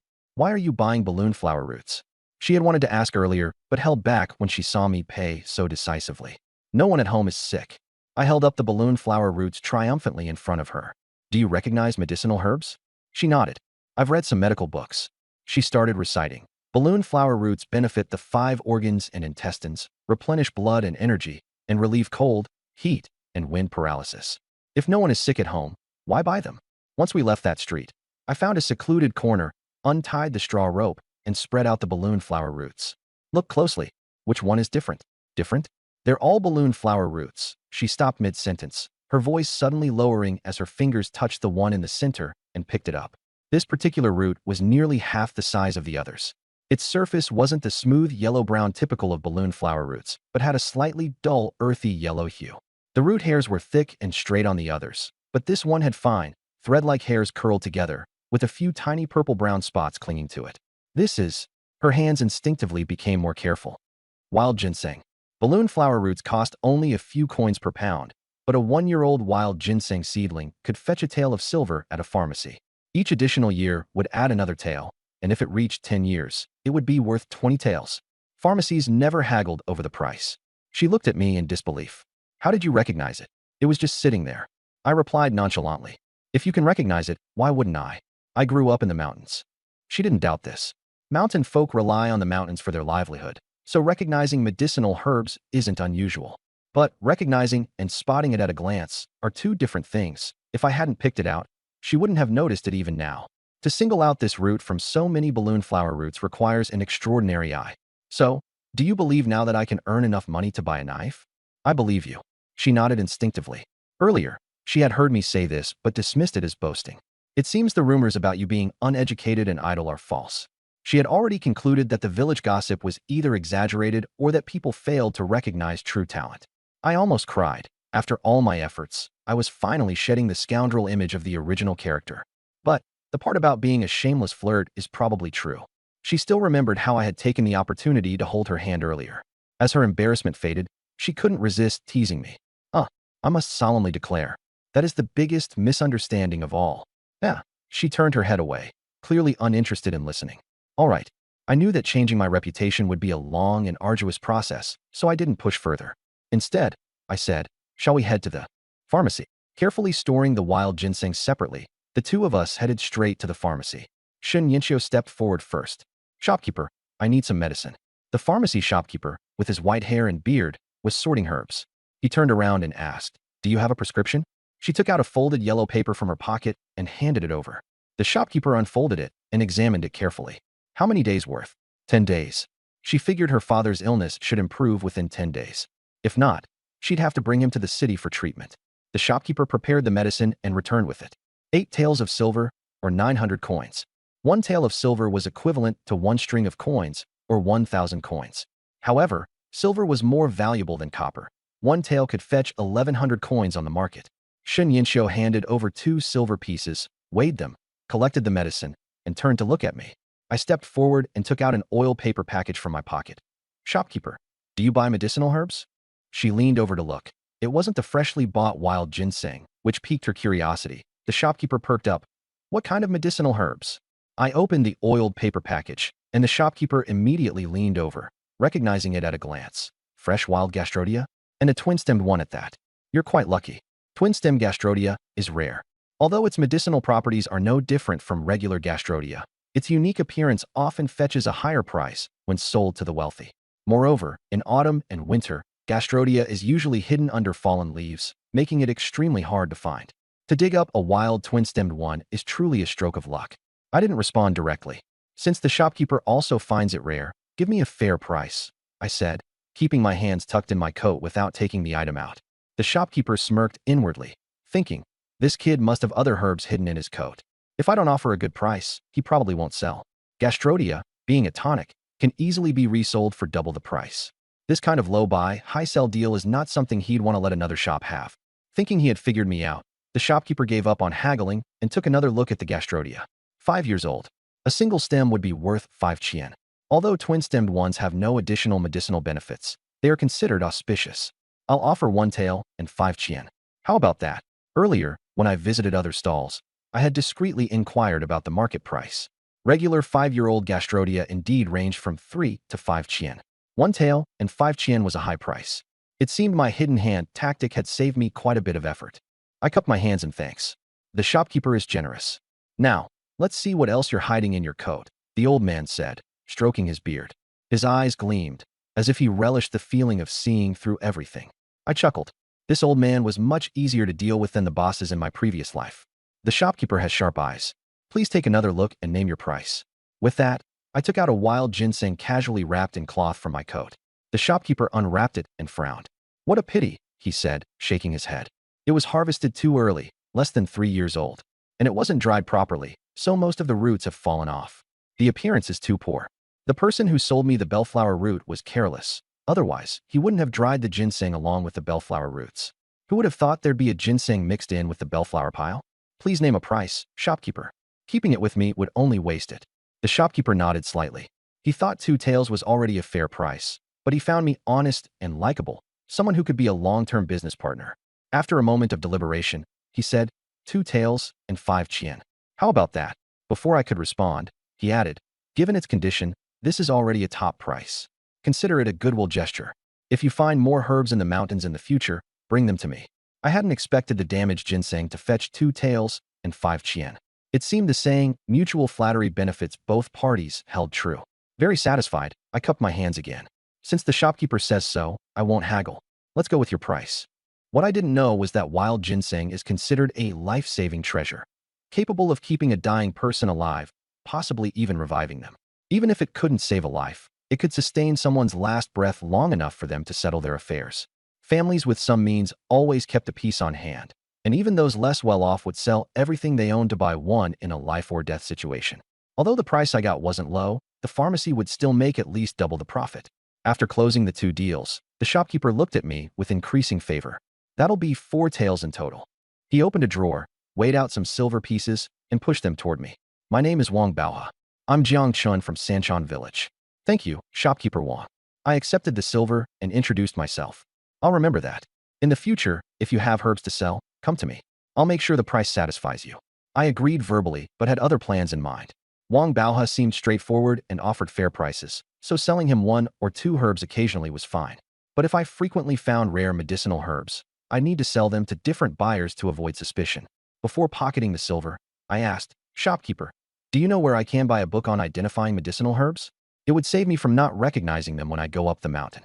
Wang Baoha casually picked up a tattered book with illustrated guide to common herbs written on the cover. Take it. It covers all the common herbs. Study it at your leisure.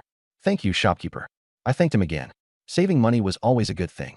After putting the silver into my pouch, I noticed Shin Yinxiu still standing there in a daze, as if something had shocked her. Let's go.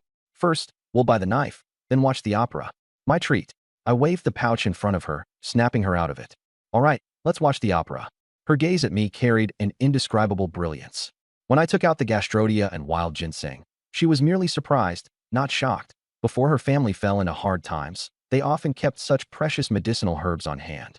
But the way I handled matters just now left her momentarily dazed, as if she had seen her grandfather from the past.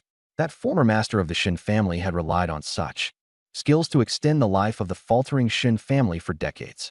In the end, it was also because of his excessive maneuvering that he got entangled in a treason case, completely severing the Shin family's roots. But this didn't stop her from being amazed. How could a young man, just over a year older than her, possess such composure and still be regarded as a scoundrel? Returning to the Western Market, I headed straight for the center of the street. The man was still sitting there with his head lowered, and there were no longer any people inquiring about prices in front of him. When he saw me approaching, he immediately rubbed his hands and stood up. You're back? The knife, you didn't sell it, right?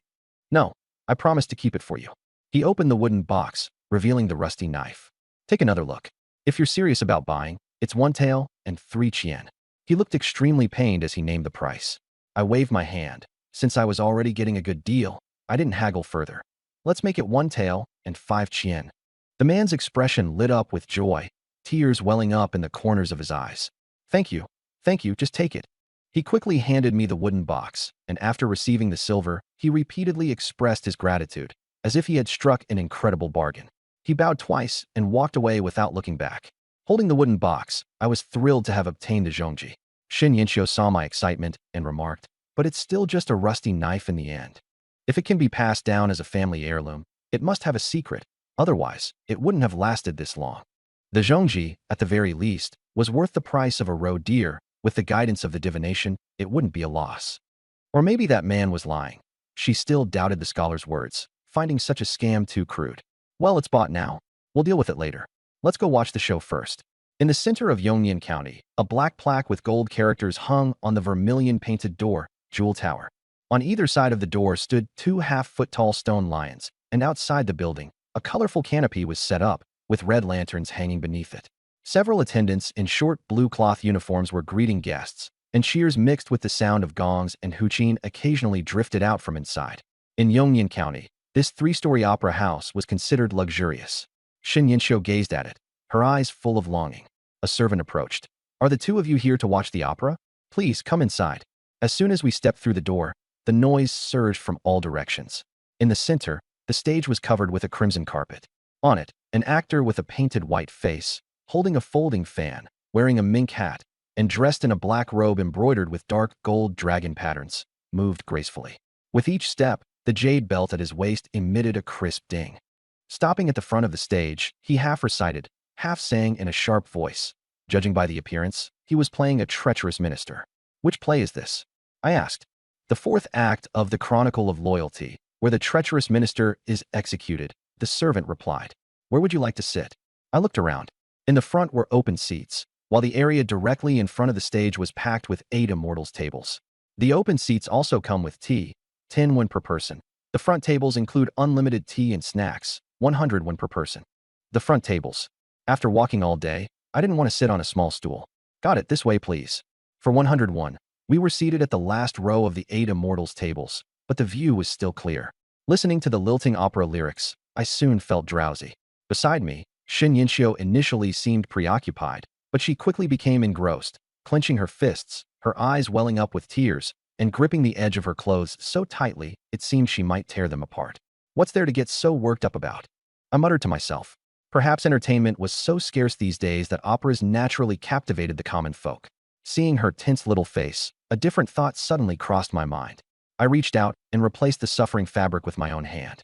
She seemed not to notice, gripping even tighter instead. The plot thickened, and the audience below was equally stirred. When the loyal minister was wronged, someone shouted in a rough voice, "Scoundrel!" Fruit peels were thrown toward the stage, though the distance prevented them from hitting their mark. When the loyal minister was imprisoned and sentenced to death at the marketplace, the curses grew louder, nearly shaking the opera house to its foundation. Then, when someone petitioned the emperor, who finally saw the light, and ordered the treacherous minister to be executed and his entire family punished, the audience, who had been seething with anger moments before, erupted in unison. Serves him right. That scoundrel finally got what he deserved. Shin Yinxiu, who had been gripping my hand so tightly it hurt, also stood up and cheered. Serves him right. Nearly everyone joined in, almost lifting the roof with their shouts. To me, this kind of plot was nothing new. The emperor was always deceived, only to regain his wise and heroic image after the treacherous minister had destroyed the loyal one. What surprised me was Shun Yinxiu's intense reaction. Could it be that this wealthy young lady, who had fled to the remote Sanshan village, had some connection to the court? As I was pondering this, the act on stage came to a pause, and the cheers abruptly ceased. Shun Yinxiu sat down with the crowd, instinctively placing her hand back where it had been, gripping mine again. The moment she realized, she recoiled like a startled rabbit. Only then did I withdraw my hand, casually remarking, "You've made my hand all sweaty." "You." Her face turned bright red, practically steaming. "You scoundrel." "Wow, really? Steaming?" I stared in amazement, seeing someone's head actually steam for the first time. But when I noticed her on the verge of tears, I finally realized. Girls in ancient times were different from modern ones. It seemed she was genuinely upset. But even her angry expression was oddly endearing. Her long lashes fluttered, her rosy lips trembled slightly, and her chest rose and fell gently. She stared at me with a mix of wariness and grievance. making me want to reach out and pinch her little face. At this point, I didn't dare add fuel to the fire. Softly, I said, do you want to keep watching? There's another act coming up. I tried to redirect her attention to the stage. She glared at me for a long moment before huffing. No, let's go home. Then she turned her head away, muttering under her breath. Lecher. That insult had no effect on me whatsoever. Fine, let's not watch it. Then let's go buy something else. After leaving the theater, she strode ahead angrily on her own. I quickly caught up to her. Was the play good? She finally responded with a word. I'll bring you to watch it again next time, okay? She stopped, turned her head, and stared at me with those beautiful eyes. Then she turned away, showing me the back of her head as she walked forward. Enough. The corners of my mouth lifted. I just need to push a little more, and I should be able to win her over. The rest was the fine rice and flour I wanted to buy. During the famine year, rice had risen to 30 per jean, and white flour to 41, almost as expensive as pork. Ordinary families couldn't afford it, and mostly filled their stomachs with millet. I first bought 20 jean of fine rice and 20 jean of white flour. If we couldn't eat white rice and flour every meal in the future, at least we should have one meal a day with it. Shin Yinxiu originally planned to buy only millet, but thinking of her seriously ill father, she still bought 10 jean of fine rice and added 30 jean of millet. Looking at the sacks of rice on the ground, she was at a loss. With her small frame, how could she carry them? She could only look at me, pouting her lips. Help me. Are you still mad? I grinned. Humph. She was almost over it. I didn't carry it myself, but waved to a shop assistant to push a cart to the city gate. Along the way, I bought 2 roasted chickens and a dozen sesame oil pancakes from a stall, all for just over 300 won. At the city gate, Jiang Tian and Chun Xiaozue were already waiting. Seeing so much grain, Jiang Tian was surprised. Didn't we agree that I would buy the grain? The shop assistant unloaded the grain, took the 5 when I handed him, and left. Jiang Tian stared at the 5 won, feeling the pinch, hiring someone for such a short distance. But knowing his younger brother's personality, he didn't say much. I opened the sack. You bought millet, so I added some fine grain. Seeing the white rice and flour, Jiang Tian's lips trembled. Spendthrift. Who eats so much fine rice and flour in a non-festival year? If others saw, they'd gossip. But he gritted his teeth and held back. Better than me squandering it all on wine and meat in one go. He couldn't help but ask. I sold the hides and horns. Where did you get the money? I gathered some medicinal herbs in the mountains and sold them, just enough. Digging in the mountains in the dead of winter wasn't easy, but I'd been lucky these past few days. He didn't ask further, taking out a couple of 100 won to give me. Seeing that they had bought the cheapest millet and not even as much as my fine rice, I knew they were still reluctant to spend. You keep it for next time. It's getting late, let's go. It was already close to the Shen hour, and we needed to return to the village before dark. All the grain was loaded onto the cart. With the donkey carrying so much, it would struggle to carry people too. Chun Xiaozue pulled Shin Yinxiu. You sit on the cart. No need. She shook her head and silently moved closer to Chun Xiaozue, keeping some distance from me. Chun Xiaozue glanced at me in confusion. She had intended to matchmake the two of us. But why did they seem more distant now? She assumed I had upset her and secretly regretted not reminding me that haste makes waste. Along the way, she kept praising me to Shin Yinxiu. Halfway there, Shin Yinxiu's steps slowed, and she couldn't keep up. You should sit on the cart. I won't. She was stubborn. Then should I carry you up? I leaned closer, slightly tilting forward. She stared at me with her big, watery eyes, as if she couldn't believe I had said that. In one swift motion, she jumped onto the cart, hugged her knees, and sat in the middle of the grain sacks, her face full of wariness. Chin Xiaozue covered her mouth to stifle a laugh. Shin Yinxiu buried her head in her knees, her ears turning red, and muttered under her breath, scoundrel. With her on the cart, the journey sped up. We reached the village before dark. Jiang Tian drove the cart. Let's drop off the grain at the Shun family first. Dozens of jean were too much for her to carry alone. Without waiting for a response, he headed there. The cart stopped in front of the Shun family residence. Shin Lang, wearing a black cloak, opened the door. His face was pale, and his lips had no trace of color. Shin Yinxiu jumped off the cart. Father, you're back. Shin Lang coughed lightly, his eyes full of guilt. Then his gaze shifted past her to us. His expression stiffened when he saw me and Jiang Tian, but relaxed slightly when he saw Chin Xiaozue. And these are the Jiang family's eldest sister-in-law, eldest brother, and second brother. Thanks to them, I was able to buy the grain and medicine today. At the mention of the Jiang name, Shun Lang's smile froze. His gaze fell on me, dressed in a dogskin coat and carrying a large bow. Jiang Chun? I stepped forward and gave an awkward bow. Greetings, Mr. Shun. Shin Lang's face darkened, almost dripping water. He stepped down the stairs. Which ones are ours? Shin Yinxiu pointed to 2 sacks of grain. Just as he was about to move them, I had already picked up 1 sack in each hand, walked past him, and headed straight into the Shun family home, shouting, "Yinxiu, where should I put these?" Hearing me call her Yinxiu, Shinlang's face flushed red, and he started coughing violently, almost collapsing. I stepped into the courtyard, unable to suppress a smile. "Old dang, is it okay if I park my donkey cart at your door?" Shin Yinxiu, caught off guard, instinctively replied, "The kitchen is on the left." With one question and one answer, Shunlang's face turned from pale to livid. I came out and saw his face darken with anger. Quickly, I stifled my laughter and said, "Then we'll be heading back now." Shinlang stared at me, his lips trembling. "No need to see us off." He turned and walked into the house without looking back. Shun Yinxiu followed him, but before entering, he turned back and said, "Thank you, Brother Jiang and Sister Jiang, for today." "And me too," I added. "Get in here." Shinlang shouted from inside the house. Shun Yinxiu shot me an angry glare before going in, and the door slammed shut with a loud bang.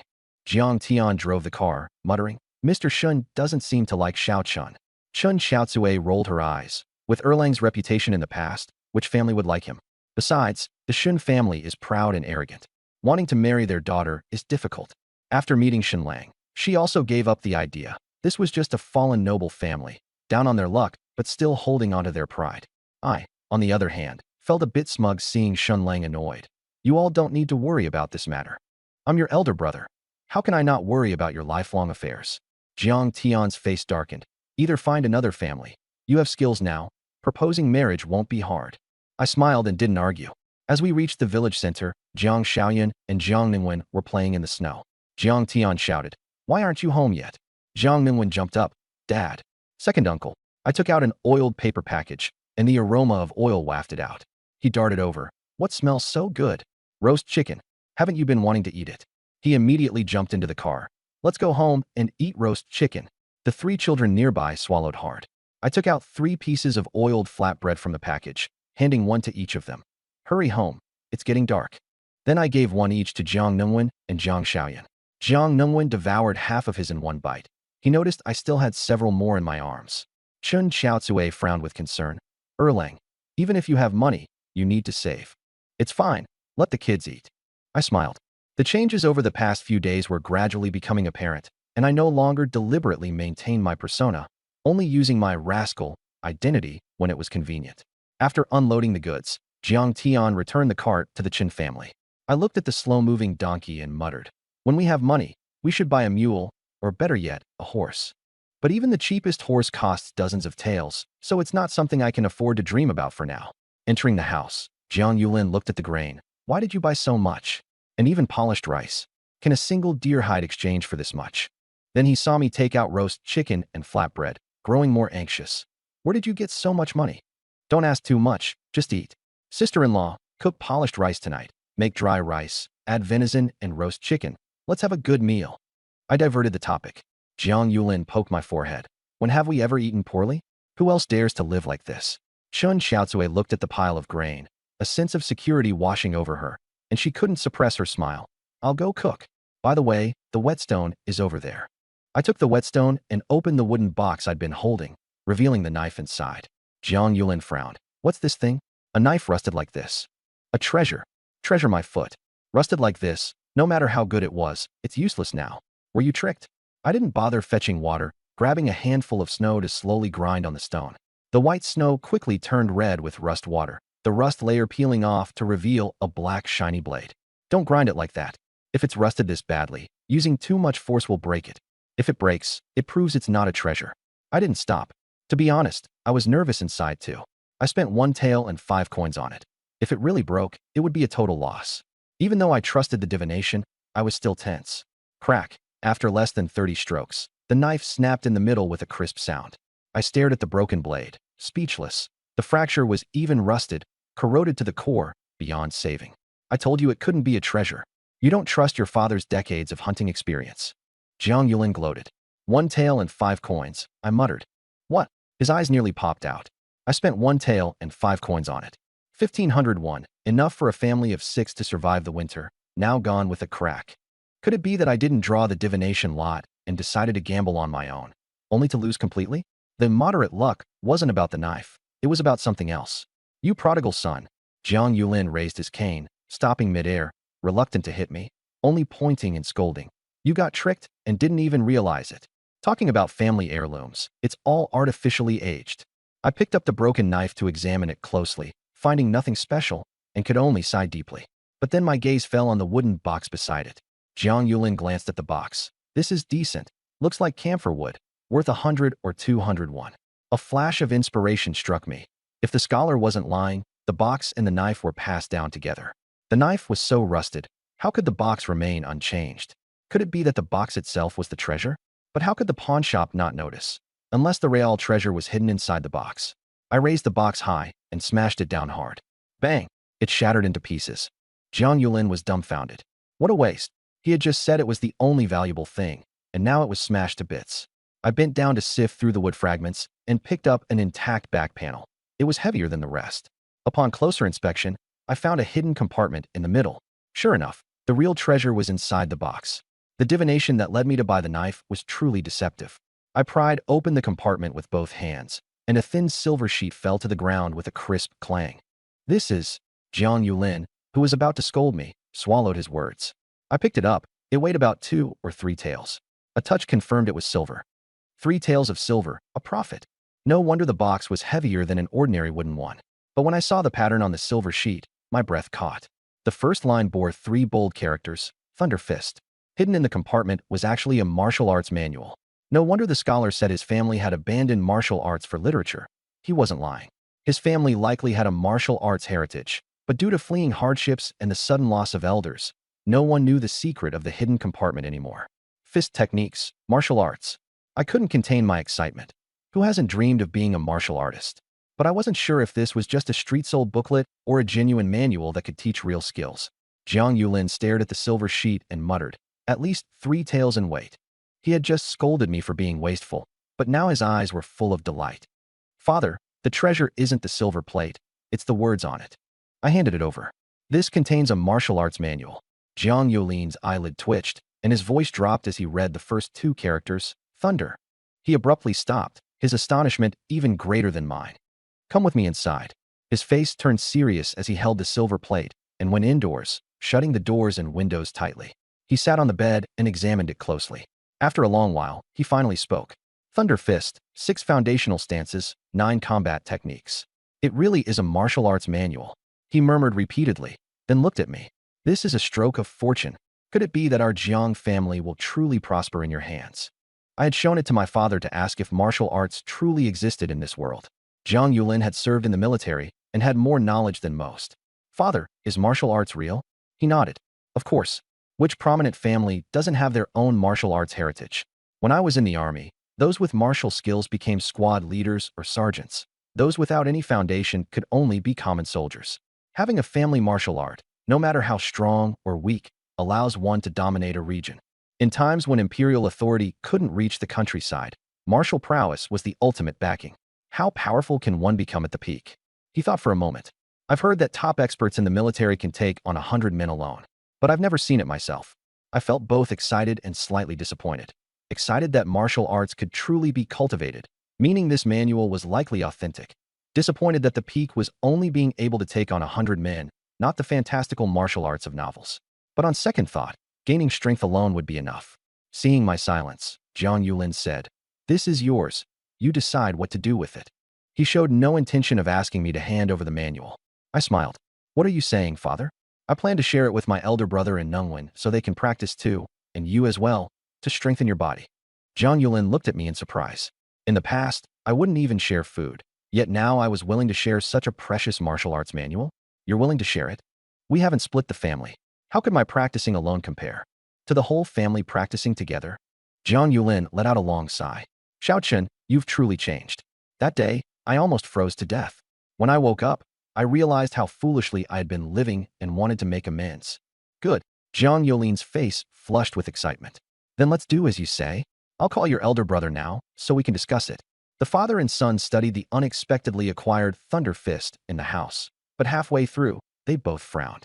It stated that the first requirement for practicing martial arts was abundant vitality and blood, which essentially meant eating meat, refined rice, and fine flour, and in sufficient quantities. For beginners, half a pound of meat per day was required. For those more advanced, at least a pound daily, with increasingly higher grade meat and even rare medicinal herbs needed as one progressed. If these requirements weren't met, forcing practice might make one stronger than the average person in the early stages, appearing healthy on the surface, but in reality, it would deplete one's essence. Eventually, a single gust of wind could extinguish the flame. This, Jiang Yulin clicked his tongue. No wonder they say, the poor study literature, the rich practice martial arts. Ordinary families couldn't afford to raise a martial artist. Just the daily meat consumption alone was unaffordable. I also smiled wryly but found it reasonable. Strength doesn't grow out of thin air. To increase it, one naturally needs meat for nourishment. How about you practice alone for now? We still have half a deer at home, Jiang Yulin suggested. It's fine, Dad. I'll just go up the mountain a few more times before it closes. For other families, this martial art manual would be useless, as they couldn't afford to practice it. If others found out, it might even invite envy or disaster.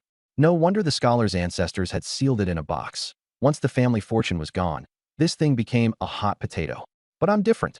I can divine fortune and misfortune. With the mountains as my resource, frequent hunting trips would yield enough game. So practicing this vitality-based martial art wouldn't be a problem. Jiang Yulin pondered. Let's prioritize you for now. Come spring, I'll go up the mountain with you. Once we have enough game, you can make some progress, and then your elder brother and one can start practicing. I nodded. That works. Outside, Jiang Tian called. Dad, Xiao Chun, dinner's ready. Coming. Jiang Yulin reminded me again. Don't tell your elder brother about this for now. The fewer people who know before you make progress, the better. I tucked the silver ingot securely on me and followed him out. Dinner consisted of a large pot of stewed venison, roast chicken, and a plate of wild vegetables. This kind of meal was something other families might not even have during the new year. Chen Xiaozue set down a clay pot. Erlang, what's with that broken knife in the yard? I bought it in the county. It's useless, but the box it came in is made of good material. Sister-in-law, you can use it to make a jewelry box. Chen Xiaozue rolled her eyes at Jiang Tian. What jewelry do I even have?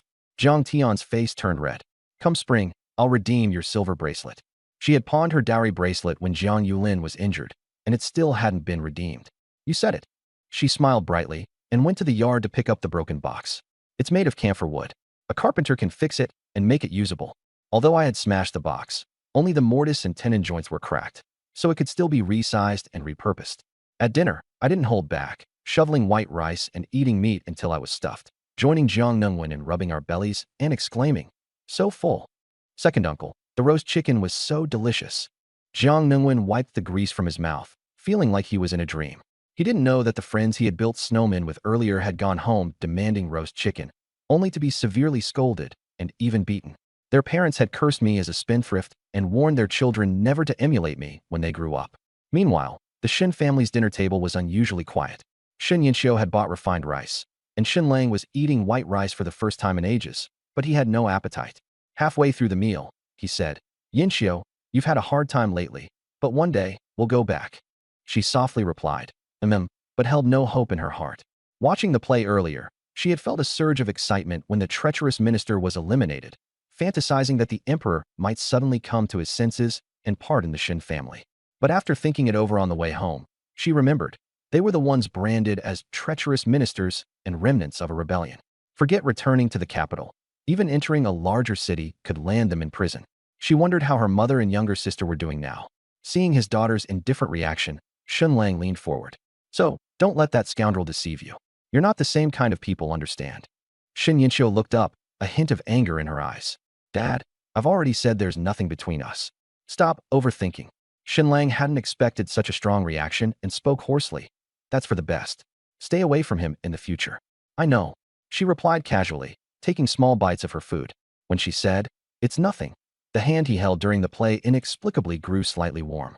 That bit of warmth seemed to give her a faint sense of reliance in this unfamiliar place. She closed her eyes and cast aside her stray thoughts. I'm full. I'll go prepare your medicine. Shen Lang watched his daughter's retreating figure and let out a long sigh. How could he not know that a grown daughter is hard to keep at home? Maybe we should move somewhere else, but there's nothing left at home to pawn. After finishing my meal, I returned to my room to study Thunderbolt Fist. The first move is a stance called Thunder Unleashed Stance. Following the instructions in the manual, I memorized the key points and began practicing in the room. Feet shoulder-width apart, toes slightly turned outward, knees bent, hips sunk as if sitting on a high stool, spine straight, hands clasped in front of the chest, fingers slightly spread as if holding thunder, eyes looking forward, and the tip of the tongue lightly touching the roof of the mouth. Taking a deep breath, I tried to sink my energy to my dantian, feeling the power gather from the soles of my feet upward, accumulating but not releasing. In less than 15 minutes, a sour ache spread through my entire body, and sweat dripped down like beans. I tried to steady my breathing, but my body still trembled uncontrollably until I collapsed to the ground with a thud. Sure enough, it's not easy. I crawled back to bed to recover and stood again after 15 minutes. Repeating this 3 times, my stomach suddenly let out a loud gurgle. I thought I had made some progress, but upon closer feeling, my expression turned strange. I was hungry. The hunger made it impossible to continue, so I quickly crawled back to bed. I ate enough to last until morning, but I didn't expect 3 rounds of stance practice to deplete it all. But doesn't this just prove I'm practicing correctly? As long as I can convert the food I eat into strength, no amount of hardship is too much. What my archery lacks most right now is strength.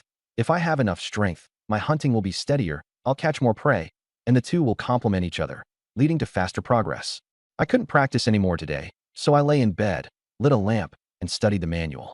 Perhaps the scholar's ancestors feared their descendants wouldn't understand, as the illustrations and text were extremely detailed, which now worked to my advantage. I could master it entirely on my own. It wasn't until the oil lamp burned out that I reluctantly put away the manual and went to sleep. At dawn, I opened my eyes and first rubbed my legs. The expected soreness didn't come.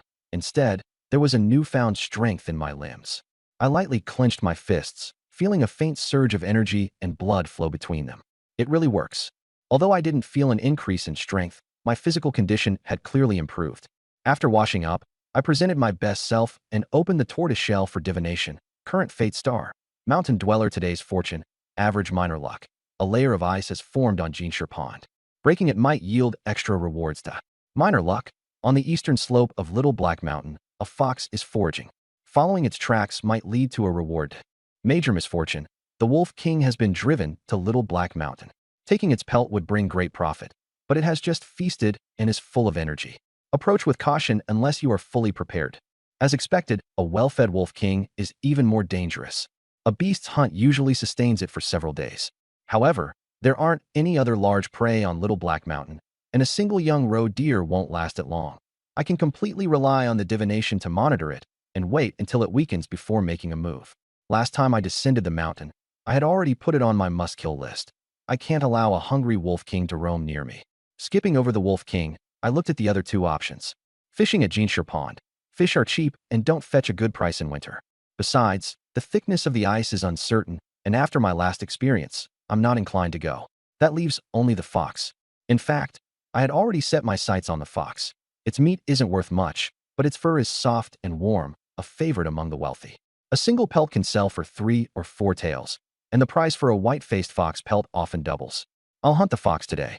The divination slip dissolved into light and entered my mind, presenting a vision of Little Black Mountain. A nearly pure white fox moving slowly across the snowy ground, leaping high several times to burrow into the snow, and emerging with a field mouse in its mouth. A white fox with hardly any blemishes. I couldn't hide my delight. This pelt could easily sell for 7 or 8 taels. I opened the door to my room. Sister-in-law, prepare some dry rations. I'll head up the mountain after breakfast. Got it. Chen Xiaozue immediately set up the stove to steam rice, placing half a pound of roe deer meat on top. Nowadays, whenever I go up the mountain, she's fully supportive. After a simple meal, I gathered my gear and left the village. At the village entrance, I ran into another man dressed as a hunter, who greeted me warmly. Jiang Erlang. Heading up the mountain? It was Chen Xinhao, a fellow hunter from the village. Uncle Chen, why are you heading up the mountain too? He gave a wry smile. Isn't it because you brought back a roe deer? My wife keeps saying I'm just lying around at home eating for free and is forcing me to try my luck on the mountain. But in this dead of winter, where can I find any game? The few hunting families in the village had already put away their bows. Wandering around Little Black Mountain was fine, but going to Second Black Mountain was a gamble with your life, and few were willing to risk it. Little Black Mountain had already been thoroughly scoured, leaving nothing easy to catch except for the elusive rabbits. Ever since I brought back a roe deer, everyone's thoughts had been stirred, hoping to try their luck. After all, where there's one roe deer, there might be more. They didn't know that the family of 3 roe deer I encountered had been divided among me, Jia Fan, and the Wolf King. I smiled without explaining. Going up the mountain at this time is all about luck. Who knows, Uncle Chun, You might see a big red today. In hunters' terms, a big red refers to game like goats, roe deer, or deer. Spotting their blood is a moment of pride for the entire village. Chen Xinhao, with a hint of flattery, said, Erlang, how about we team up? I'll assist you, and you can have first pick of any game we find. He was an experienced hunter and knew that in this weather, relying solely on luck wouldn't yield a roe deer. He figured I must have some exceptional tracking skills. Going alone would likely mean returning empty-handed, but following me might at least get him a share. Naturally, I declined. There was only one white fox, and I wasn't about to share it. No thanks, I'm just wandering around. I probably won't be heading in the same direction as you, Uncle Chun. With that, I waved and headed up the mountain. Still, I didn't sour the relationship. In the future, if I hunt wild boars or black bears, I won't be able to handle them alone. Calling on fellow hunters from the village would be a good option. I circled around the foot of the mountain before heading up to the mountainside. After being silently followed by Jia Fan last time, I became more cautious. I first pretended to wander aimlessly before heading toward the direction indicated by the divination stick. By the time I reached the mountainside, it was nearly noon. After eating 2 rice balls and a piece of steamed meat, I began searching in earnest. It didn't take long before I spotted a trail of small, delicate footprints in the snow, 5 toes spread apart, with shallow claw marks. It was a fox. Nearby, there were a few tufts of white fur scattered around. The fur was thick and sturdy, clearly a good pelt. Here it is. I exhaled warm breath into my palms, rubbed my face to stay alert, and slowed my steps, hunching my back like a wildcat as I followed the tracks. The footprints in the snow were chaotic and overlapping. This white fox had been active in the area for several days. These creatures are extremely cunning, highly perceptive, and incredibly fast. The moment they sense danger, they vanish in a flash. I didn't dare make a sound, circling around several times until my back ached. After rounding another clump of bushes, I suddenly noticed movement in my line of sight. I quickly crouched and hid behind an old pine tree. Glancing sideways, I saw it. Under a hazelnut tree 60 paces away, a white fox was pressing down on a plump rat with its front paws, gnawing away contentedly. A small patch of snow was stained red with blood. The fox's fur was sleek and shiny, and the sunlight filtering through the branches cast a faint glow on its back. What a fine pelt! Judging by its size, it was an adult male fox, and the pelt would fetch a good price. Suppressing my excitement, I steadied my breathing, reached into my quiver, drew an arrow, and knocked it onto the bowstring. My left arm extended straight, and my right eye narrowed slightly. Holding my breath and focusing, the fox seemed to grow larger in my vision, as if it were right in front of me. I raised the bow slightly, aiming the arrowhead at its side. The fox seemed to sense something. It abruptly stopped eating, its ears twitching like 2 small radar dishes, scanning its surroundings. Its amber eyes darted around, and its nose twitched rapidly. A gust of wind blew past, and it seemed to catch an unfamiliar scent. Its body tensed, and it sprang into motion, sprinting toward the depths of the mountain. Whoosh! Just as it turned, I released the string. The arrow whistled through the air, and the fox only had time to let out a short, sharp cry before the arrow pierced through its chest and abdomen, burying itself deep into the feathers. The remaining force pinned it to the snowy ground. I quickly approached.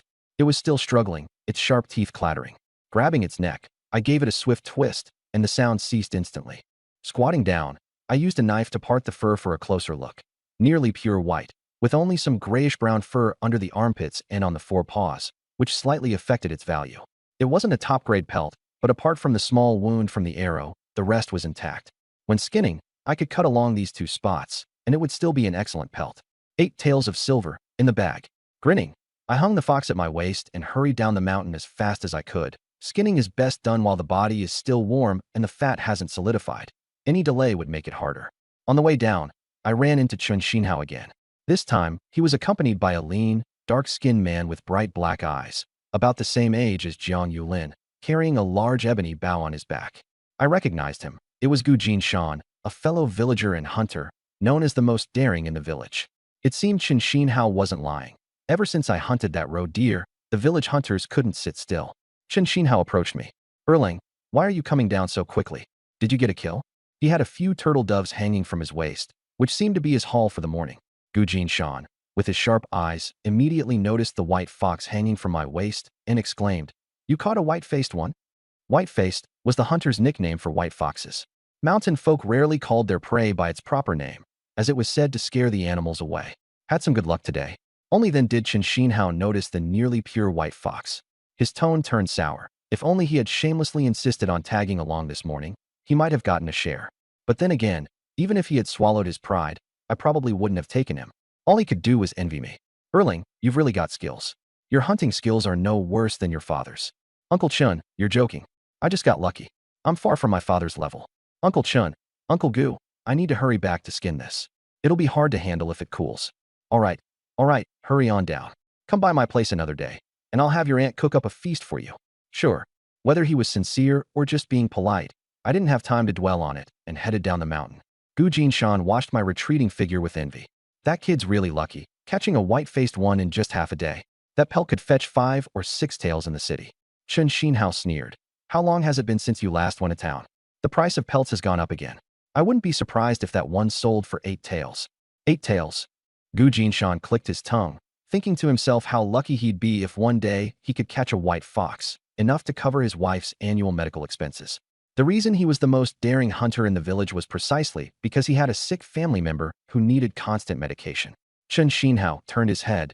Didn't you say you were planning to go to Ariai Mountain in a couple of days? If you can bring along that Jiang family boy, I'll go with you. The two of them had wandered around for half a day without any luck.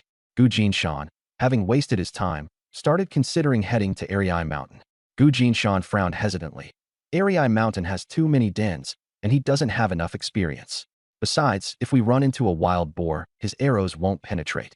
Wild boars in the mountains often roll in mud, their coarse hair mixed with mud forming a hard armor. Ordinary arrows can't pierce through. Even seasoned hunters usually avoid them. To hunt one, you'd have to lure it into a den and shoot it there.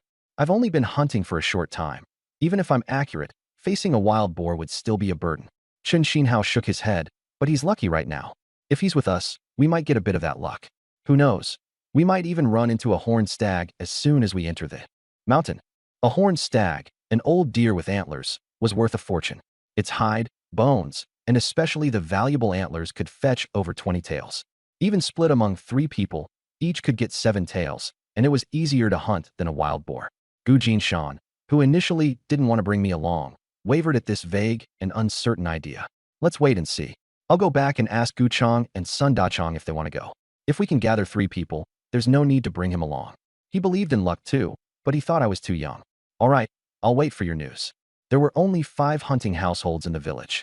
If all 5 families went together, even one wild boar wouldn't be enough to divide. Father, come quickly and skin it. I shouted loudly before even stepping through the door. Jiang Yulin came out leisurely, calling out like you're summoning spirits in broad daylight. I'm not deaf. Skin what? What did you catch? I untied the fox from my waist, a white-faced one. Whoa, his eyes lit up. What kind of luck did you have to catch a white-faced fox in such a short time? Surviving a disaster brings blessings. Mainly, I have sharp eyes. I spotted the footprints from afar, tracked it all the way, and nearly broke my back. Jiang Yulin's face wrinkled with laughter. Not bad. But don't get too cocky. Plenty of seasoned hunters have been caught off guard, let alone you, who aren't one yet. Then he called out, Xiaotsue, heat up a basin of water. Chen Xiaotsue came out and gasped at the sight.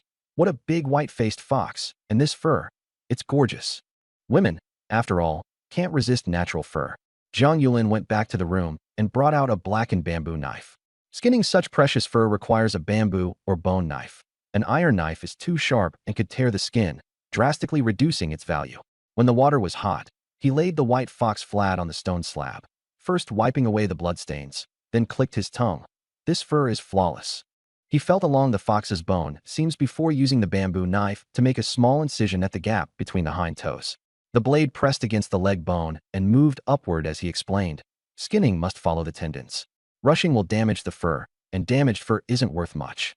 His hands moved continuously, cutting from the inner side of the hind leg to the groin, then along the midline of the abdomen to the chest. The blade never went deeper than half an inch, only severing the connections between the skin and flesh. Watch carefully. This step requires the most caution. He held down the torso with one hand and grabbed the edge of the hind leg skin with the other, skillfully pulling it down. The white fur seemed to come alive, sliding off the leg bone to reveal pinkish-white flesh, peeling upward bit by bit. At the waist, he applied a little force, and the entire skin, like silk blown by the wind, mostly detached. He then used the bamboo knife to sever the tendons and veins at the head. With a shoo sound, the entire fox skin was removed intact, from the tip of the nose to the tip of the tail, without a single tear. I watched without blinking, feeling it was an extraordinary skill. Learning this would surely take a lot of effort. Zhang Yulin stretched the fox skin over a wooden frame, tying the edges tightly with fine hemp rope, and repeatedly wiped the inner side with a cloth dipped in water. It needs to dry for 3 days, away from sunlight. Air drying keeps it soft. Then he asked, "Are we keeping this skin or selling it? The price for fur is high right now, so of course, sell it. My dogskin coat is enough for me. I don't need this fine fur." "All right, but we'll have to wait 3 days." He patted his waist, knowing that with me practicing martial arts and my elder brother studying and training, household expenses would only grow. "When the time comes, I'll go with you and introduce you to some people. This skin could sell for 7 or 8 taels, and he didn't trust me to go alone. The fur merchants in the county aren't honest and might take advantage of my youth to cheat me." "All right, and you can also get your leg checked. My leg will be fine by spring." "Don't say that. If you end up limping, no one will take me to Ariai Mountain next year. That place is full of valleys. I wouldn't dare go alone." "You brat, are you cursing me?" Though he scolded me, his eyes softened as he looked at the suspended fox skin. The eldest son had long since started his own family and didn't like hunting, so Jiang Yulin hadn't bothered teaching him. Farming is more stable than hunting. The youngest son, mischievous as he was, had suddenly shown promise and even had a talent for it. Now, the Jiang family had a foundation to stand on, and perhaps there was hope for prosperity. I returned just before noon, and Qin Xiaotsue had already stewed another pot of meat. The main dish was rice mixed with millet, which, though still a bit hard on the teeth, was much easier to eat now. The meals these past few days had improved dramatically, and Jiang Nungwen and Jiang Xiaoyan seemed to have gained weight as if inflated. They had been too thin before, and now their skinny frames finally had some flesh. I thought that once their physical condition improved, I would have Jiang Nungwen start practicing martial arts. Whether he succeeded or not, at least it would help build his physique. After eating my fill, I returned to my room and practiced standing postures while my energy and blood were abundant. 3 rounds later, my energy was depleted, but my limbs and bones seemed to generate new strength. I wanted to continue practicing, but the boxing manual stated that overdoing it would be counterproductive, so I began studying the techniques described in the latter half of the silver plate. The Thunderbolt Fist wasn't particularly mysterious. It resembled more of a physical training guide. The posture for Thunder Before the Strike was a stance designed to dissolve energy and blood, quickly converting blood food into strength. The techniques were sparring moves, with 9 forms illustrated in detail. The first form was called Skyward Strike. Step forward with the left foot, push off with the right foot, twist the waist and hips, and thrust the right fist straight from the side of the waist, palm facing downward, with force concentrated on the fist surface, aiming for the chin. A single punch, with the entire body's strength following through, enough to shatter someone's jaw. It wasn't particularly intricate, but was highly practical. I immediately assumed the stance and practiced. After 3 or 4 rounds, my movements weren't perfect, but I could clearly feel that the strength in my punches had increased significantly.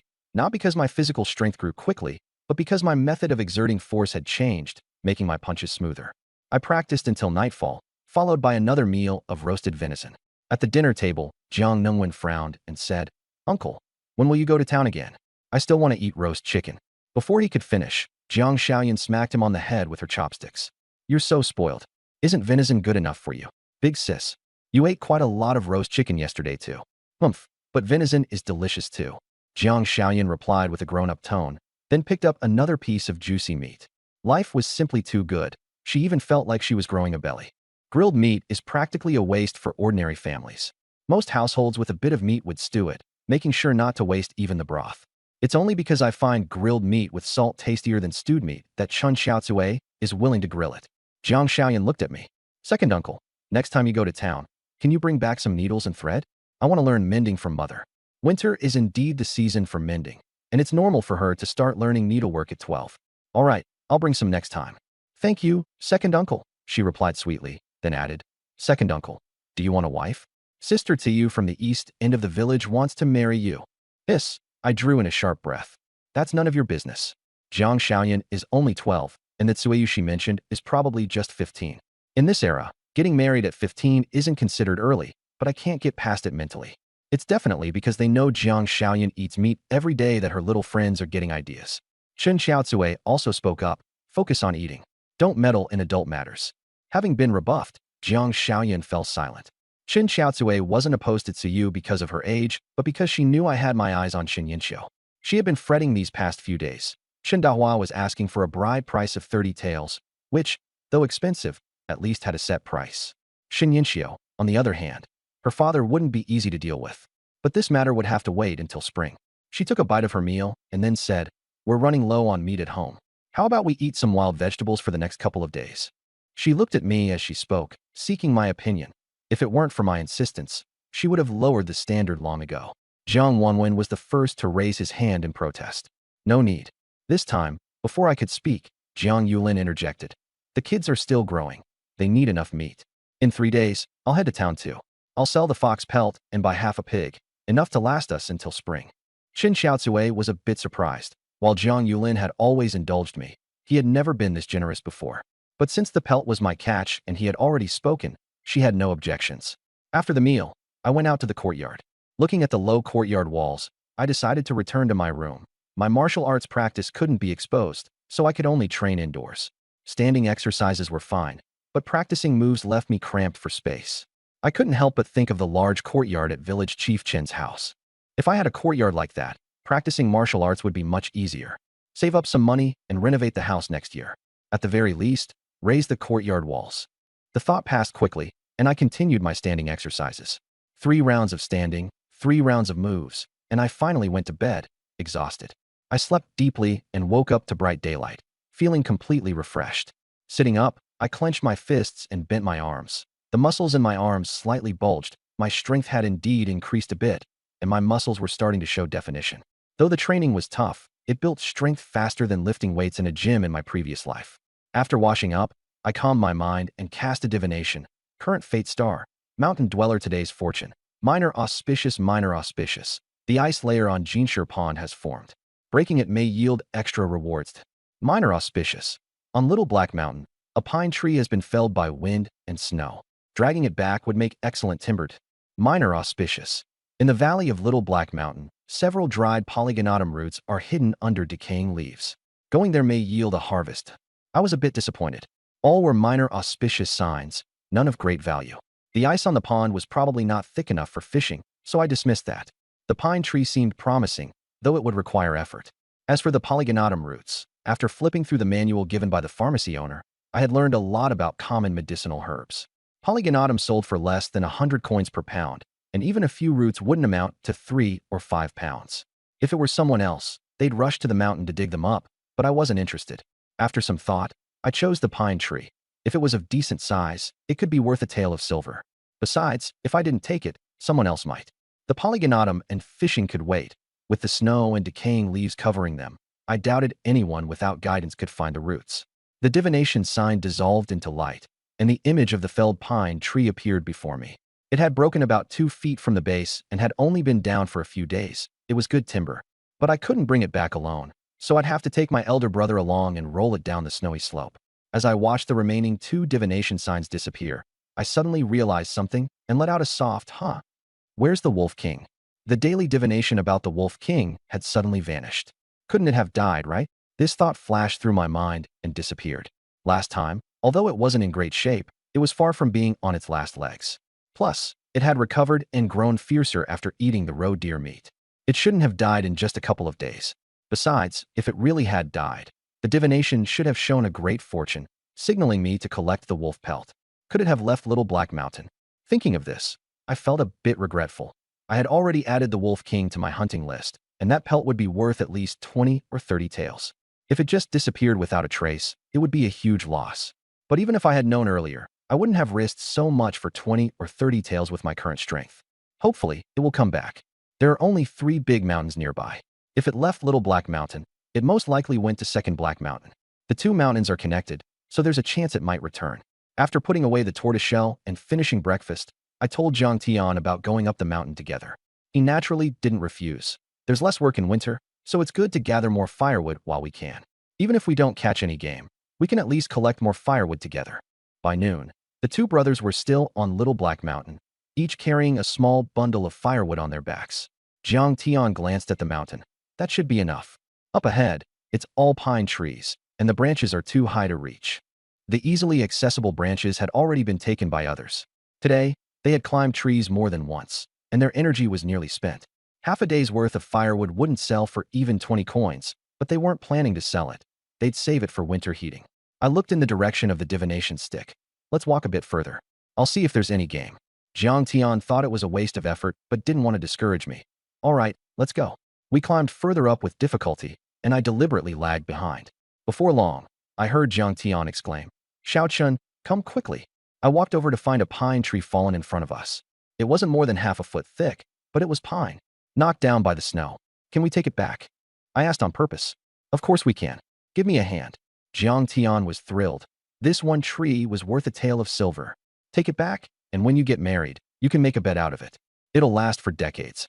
The fatigue of both of us dissipated significantly. We tied it up with the hemp rope used for bundling firewood and dragged it down the mountain. Luckily, it had snowed. Otherwise, there was no way we could have brought this 100-plus-pound pine tree down the mountain. Even with the help of the snow, it nearly drained all our energy. When we reached the long river outside the village, we had to stop. Looking at the narrow bridge over the river, I hesitated. How do we get across? Walk on the river. The ice should be thick enough. The ice on the river was about half a foot thick and should hold. But having lived in the south in my previous life, I naturally distrusted ice. How about we put the pine tree on the ice and pull it from the bridge? Jiang Tian laughed. You're getting more and more timid. After getting frostbite last time, I'm a bit scared. Having lived 2 lives, I wouldn't be goaded into going down to the river by a single remark. All right then, the rope isn't long enough. I'll go home to get 2 more pieces of hemp rope and find a couple of people to help. Jiang Tian left, leaving me alone to guard the pine tree. Exhausted from the journey, I sat on the pine tree, eating dry rations and resting. At that moment, a familiar figure crossed the bridge. It was Chun Hua, whom I hadn't seen in a long time. Her face was powdered, making her look more radiant than the average village girl in the winter. But her face didn't interest me in the slightest. My gaze swept past her as if I hadn't seen her. Behind her was Sun Jinmei, who seemed to still be half hiding after being scared by me last time. Seeing that I ignored her, Chun Hua stormed over to me. "What do you mean by this?" "What do you mean? What do I mean?" I swallowed the rice ball and glanced at her sideways. "Humph, don't play dumb.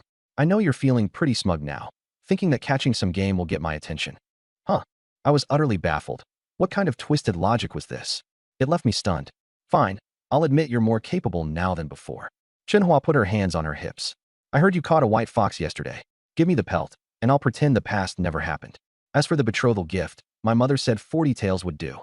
I broke out in a cold sweat. Damn, self-absorbed women like this exist everywhere. Seeing Jiang Tian approaching in the distance, I stood up. "Move aside. I have things to do." "What did you say?" I said move aside. I don't have time to deal with you. With people like her, you have to slap the word move in their face. Otherwise, they'll think you're interested and cling to you, which would be a real headache. Jiang Tian was returning with the hemp rope, accompanied by 2 villagers. Seeing Chenhua, he forced a smile. "Aunt Sun, Chenhua, what brings you here?" He didn't want me to revert to my old self, stealing from the family to give to Chenhua. Chenhua raised her chin. "Jiang Chun said he'd give me the fox pelt from yesterday. I'm still deciding whether to accept it." Jiang Tian's smile froze, and he turned to look at me, his eyes questioning. The 2 villagers beside him were also surprised, whispering, "Isn't that fox pelt worth 7 or 8 taels?" Jiang Chun gave it away. "Just like that? No way." Chenhua reached out her hand toward me, her eyes carrying a hint of pleading. The original owner had fawned over her for so long, and this was the first time she'd been this proactive. Smack. I slapped her hand away, leaving a red mark. "Brother, she's delusional, daydreaming in broad daylight." Chenhua's proud face suddenly turned red. "Ha ha ha." The 2 onlookers burst into laughter. "I told you that fox fur was worth 8 taels. How could it be given away just like that? This Chenhua, is she so desperate to get married that she's lost her mind?" I couldn't be bothered to respond and walked away, determined not to have anything more to do with her.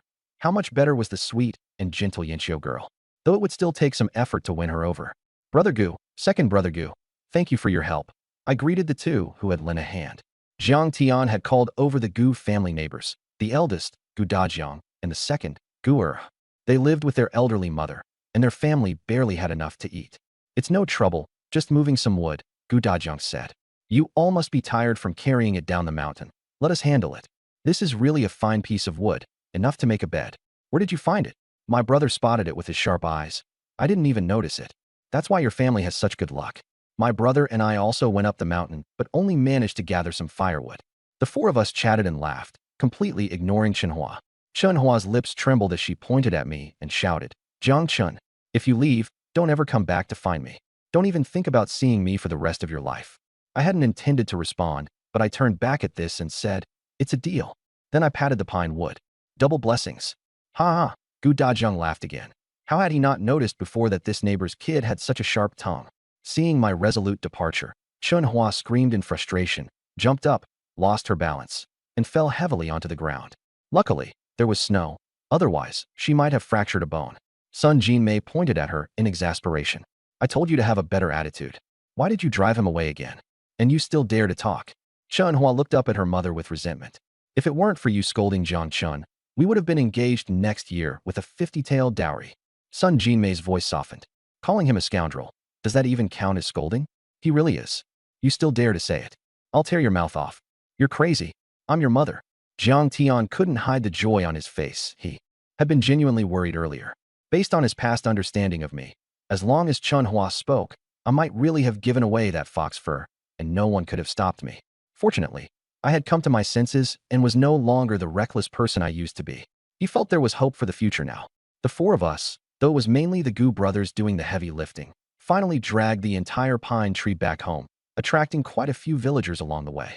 Some asked where we had found it, while others questioned if we had illegally cut it down.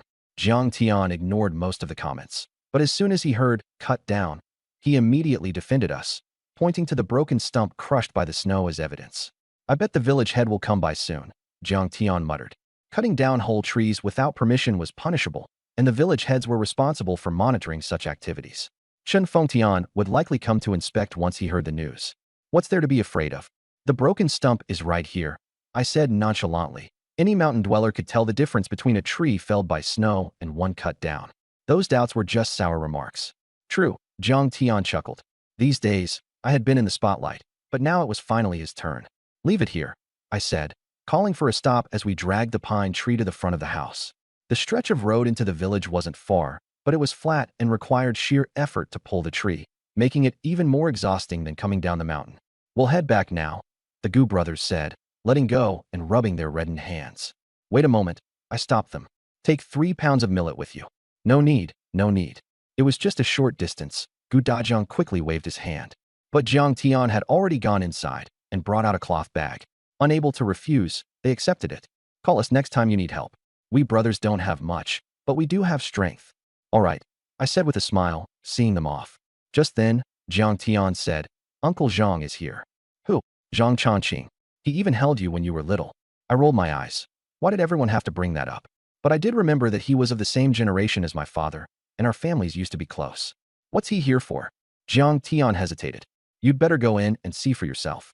As soon as I entered, I saw a man with a weathered face. My memory told me Zhang Chongqing was younger than Jiang Yulin, but now he looked like he'd aged over 10 years. Uncle Zhang. I greeted him. I just came down the mountain and need to soak my feet. If you have business, you can talk to my father. Walking into my dad's room, Chen Xiaotsui had already prepared hot water. Jiang Tian and I soaked our feet, and I asked, what's the matter? The news about you beating Zhang Pizzi has spread. Uncle Zhang came to borrow money.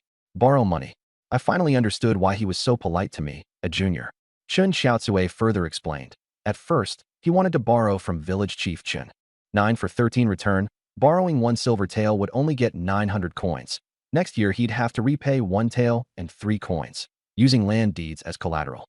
But he would need to buy seeds come spring, and with even slightly poor yields, he wouldn't manage to repay, so he came to our house instead. I clicked my tongue. On paper, the interest seemed 30%, but in essence, it was nearly 50%. You borrowed silver written in the contract, but received copper coins, and when repaying, you needed silver. Jiang Tian sighed. We almost had to borrow grain ourselves. If we couldn't repay next year, we'd have to sell our land. Outside, more voices came through. Jiang Tian couldn't hear clearly, but with my sharp senses, I caught the gist. Brother Jiang, I won't ask for any advantage, still 9 for 13 return using land deeds as collateral, but grant me 1 year grace. I'll repay the principal and interest the year after. My wife isn't in good health. I fear we can't settle within a year. Lending money isn't difficult, but Jiang Yulin sighed, seeming hesitant. Brother Jiang, you know how the village chief made his wealth. If you don't help, my family won't see through next year. Jiang Yulin drew a long breath. All right then, I'll sell the animal hide and lend you 1 silver tael. Also prepare seeds for spring planting. But don't share this around. I don't want to profit from this. All right, it's settled then. Zhang Chongqing's tone brightened. As they were talking, a cheerful voice sounded. What a fine pine log. Must have been a lot of effort dragging it back. It was Chen Fengtian. After brief exchanges among the three, Chen said, I just came to check the pine log. As long as you didn't cut it yourself, it's fine. It's late. I'll head back now. Zhang Chongqing lingered on in idle chatter before finally leaving. Jiang Tian and I stepped out. Jiang Yulin sat back, heaving a deep sigh. Jiang Tian drank a sip of water. Dad, Uncle Zhang helped our family before. It's just one silver tael. Why are you sighing? You don't understand. Jiang Yulin shot him a glance. I spoke up. I fear Uncle Zhang's few acres of land have long been targeted by Qin Fengtian. Now that we've intervened, they won't be pleased. Huh? We're all from the same village. It wouldn't go that far, would it? Jiang Tian looked stunned. The tone of Qin Fengtian moments ago didn't suggest any displeasure. Not go that far. Do you know where Qin's 100+ acres of land came from? Jiang Yulin sneered. There's no good heart in landlords. Forget it. We'll lend this once and keep low-key from now on. Neither he nor Jiang Tian wished to offend Qin Fengtian, who was both landlord and village chief. I didn't say more, but felt it wouldn't be so simple.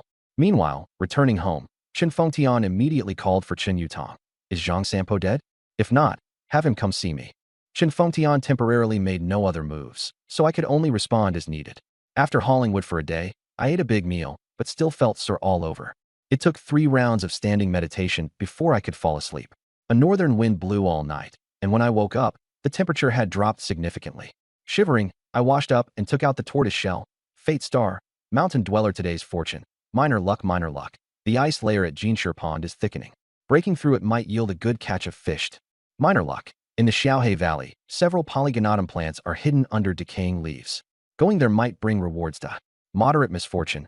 The Wolf King went hunting in the Arii Mountain during the snowstorm, but failed, worsening its injuries. Bringing a hunting bow might yield wolf pelts, but beware of counterattacks. It's back. My eyes lit up. The Wolf King that left yesterday had returned to Xiaohe Mountain. It seemed to want to hunt in Arii Mountain while it still had strength, but it failed. While I thought it was a pity, the corners of my mouth involuntarily lifted. Strike while the iron is hot. But seeing the bright red, moderate misfortune, I quickly calmed down. Given my current strength, going there would still be risky, with at most a 30% chance of success. I can avoid misfortune and seek fortune. Why risk my life? I'll wait. Since it returned to Xiaohe Mountain, it proved it couldn't escape the 3 mountains here. I wasn't in a hurry. I'd wait at least until the divination changed to neutral or minor luck before going. I skipped over the Wolf King and looked at the other 2 signs. Jinshi Pond was still temporarily set aside, and I chose the polygonatum sign, confirming its location. After breakfast, I donned my dogskin coat, grabbed Chun Xiaotsui's wild vegetable digging spade, and headed up the mountain alone. The weather was getting colder, and Jiang Nengwen and Jiang Shaoyan didn't dare clamor to go up the mountain anymore. Jiang Tian, who had picked up a pine log yesterday, was eager to join me today, but was refused with the excuse of hunting today. He wasn't skilled in hunting and might scare off the prey, so he didn't come along. I first circled Xiaohe Mountain and then went to Jinshi Pond. The fishing divination had refreshed several times, indirectly indicating that Xiaohe Mountain's lucky signs were dwindling, so I decided to check the situation first. Whether or not I caught fish, it wouldn't hurt. The pond's surface had already frozen solid. I tapped it with a wooden stick, and the sound was dull. The ice was likely over half a foot thick, sturdy enough to support a person. But breaking through it won't be easy. We didn't have ice-breaking tools at home, so catching fish would require extra preparation and be physically demanding. Getting Gu Dajiang and Gu to help might be a good idea. They knew breaking ice could lead to fishing and would surely be willing to help. I temporarily listed fishing as a backup plan, confirmed the ice was thick enough, and moved on. After circling the mountain twice, I reached an unnamed valley and began digging for polygonatum under the snow. I thought it would be easy, but as soon as I started digging, I realized the soil was completely frozen. Each spade strike felt like hitting iron, numbing my hand. Polygonatum grows about a foot deep in the soil, but even that short distance was impossible to reach. The spade was meant for digging wild vegetables and was ineffective against frozen ground. After half a day, I had only managed to scrape off a thin layer of surface soil. Helpless, I took out my water bag, which contained hot water Qin Xiaotsui had filled in the morning to keep warm. Pouring the hot water onto the frozen soil allowed it to soften slightly for digging. After more than an hour, I finally unearthed 8 polygonatum plants, weighing about 3 pounds and worth a few hundred coins. Nearby were 2 broken root fragments, but with my aching back, I ultimately gave up. There was no more hot water, and I couldn't continue. My standards had risen. After such effort, earning only a few hundred coins hardly felt like minor luck. Unless it's ginseng or gastrodia in the future, I won't bother coming. Digging frozen soil in winter was torturous. No wonder no one ventured out to dig wild roots after the second snowfall. I packed up the polygonatum and descended the mountain. As I entered the village, my peripheral vision suddenly caught something to the side. Nothing was there. Who's watching me? I frowned. I had grown confident in my perception, and it felt like someone had been spying on me. After several successful trips, many people had been watching me, but there was no need to be so sneaky. Just as I was about to investigate, two people entered the village from outside. Jiang Chun, back from the mountain again? It was Gu Jinshan and Chen Xinhao, whom I had seen 2 days ago. They seemed to have been going up the mountain together these past few days. Uncle Gu, Uncle Chun, what did you catch today? Gu Jinshan's gaze had already fallen on my waist. There was nothing but dirt. I waved my hand. Just wandering around today, nothing at all. We're the same. There's really nothing in this little black mountain during winter. I silently thought to myself, it's not like there's nothing. There's still a wolf king here. Out loud, I agreed. Yeah, the prey is getting scarcer. The two exchanged a glance, and Shin Xinhao spoke. That's right. We're planning to head into Second Black Mountain in a couple of days. Want to join us? Once the next snowfall comes, it'll be hard to get into the mountain. Second Black Mountain? I had long heard of its reputation. After a brief hesitation, I still shook my head. Forget it, Uncle Chun. I've never been to Arii Mountain. If I go, I'll just hold you back. I'll wait until spring when it's safer to explore. The danger level of Arii Mountain in winter is not the same as usual. I lack experience and am not too keen on going. There's also an important reason. The divination has never mentioned Arii Mountain. If it showed a small fortune with the tortoise shell guiding the way, I wouldn't be afraid. Gu Jinshan said, it's fine. Just follow behind us. It'll be a good chance for you to learn the way. I was a bit surprised. They really wanted me to go. But even though I managed to hunt a fox, it wasn't much of a feat in front of these seasoned hunters, was it? Seeing my hesitation, Chen Xinhao smiled wryly. Don't laugh at us. The reason we want you to come is to borrow some of your recent luck. You don't need to do anything. Just follow us. And if we encounter prey, we'll split it evenly. I couldn't help but laugh, so it wasn't my skills they valued, but my luck. People who often go into the mountains really believe in this sort of thing. It's no wonder. Hunting is half about luck. To them, it seems like my luck is currently strong. But I know myself best. It's not luck I'm relying on. Without a divination slip, I'd be completely in the dark on Arii Mountain.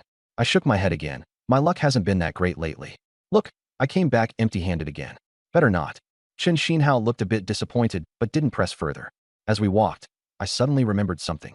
Oh, Uncle Gu, when I was hunting roe deer earlier, I saw a wolf king in a mountain hollow to the south. Be careful if you head that way. A wolf king? Really? The two were startled. I nodded. That roe deer was part of a family of 3. I hunted the male, Jia Fan from Changhe village hunted the female, and the wolf king killed the fawn that escaped. No wonder, Chen Xinhao said, suddenly understanding. They had thought there were other roe deer in the mountains and had been wandering around for the past 2 days. They hadn't realized it was a 3-way split, and the whole family was gone. Gu Jinshan cupped his hands in thanks. Thanks for the reminder, Erlang. We'll avoid that area when we go to Xiaohe Mountain. I've been avoiding that area myself lately, I said with a wry smile. I wasn't worried they'd get the idea to hunt the wolf king. Jia Fan's reaction had already shown that seasoned hunters avoid such cunning wolf kings. Not only are they treacherous, but they might also have a pack of vicious wolves following them. They don't have divination to know that the wolf king has already been replaced by a new one and is now wandering Xiaohe Mountain alone. My warning was both to prevent them from becoming the wolf king's prey and to avoid them being forced to kill it, which would ruin my plans. Chen Xinhao hesitated and said, actually, there's a nameless valley to the north that's sheltered from the wind. We hunted 2 pheasants there today, but we startled the nest. If you didn't have any luck today, you could check it out. Only then did I notice that their bags were bulging. They hadn't come back empty-handed as they claimed. It seemed my casual mention had earned me a favor in return. Thanks, Uncle Chen. I'll check it out tomorrow. They were heading to Arii Mountain and wouldn't linger in Xiaohe Mountain, which was why they shared this information with me. At the fork in the village, the 3 of us parted ways. Before leaving, I glanced back again. The feeling of being watched was gone, but it still made me uneasy. Could it have been some girl? Sueyu, the one Xian mentioned? Unable to figure it out, I stopped dwelling on it and went home. No one at home was surprised that I came back empty-handed. This was the norm for hunting. As usual, I didn't mention finding medicinal herbs. It was hard to explain how I managed to find polygonatum in frozen soil, so I simply kept quiet. After dinner, I practiced standing, postures and boxing. These days, I've been training 3 times a day, and with the nourishment from meat, my physical condition has indeed improved. I can now fully draw a 3-stone horn bow, and arrows still have sufficient power at 80 paces. I estimate my fists now have a force of about 200 pounds, enough to qualify as an archer in the army. But according to the boxing manual, I'm still not considered a martial artist. I'm merely using external boxing techniques to temper my body and enhance my vitality. Only when my fists can exert 400 pounds of force will I be considered a beginner in body-strengthening boxing. At 400 pounds, I could draw a 4-stone bow and would be considered elite in the army. Not to mention that after body training, there are Ming Jin and Jin, Hua Jin. If one's fists carry the strength of 1,000 pounds, combined with sharp eyesight, one could undoubtedly become a top-notch archer in the world. Wouldn't that mean the whole world would be within reach? I looked at the boxing manual, and my thoughts were no longer confined to this village. I wanted to see the world. With my heart surging with excitement, I practiced once more before going to sleep peacefully. The night passed uneventfully. Upon waking, I divined again. Fate star, mountain dweller, today's fortune. Minor luck, minor luck. The ice layer on Jinshire Pond is thickening. Breaking it might yield a good catch of fish. Minor luck. In the unnamed valley north of Little Black Mountain, 2 long-tailed pheasants are active. Capturing them could forge high-quality arrow shafts. Moderate misfortune.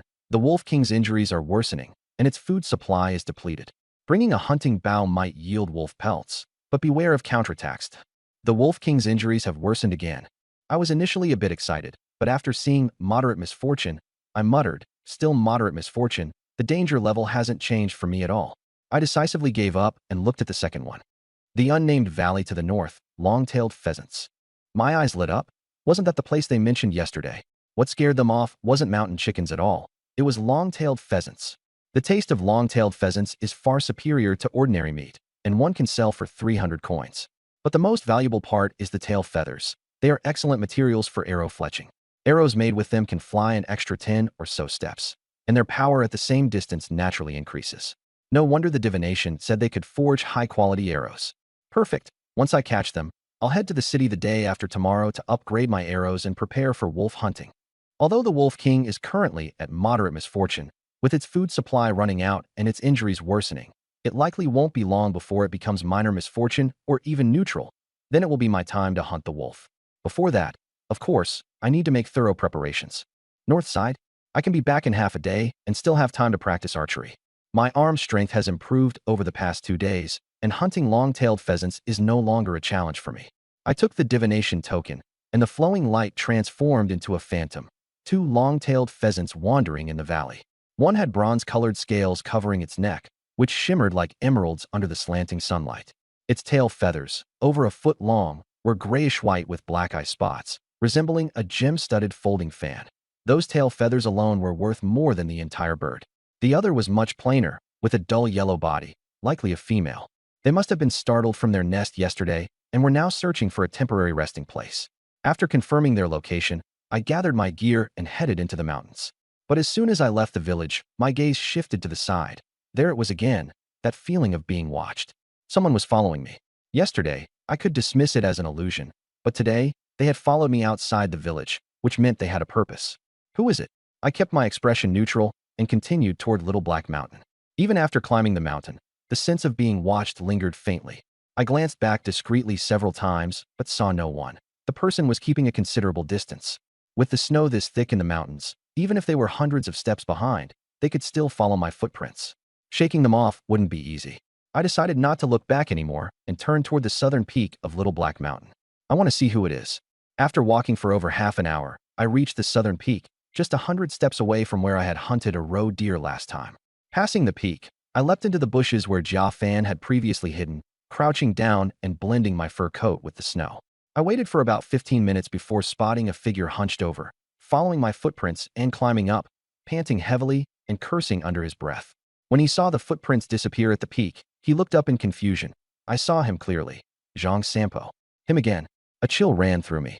Once, twice, but not thrice. Did Zhang Sampo really think I had no temper? I slowly rose from the snow, kneeling behind the bushes, taking a deep breath as my eyes filled with killing intent. My left hand held the bow, an arrow knocked and drawn to full tension, my arm muscles taut. I held my breath, focusing. After a brief pause, I lowered the bow by 3 inches and released my right hand.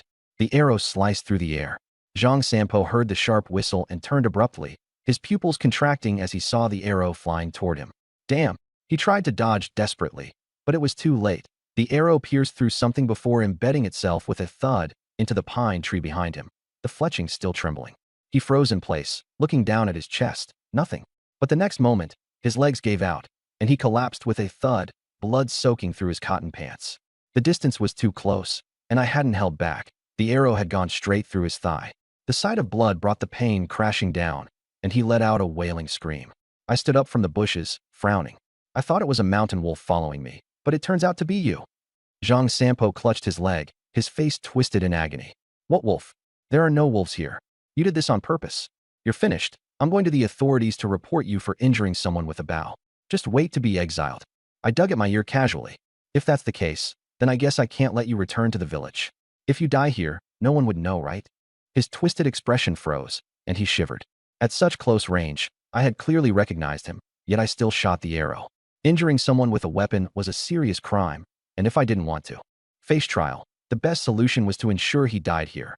Or perhaps, from the moment I shot the arrow, I had intended to kill him? Why hadn't he realized I could be this ruthless before? Realizing I might truly kill him, his anger vanished, replaced by sheer terror. You, don't do anything stupid. Killing is against the law. He gritted his teeth, desperately trying to crawl backward. As long as no one knows, isn't that fine? People die in the mountains every year anyway. I still had an arrow knocked on the bow.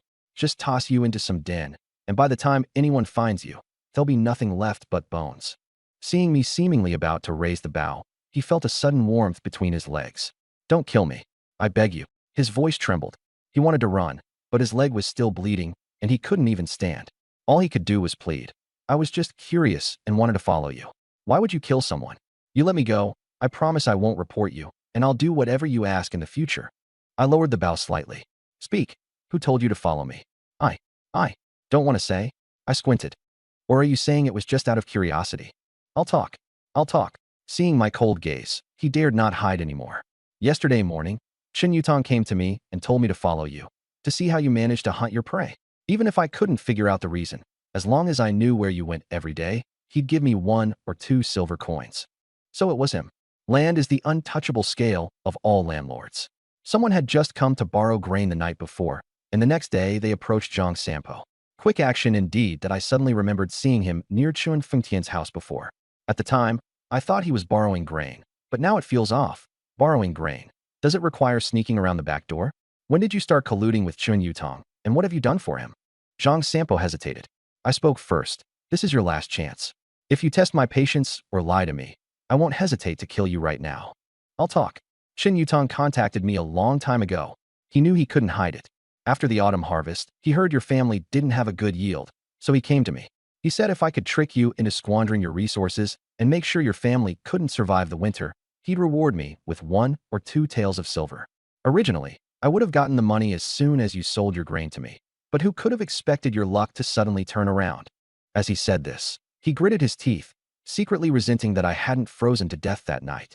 He dared not show this emotion openly now. He spilled everything like beans from a bamboo tube, still gasping for breath. His face grew paler, and the blood from his thigh had already stained the snow beneath him red. That's it. That's really all of it. Take me back to the village quickly, or I'm really going to die. I sneered inwardly. So that's how it was. Chen Fengtian had been scheming behind the scenes all along. The Chen family would stop at nothing to annex land. If I hadn't transmigrated here, the Zhang family would have run out of food, and the original owner of this body would have died, requiring money for burial. They would almost certainly have had to borrow grain from the Chen family. If they couldn't repay it next year, the Chen family would have easily taken over the 2 acres of prime paddy fields. But what if they did repay it? With Chun Fengtian's determination, he surely had countless other ways to ensure the Jiang family couldn't pay it back. Indeed, those who continuously annex land are never clean. After hearing the whole story, I mentally added the entire Chen family to my little black book.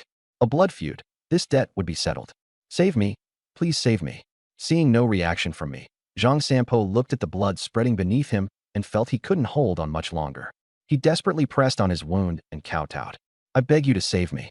If we return to the village, I can testify and send Chen Fengtian to prison. Prison? I scoffed.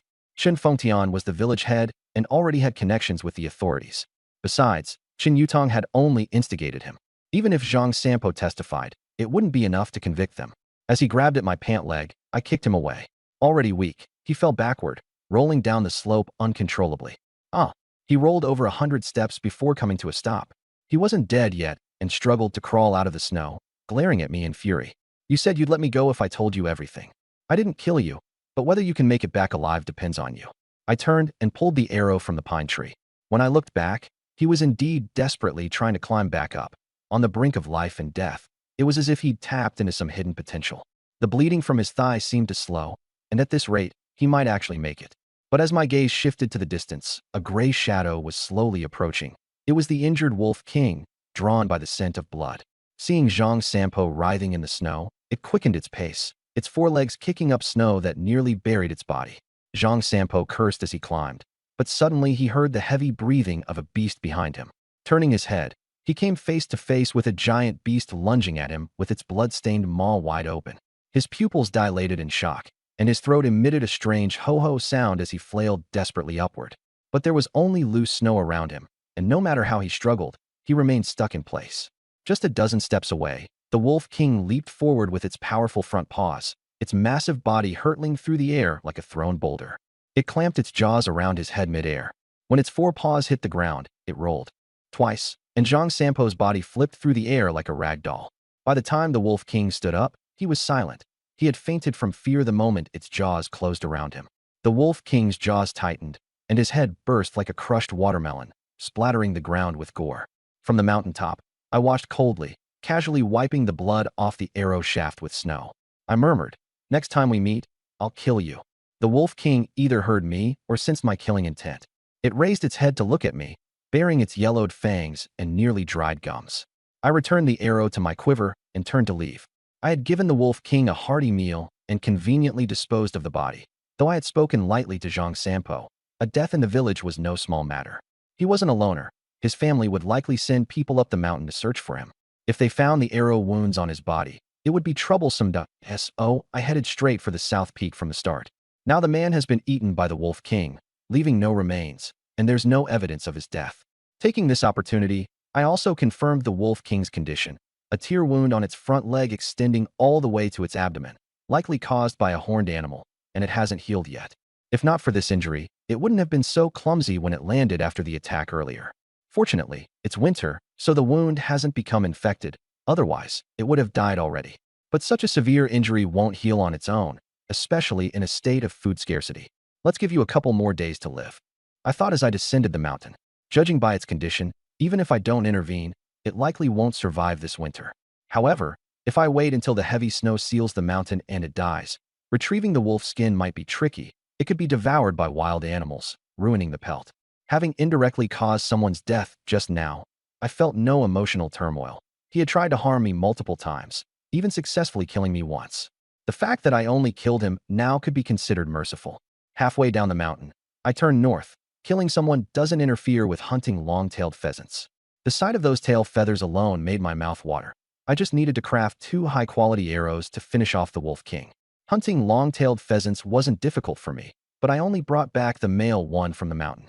Neither of them was in the nest, and after startling one into flight, I didn't pursue it aggressively.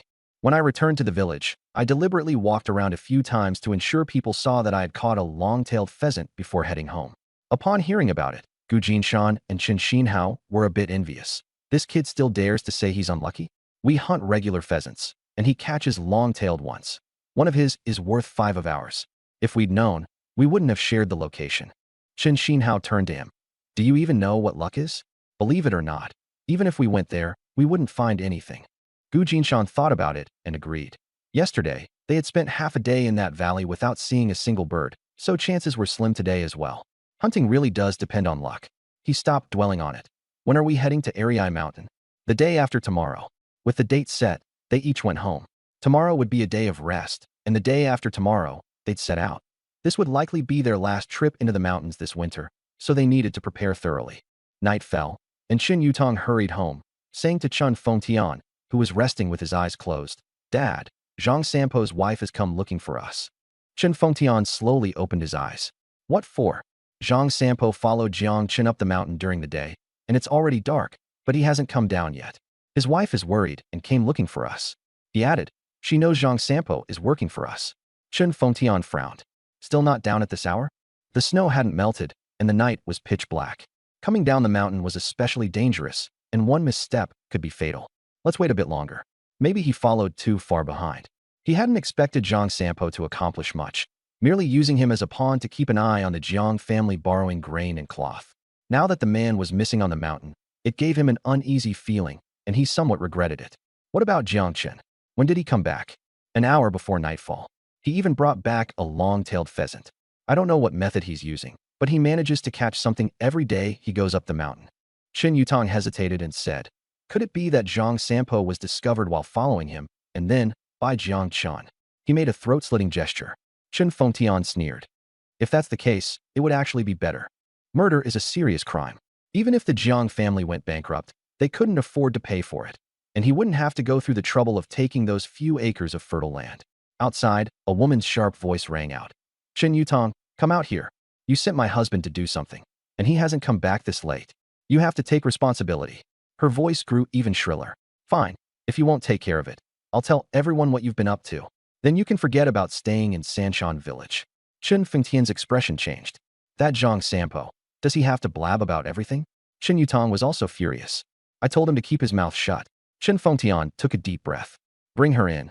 Qin Yutong brought in a woman with a fierce expression, Zhang Sampo's wife, Chen Sanyue. She shared the same surname as Chen Fengtian and, by family hierarchy, was a distant niece. Upon entering, she called out, third uncle. Chen Fengtian showed no warmth. He went up the mountain on his own. How would I know when he'll come back? Don't come here making a scene. Chen Sanyue grew even angrier and put her hands on her hips. Don't think I don't know what you had him do. Didn't you send him to follow Jiang Chen?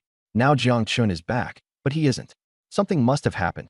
Hearing that she really knew, Chen Fengtian's breathing grew heavy, and he slammed the table. Shut your mouth. Why should I?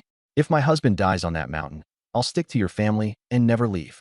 Chen Fengtian's face twitched with anger. If he'd known Zhang Sampo's family was this shameless, he would never have involved them. But now that things had come to this, he could only try to placate her. Sit down first. He might be on his way down the mountain. Besides, it's completely dark now. Even if he hasn't come down, there's no way to search for him. Here's the plan. If he doesn't return tonight, I'll organize some hunters to search the mountain first thing tomorrow morning. Dead or alive, we'll find him. Chen Sanyue plopped down on the ground. Fine, then I won't leave today. I'll wait here until you find him. Chen Fengtian, unwilling to argue further, waved at Qin Yutong. Find a side room to settle her in. Tomorrow morning, gather a few hunters to go up the mountain and see if Zhang Sampo is alive or dead. All right.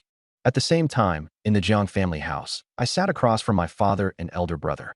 I paced back and forth as I explained the situation, only sitting down to take a sip of water after finishing. While I was speaking, Jiang Tian's face was already filled with anger, and he had been holding it in. As soon as I finished, he slapped his thigh and cursed furiously. I thought that old dog was a kind and decent man, but it turns out he's a wolf in sheep's clothing. To think he'd do something like this just to seize land.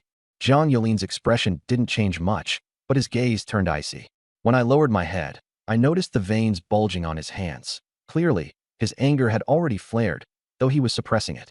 Nearly causing my death, this was now a life-and-death feud. Trying to starve our family over 2 acres of land, even nearly taking your life, and still refusing to give up. This Qin Fengtian, I truly underestimated him. Father, what do you think we should do? I didn't hide this matter from my father and brother. Zhang Yulin had more experience than I did, and discussing it together would surely lead to a more thorough plan. Zhang Yulin raised his head. What about Zhang Sampo? I had only recounted the events and hadn't mentioned where he went. Zhang Yulin already had his suspicions, but still directed the question to Jiang Tian. If things weren't handled cleanly, there would be no point in further discussion. The whole family would have to flee for their lives. I spoke. An old wolf came to Little Black Mountain. I lured it to the southern peak and bled it, attracting the Wolf King. Zhang Sampo should now be nothing but bones. Little Black Mountain has wolves. Jiang Yulin was startled. Yes, I've encountered them twice. An old Wolf King, very cunning, hides its tracks extremely well. After a moment of silence, Jiang Yulin nodded. Well done. The Wolf King helped dispose of the body, leaving no evidence behind. He let out a breath of relief. If you hadn't handled it cleanly, we would have had to kill Chen Fengtian's entire family under the cover of night and flee for our lives. Jiang Yulin had killed countless people on the battlefield. Killing someone was no different to him than slaughtering a chicken. Killing one was killing, killing two was still killing. If they had to flee, they might as well take revenge first. Jiang Tian had been angrily cursing Chen Fengtian, but after hearing about Zhang Sampo being bled and fed to the Wolf King, and his father talking about wiping out the Chen family, his body trembled, and his momentum weakened. Xiao Chun, Dad. Killing people leads to execution. Jiang Yulin stared coldly at him. Your second brother was almost killed, and all you do is curse a few times. Jiang Tian shrank his neck and dared not argue. I hadn't expected my father's thoughts to be so violent. But thinking about it, if the murder were discovered, it would mean either punishment or fleeing. I couldn't willingly accept punishment, and fleeing would implicate the family. To escape guilt, the entire family would have to go on the run, and before that, wiping out the Chen family was indeed justified. My father, having fought for years, had a stronger sense of judgment. Jiang Yulin glanced at me discreetly, seeing my calm expression, and thought to himself, Jiang Tian, usually steady, lost his composure in such a situation, lacking calmness. Today's matter shouldn't have been told to him. On the other hand, the younger son, though usually unreliable, acted decisively and cleanly, exceeding expectations. If it were a time of chaos, he might achieve something significant. Seeing Jiang Tian still unsettled, he added, What are you afraid of? No one has discovered it, right? Tomorrow morning, Chen Fengtian will definitely lead people up the mountain to look for Zhang Sampo. You should go along too, and cover up any loose ends. I nodded. As for later, keep this matter to yourself. There will be opportunities for revenge. Chen Yutong and Chen Fengtian won't escape. He added in a low voice. Their entire family can be killed. He patted my shoulder, signaling me to stay calm. He was also afraid I might act impulsively and go too far. Killing wasn't hard. The challenge was leaving no trace and avoiding the need for the family to flee. Don't worry, Dad. I'll act as if I know nothing about this and didn't see Zhang Sampo today. Outside, the nieces and nephews, along with Chun Xiaozue, were still watching the long-tailed pheasant. Inside the room, the three of us were plotting how to deal with the Chen family. If someone saw the whole picture, they might find it incongruous. As the three of us left the room, Jiang Xiaoyun rushed over. Second uncle, can I pluck 2 pheasant feathers to make a shuttlecock? Jiang Ningwen hugged my leg. Second uncle, I want one too. Aside from the tail feathers, the other feathers on this bird were also gorgeous, enough to make a shuttlecock that would make every child in the village envious. Sure, take whatever you want except the tail feathers. I needed the tail feathers for arrow fletching, so naturally, I wouldn't give them away. Thank you, second uncle. Jiang Ningwen jumped up. Mom, I'll pluck first. I'll go first. Jiang Xiaoyan wasn't letting her younger brother have his way this time. The feathers were too beautiful, stirring her girlish heart. Jiang Yulin finally had the mood to examine the tail feathers closely. Truly stunning. This bird must have survived several winters, cunning as it is, yet you managed to hunt it. I smiled inwardly. 3 winters or not, I had divination sticks. How about using them for arrow fletching? Jiang Yulin bent down to inspect them. Excellent. With these tail feathers, your arrows can fly an extra dozen steps, and the speed will be faster. In calm weather, within 60 steps, you could kill a roe deer with 1 shot. 60 steps? Too low. After practicing martial arts, my arm strength had increased, and I felt confident that within 65 steps, my arrowheads had lethal power. Of course, this applied to pheasants and foxes. For wild boars or wolf kings, I need to close the distance. He stroked each tail feather. These can make 8 arrows without a problem. 8 specially crafted pheasant feather arrows. I wondered if they'd be enough for a decisive battle with the Wolf King. Let's head to the city the day after tomorrow. Because of Zhang Sampo's matter, the trip to town is postponed by a day. Then how are we going to town? I don't want to walk there. Borrow from Chun Fengtian's family. Zhang Yulin shot me a sideways glance. If you don't go to borrow, he'll think you're guilty. If you go and he doesn't lend it, then he's the one feeling guilty. This time, you don't need to bring so much meat. He'll definitely lend it. Got it. I grinned from ear to ear. Wisdom truly comes with age. Act natural when you go. As Jiang Yulin predicted. Early the next morning, Chen Fengtian gathered all the able-bodied men in the village, announcing that Zhang Sampo had gone up the mountain last night and hadn't returned, urging everyone to go up the mountain to search for him. Gu Jinshan spoke up. There's a wolf king in Little Black Mountain.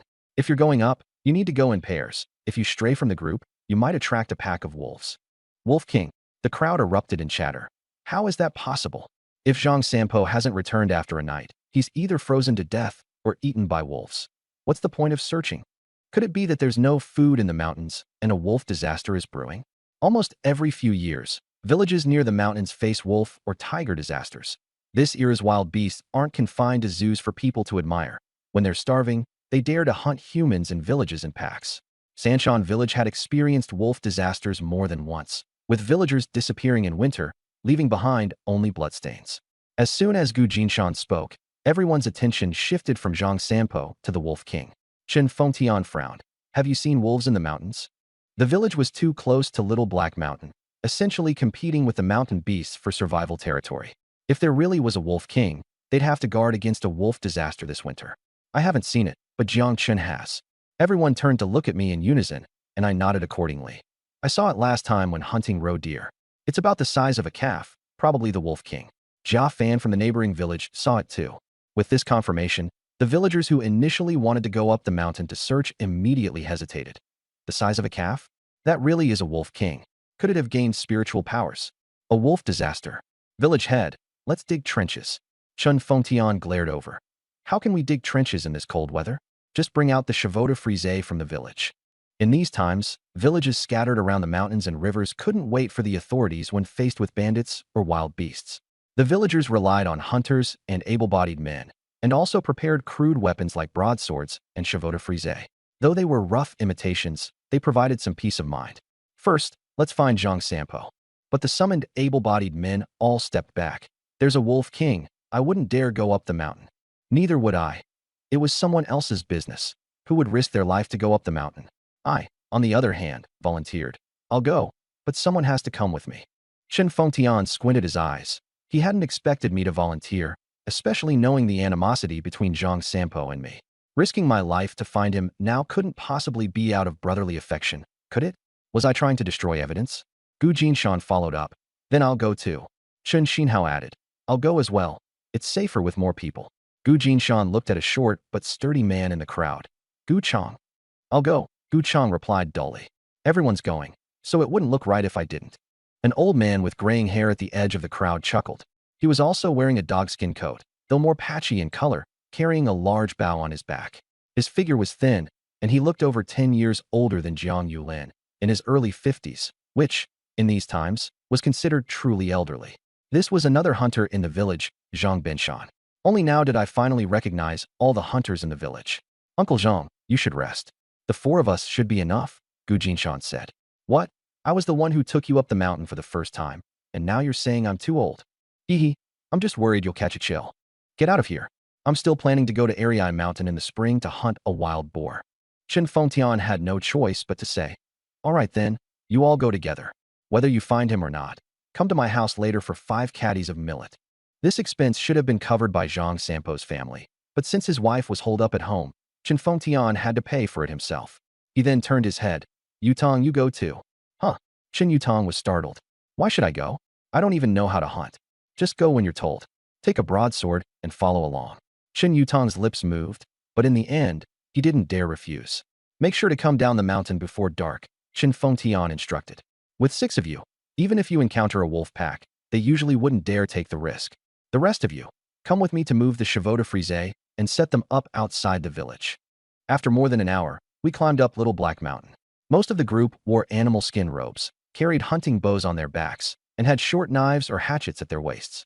Only Chen Yutong clutched a wooden-handled broadsword, huddling in the middle of the group. Jiang Chun, did you really see the Wolf King? Chen Yutong, who had never hunted before, looked at the snow-covered mountain and felt as if a pack of wolves could charge out at any moment. His legs were trembling. Why would I lie to you? It was bigger than a calf. That big? Wouldn't it have turned into a spirit by now? He grew even more frightened. How about we head back down the mountain? Zhang Sampo didn't return all night. He's either been eaten or frozen to death. What's the point of looking? Zhang Benshan said. If it's really as big as a calf, it would be called the Mountain Lord. The Mountain Lord was what villagers called the king of beasts in the mountains, usually referring to the strongest tiger. But if the Wolf King was here, it could also be considered the Mountain Lord of Little Black Mountain. Chen Yutong nervously clasped his hands together. Mountain Lord, please don't blame us. Gu Jinshan gave him a disdainful glance. Chen Yutong often threw his weight around in the village, and because of Chun Fengtian's status, no one dared to call him a scoundrel. Who would have thought he'd be so timid on the mountain? Far worse than Jiang Chun. Gu Jinshan turned his head. Erling, where did you see the Wolf King? Let's go there first. If Zhang Sampo's been eaten, at least we won't have to search the whole mountain. Huh? You're still going to look for the Wolf King? Are you all out of your minds? Chen Yutong objected. If you don't want to go, stay here, Gu Jinshan said dismissively. Chen Yutong quickly waved his hands. I'd better stick with you all. He knew mountain wolves loved to attack people who were alone. South Peak, I replied. Even if the Wolf King had dragged the body away, the bloodstains there would prove that Zhang Sampo had been killed by the Wolf King. Let's go. Gu Jinshan took the lead, and the group followed. Chen Yutong, who had fallen behind, hurriedly squeezed back into the middle. Before we reached the top of South Peak, Gu Jinshan's eyes narrowed. Looks like blood. Be careful. In the vast whiteness, The red stood out starkly. The group exchanged glances, growing tense. They gripped their longbows tightly, crouched low, and slowly approached. The snow beneath our feet, crusted with ice, creaked loudly with each step. No one spoke, and even our breathing was held.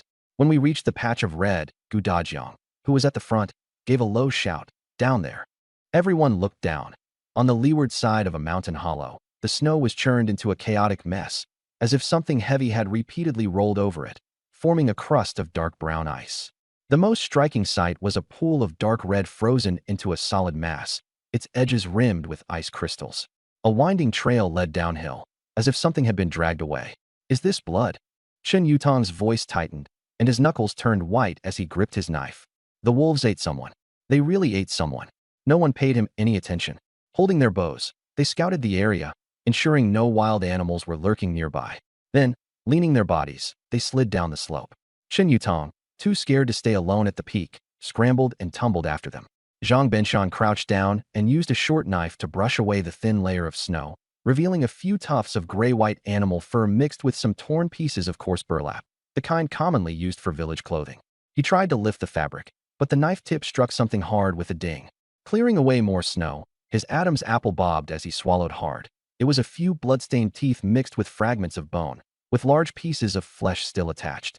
It was faintly recognizable as half a lower jaw. Ugh! Chen Yutong covered his mouth, dry heaving. "It's a wolf." Gu Jinshan pointed to several deep paw prints in the snow, larger than those of an ordinary wild wolf. The cracks in the paw pads were clearly visible. "Judging by these prints, it's definitely an old wolf king. Damn it. We're really in for a wolf plague." "What about the person?" Chen Yutong managed to stop retching. He now understood that Chen Fengtian had sent him here to confirm Zhang Sampo's cause of death. Zhang Benshan snorted. "Do you think wolves hunt for fun? The person's definitely been eaten clean." Chen Yutong looked toward the dense forest where the drag marks disappeared, his voice trembling. "Then let's go? Let's not stay here." I didn't say anything. Following the drag marks, I walked a few steps into the forest. When I returned, I was holding a severed forearm wrapped in torn fabric. The blood had already congealed, and the bone at the break was crushed, showing how vicious the bite had been. This might be Zhang Sampo's arm. The person is probably gone. Ugh! Chen Yutong couldn't hold it in any longer and ran to the side of the path to vomit. Gu Jinshan let out a long breath, his voice hoarse. "Let's head back to the village and tell the village chief. We've found the person." Returning to the village, a barricade had already been set up at the entrance. Just 3 wooden stakes tied together. Extremely rudimentary, but if a wolf pack were to attack, it could at least delay them momentarily and give people some time to prepare. The men working on it saw the group returning. "Uncle Zhang, Brother Gu, did you find him?" Chen Sanyue quickly rushed out of the house, followed closely by Chen Fengtian. He first glanced at his pale-faced son before asking, "Did you find him?" Zhang Benshan nodded. "We should have found him." He took out a tattered cloth bundle from his chest and handed it to Chen Sanyue. "Take a look. Is it Sampo's?" The village was small, and those with the same surname shared some familial ties. Chen Sanyue took it, already feeling a sense of foreboding. When she unwrapped the cloth, it revealed a blood-stained arm. She screamed, throwing it far away, but then rushed to pick it up again, clutching it as she wailed uncontrollably. There was no need to say more. This was Zhang Sampo's arm. Chen Fengtian asked, "What happened?" Zhang Benshan replied, "It was probably the Wolf King." The scene was a mess, with a heavy stench of blood. Only some torn cotton jacket fragments and this forearm were left. Zhang Sampo likely ran into the wolves while climbing the mountain. In the dead of winter, the Wolf King was starving, and he was caught off guard and killed. "Ah!" Chen Sanyue suddenly looked up and lunged at me, grabbing my sleeve tightly. "It was you. You killed Sampo." I raised an eyebrow. Chen Sanyue knew more than I had expected. I calmly pried her hand away. "Sister-in-law, what are you saying? Sampo and I may have had some disagreements these past 2 days, but we were sworn brothers. What reason would I have to harm him? Besides, everyone saw that it was the Wolf King that killed him." "It was you." Chen Sanyue, her hair disheveled, looked deranged. "Because," Chen Fengtian interrupted, "someone bring her 2 bowls of cold water. Don't let her lose her mind from grief." A few strong men stepped forward, holding her down and dragging her away. I looked down at her.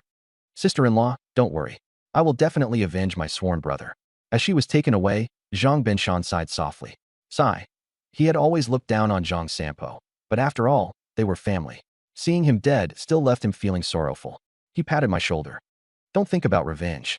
Every year, people die in the mountains. It's a common occurrence." I smiled. "All right." Zhang Benshan didn't frequent the village much, So he wasn't aware of the recent discord between Zhang Sampo and me, which was why he offered this advice. The others, however, assumed I was just saying the polite thing. Chen Fengtian gave me a subtle glance. You all go rest for now. The rest of you, reinforce the barricade. Once the men got busy, Chen Fengtian pulled Chen Yutong into the house. Well, what do you mean, well? Chen Yutong, still shaken, nearly screamed. Wolves. It really was the Wolf King. Its footprints were as big as a calf's. Jiang Chun was telling the truth. Zhang Sampo was eaten, leaving only an arm. I threw up 3 times on the way back. Where did Zhang Sampo die? In a mountain hollow on the southern peak. The Wolf King is probably nearby. Chen Fengtian fell silent. What was Zhang Sampo doing at the southern peak for no reason? Who knows? Dad, why don't we go hide at Big Brother's place and come back after winter? If there's really a wolf disaster, we should run while we can. Chen Yutong hadn't even seen the Wolf King, but just the sight of the scene had scared him out of his wits. Stay home and stop thinking nonsense. Chen Fengtian said sternly.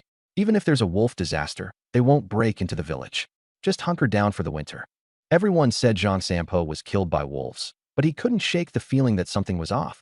Zhang Sampo had been with Jiang Chun, so why did he suddenly end up at the southern peak and just happen to encounter the Wolf King? But to outright accuse Jiang Chun of murder seemed absurd. Chen Yutong and the hunters had confirmed it was a wolf attack.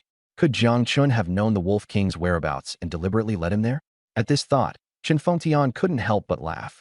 If Jiang Chun really knew where the Wolf King was, would he even dare go there? A Wolf King the size of a calf, possibly with a pack behind it, whether it was 2 people or 1, it made no difference to a pack of wolves. Chen Fengtian was just lost in thought when footsteps came from outside the courtyard. Seeing me, he was momentarily stunned, then smiled and said, Zhang Erlang, you've worked hard today. I beamed back, just a trip up the mountain, nothing hard about it. Something you need? His smile faded. Here to borrow the cart again. No problem. Just as my father predicted, Chen Fengtian agreed without hesitation. He didn't even glance at the 2 pounds of meat I brought, instead thanking me for being the first to go up the mountain, saving him from losing face. He also reminded me not to go up the mountain again anytime soon.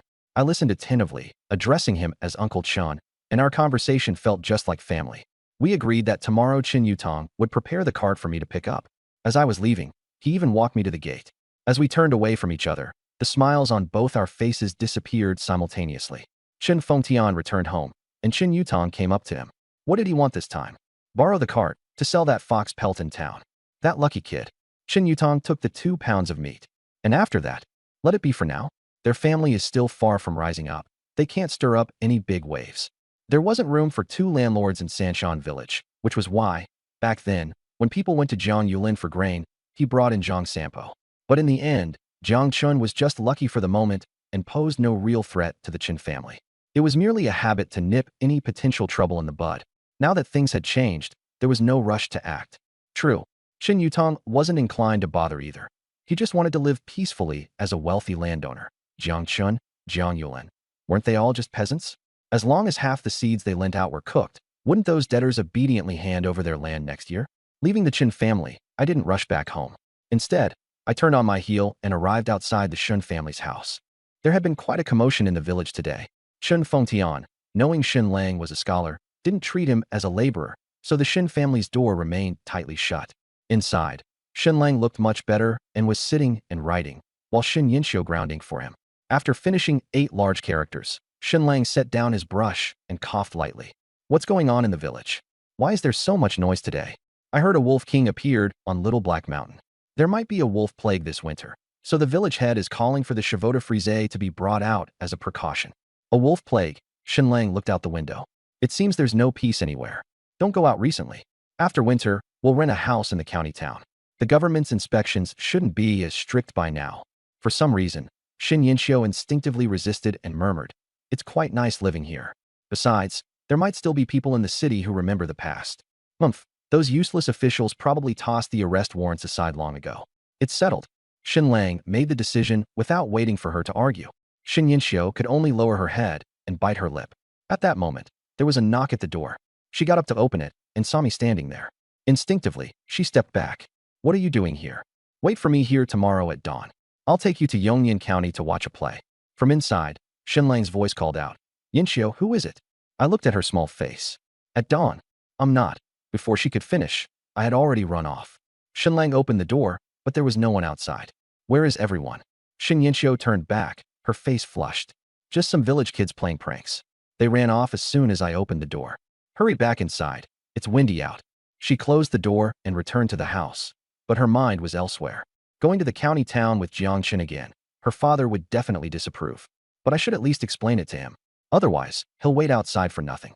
She decided not to go, but her heart felt empty. That night, she didn't sleep well.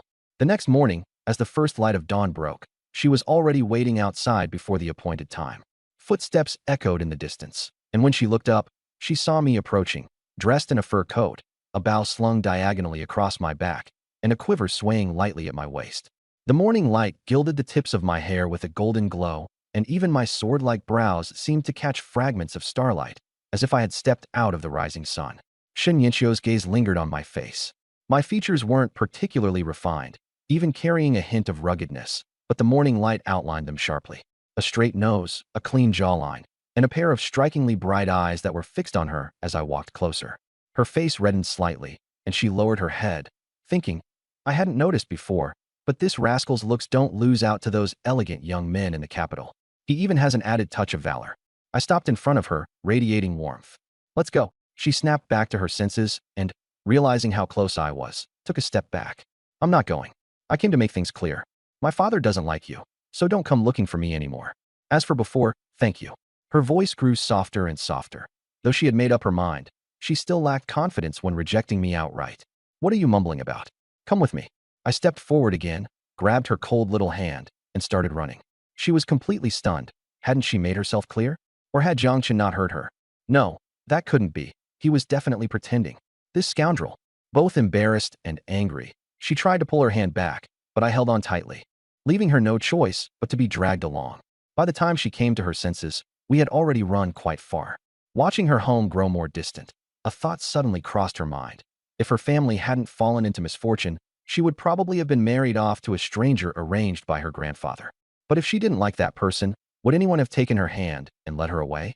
Jiang Yulin, who was hitching a donkey to a cart, saw me leading Shin Yinxiu over and broke into a wide grin. This must be the Shin family girl. Come on, get in the cart. Only then did Shin Yinxiu snap out of it. Realizing her hand was still in mine, she struggled free and whispered like a mosquito, "Let go." I released her hand and turned to my father. Dad, your leg hasn't fully healed yet. Shouldn't we let Big Brother come instead? His leg could technically bear weight now, but I was worried about lingering effects, so I had been keeping an eye on him to make sure he used a crutch. Nothing's not fully healed, it's all fine. Driving the cart doesn't require me to walk. Hurry up and get on. Unable to argue, I had no choice but to let Shin Yinxiu get on the cart. There wasn't much to do today, and we set off late, so by the time we reached the county town, it was already close to noon. After parking the cart, Jiang Yulin led me through the streets and stopped in front of a small shop with a faded signboard. The sign read, Lee's Fur Goods, and a tan sheepskin was hanging beside it. The shopkeeper was wiping the counter, and when he heard the commotion, he looked up. Seeing Jiang Yulin, he immediately smiled. Old Jiang, what good stuff have you brought this time? Jiang Yulin didn't say much. He pulled out a fox pelt from under his arm and gave it a shake. The white fur spread out, its thick, plush texture rippling like waves. The shopkeeper's eyes lit up, and the rag in his hand fell onto the counter with a plop. He quickly stepped forward, running his fingers over the fur, flipping it over to inspect the skin for any signs of damage. He praised it repeatedly. Winter white face, not a single scratch. Rare. It has to be you. Then, noticing Jiang Yulin's leg supported by a crutch, he added, I heard you hurt your leg. You still went up the mountain. Jiang Yulin stepped aside, revealing me. My son caught it, not me. The shopkeeper looked at me with some doubt. I've seen your boy before, but he doesn't look like this. He had brought Jiang Tian here before, but this was the first time he brought me. This is my second son. Only then did the shopkeeper remember that Jiang Yulin had two sons. He had heard that the second son was no good, but now it seemed those were just rumors.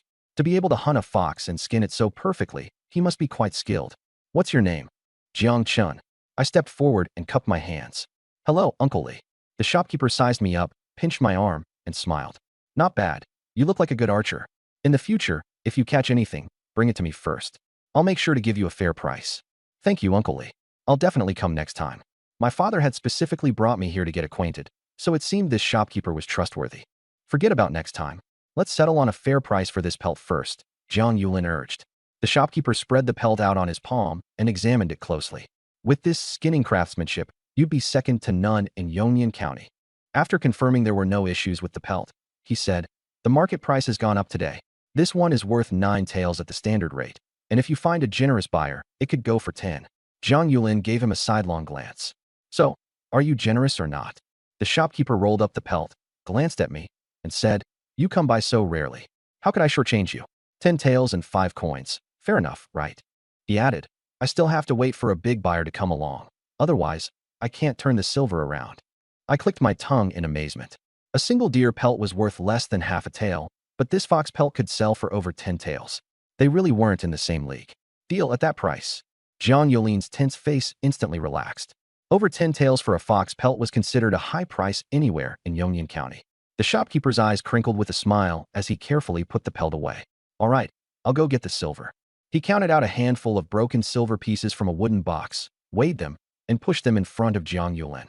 Zhang Yulin weighed them in his hand, picked out one piece, and handed it back. "I have some errands today. Consider this a treat for you." The shopkeeper quickly grabbed it. "Generous. Once your leg heals, come by my place for a visit." It seemed my father had some personal ties with him. He then looked at me. "Next time you have good pelts, bring them to me. I guarantee I'll offer the best price in the entire fur market." "Let's go." Zhang Yulin took a few pieces of silver and pocketed them, handing the rest to me. "Give me your arrows." The second task in town was, of course, to have the arrows reforged. Normally, father and son would go together, but seeing that I had brought Shen Yinxiu along, Zhang Yulin, thinking about my future, wanted us to spend more time exploring the county town. I also wanted to find a place to have my fortune told, hoping to stumble upon another good deal.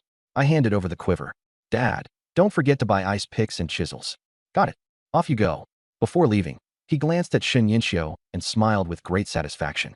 It seemed he was relieved that his son's marriage prospects wouldn't require too much effort on his part. However, Shen Yinxiu's father had high ambitions, so we would need to save up more for the betrothal gifts. It looked like we'd have to head to Ariai Mountain again next spring. With that thought, he quickened his pace. After separating, I quietly took Shen Yinxiu's hand again.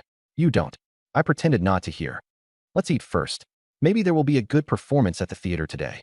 Holding her hand, I led her into a small eatery, ordered some dishes, and then took out the tortoiseshell. Yesterday, I went up the mountain to search for someone and didn't have time to divine. First, there was no time, and second, I wanted to see if the energy accumulated in the tortoiseshell could be preserved. As my fingertips touched it, the divination appeared. Fate star, mountain villager, today's fortune, average. On East Market Street, someone is selling a formula for beast-attracting incense. Purchasing it might aid in hunting da. Minor luck, the daughter of martial arts hall owner Hong Hatai, Hong Qingyan, has gone missing in Yongnian County. They are currently entrusting Jewel Tower to search for her. If you find clues, you can exchange them for a reward at Jewel Tower. Moderate misfortune, a wealthy young lady has fallen into a life of hardship at Huaxiang Tower. Rescuing her would yield a generous reward, but beware of potential retaliation. Looking at the tortoise shell, which quickly dimmed after the divination, I felt a bit disappointed. Divination attempts couldn't be stored.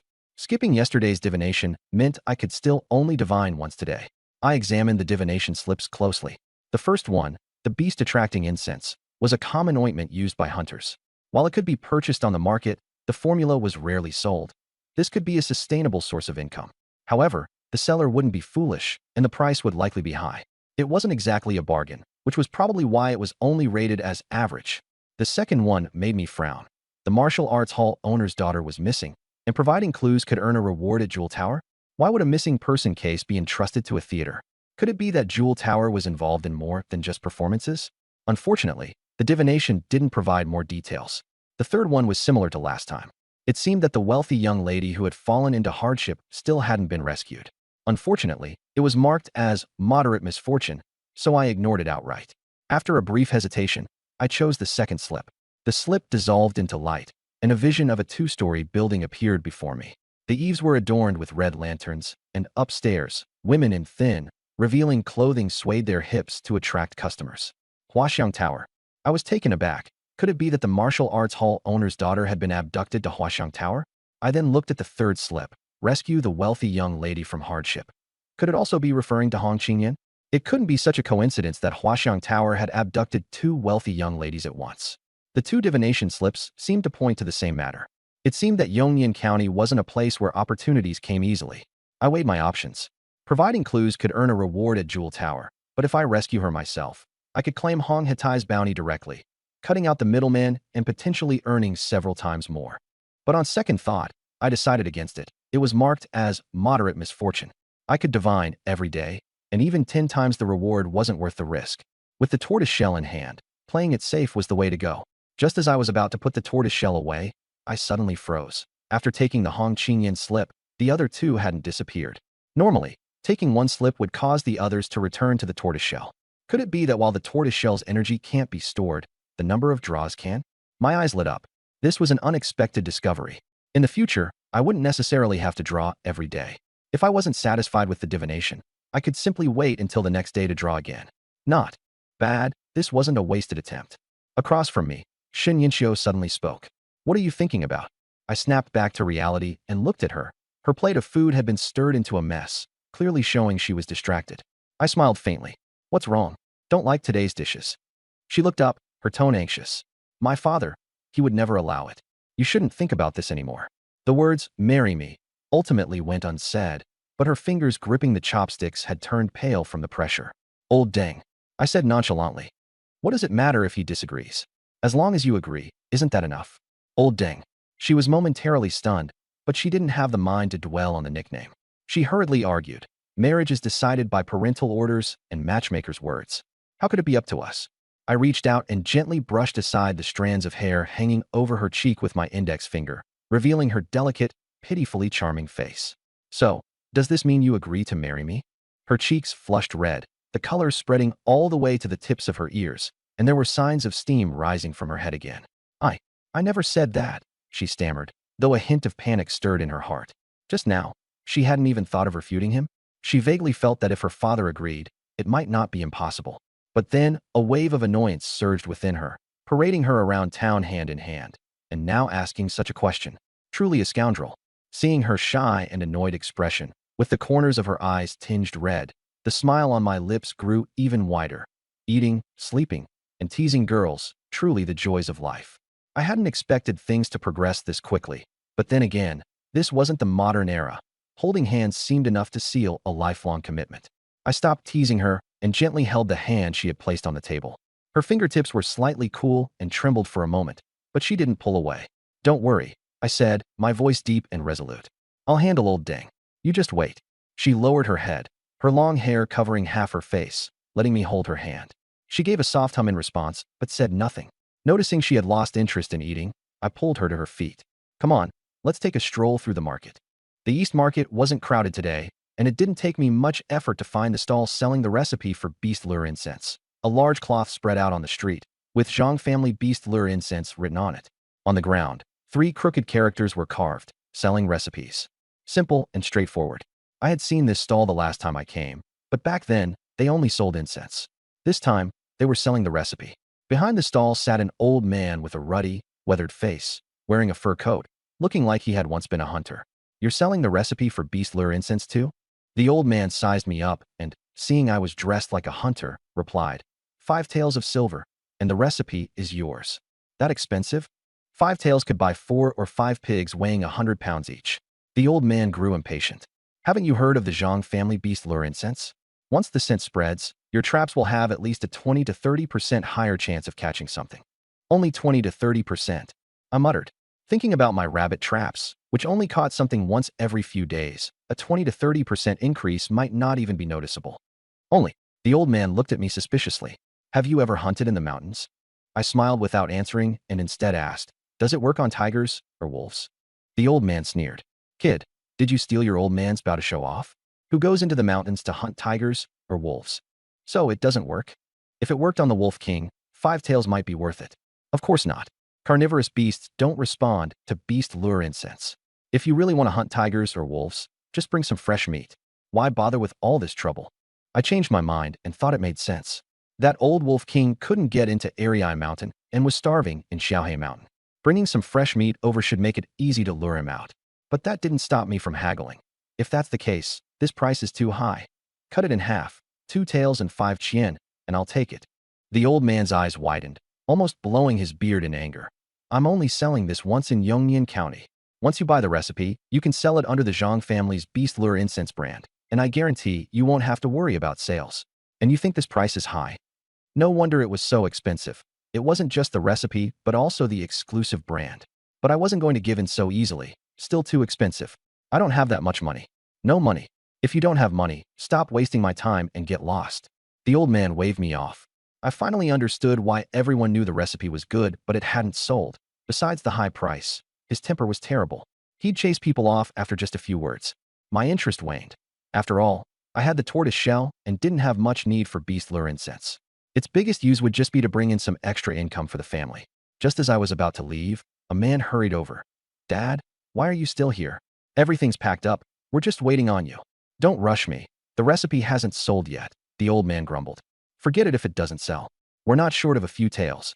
I sized up the man, dressed in a deep blue cotton robe, the fabric much finer than usual. His family seemed well off. His face bore a 6-point resemblance to the old man, likely his son. "Bah, what do you mean we're not short? Once we get to the county capital, there'll be plenty of places to spend money." "Enough. Delaying the caravan isn't just about a few tails. Let's go." The man tugged at him to leave. The old man hesitated, then suddenly looked at me as I was about to turn away. He quickly waved me over. "Hey kid, come here. For tails, and the recipe is yours." I understood then. The old man, after years of business, was suddenly selling his recipe because he was leaving and wanted to make one last profit. But knowing this, how could I let him have his way? I spoke slowly. "You're leaving soon. What if I can't make beast lure incense with this recipe? I, Zhang Dafu, have been in business for years.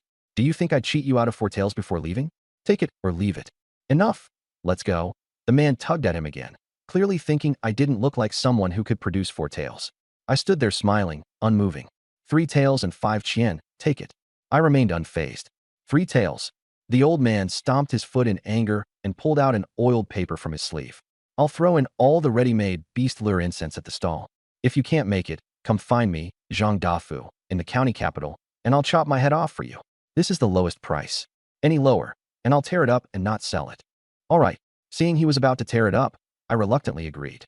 With his temper, pushing further might really make him destroy it. The old man immediately shook off his son's hand. "Don't move. Not until I get the silver." I took out 3 small silver ingots, exchanging money for goods. Once he had the silver, the old man didn't even bother packing up his stall before being dragged away. I unfolded the oiled paper. It listed various ingredients, none of which were rare herbs, easy to gather. Shin Yinxiu hadn't said a word the whole time, but she wasn't an inexperienced village girl. Naturally, she knew the recipe was worth far more than 3 tails. Once again, I'd scored a bargain. "How do you always run into things like this?" she couldn't help but ask. "Because I can read fortunes," I said, putting the recipe away, feeling pleased. It seemed even an ordinary fortune could yield unexpected rewards.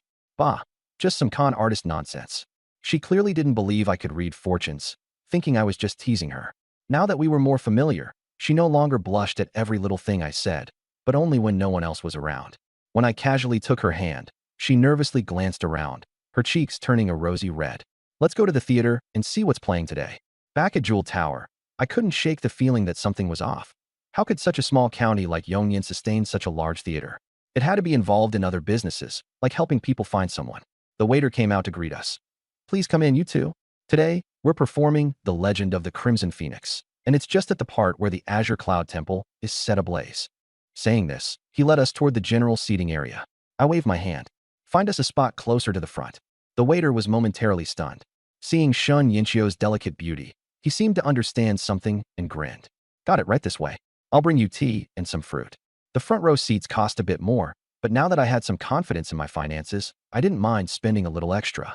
Besides, sitting up front gave a clearer view, and I wanted to see what made this jewel tower so special. Shin Yinxiu whispered. "Actually, the back seats are just as good." She knew I hadn't paid much attention the last time we watched a play and thought my choice of front row seats this time was mostly for her. Though she said this, her face couldn't hide a trace of excitement. A young girl's heart is always moved by such thoughtful gestures. This has been true throughout history. "It's fine. I want to take a closer look too." I didn't explain further and led her to our seats. The waiter brought over tea and fruit just as the performance began. The gongs and drums sounded, the curtain was flung open, and out stepped a woman dressed in a crimson and gold embroidered phoenix robe, adorned with a pearl and jade phoenix crown. Her face was painted with heavy makeup, a red duck graced her forehead, and she was as stunning as a painting. The moment she appeared, the previously noisy stage fell silent. This must be the lead, Crimson Phoenix. Crimson Phoenix took 7 graceful steps forward, raised her flowing sleeves, and spun half a circle. Her fiery red palace robe billowed like a waterfall, and the golden bells on her wrists chimed with a crisp ding, resembling a fire phoenix spreading its wings and crying out in sorrow.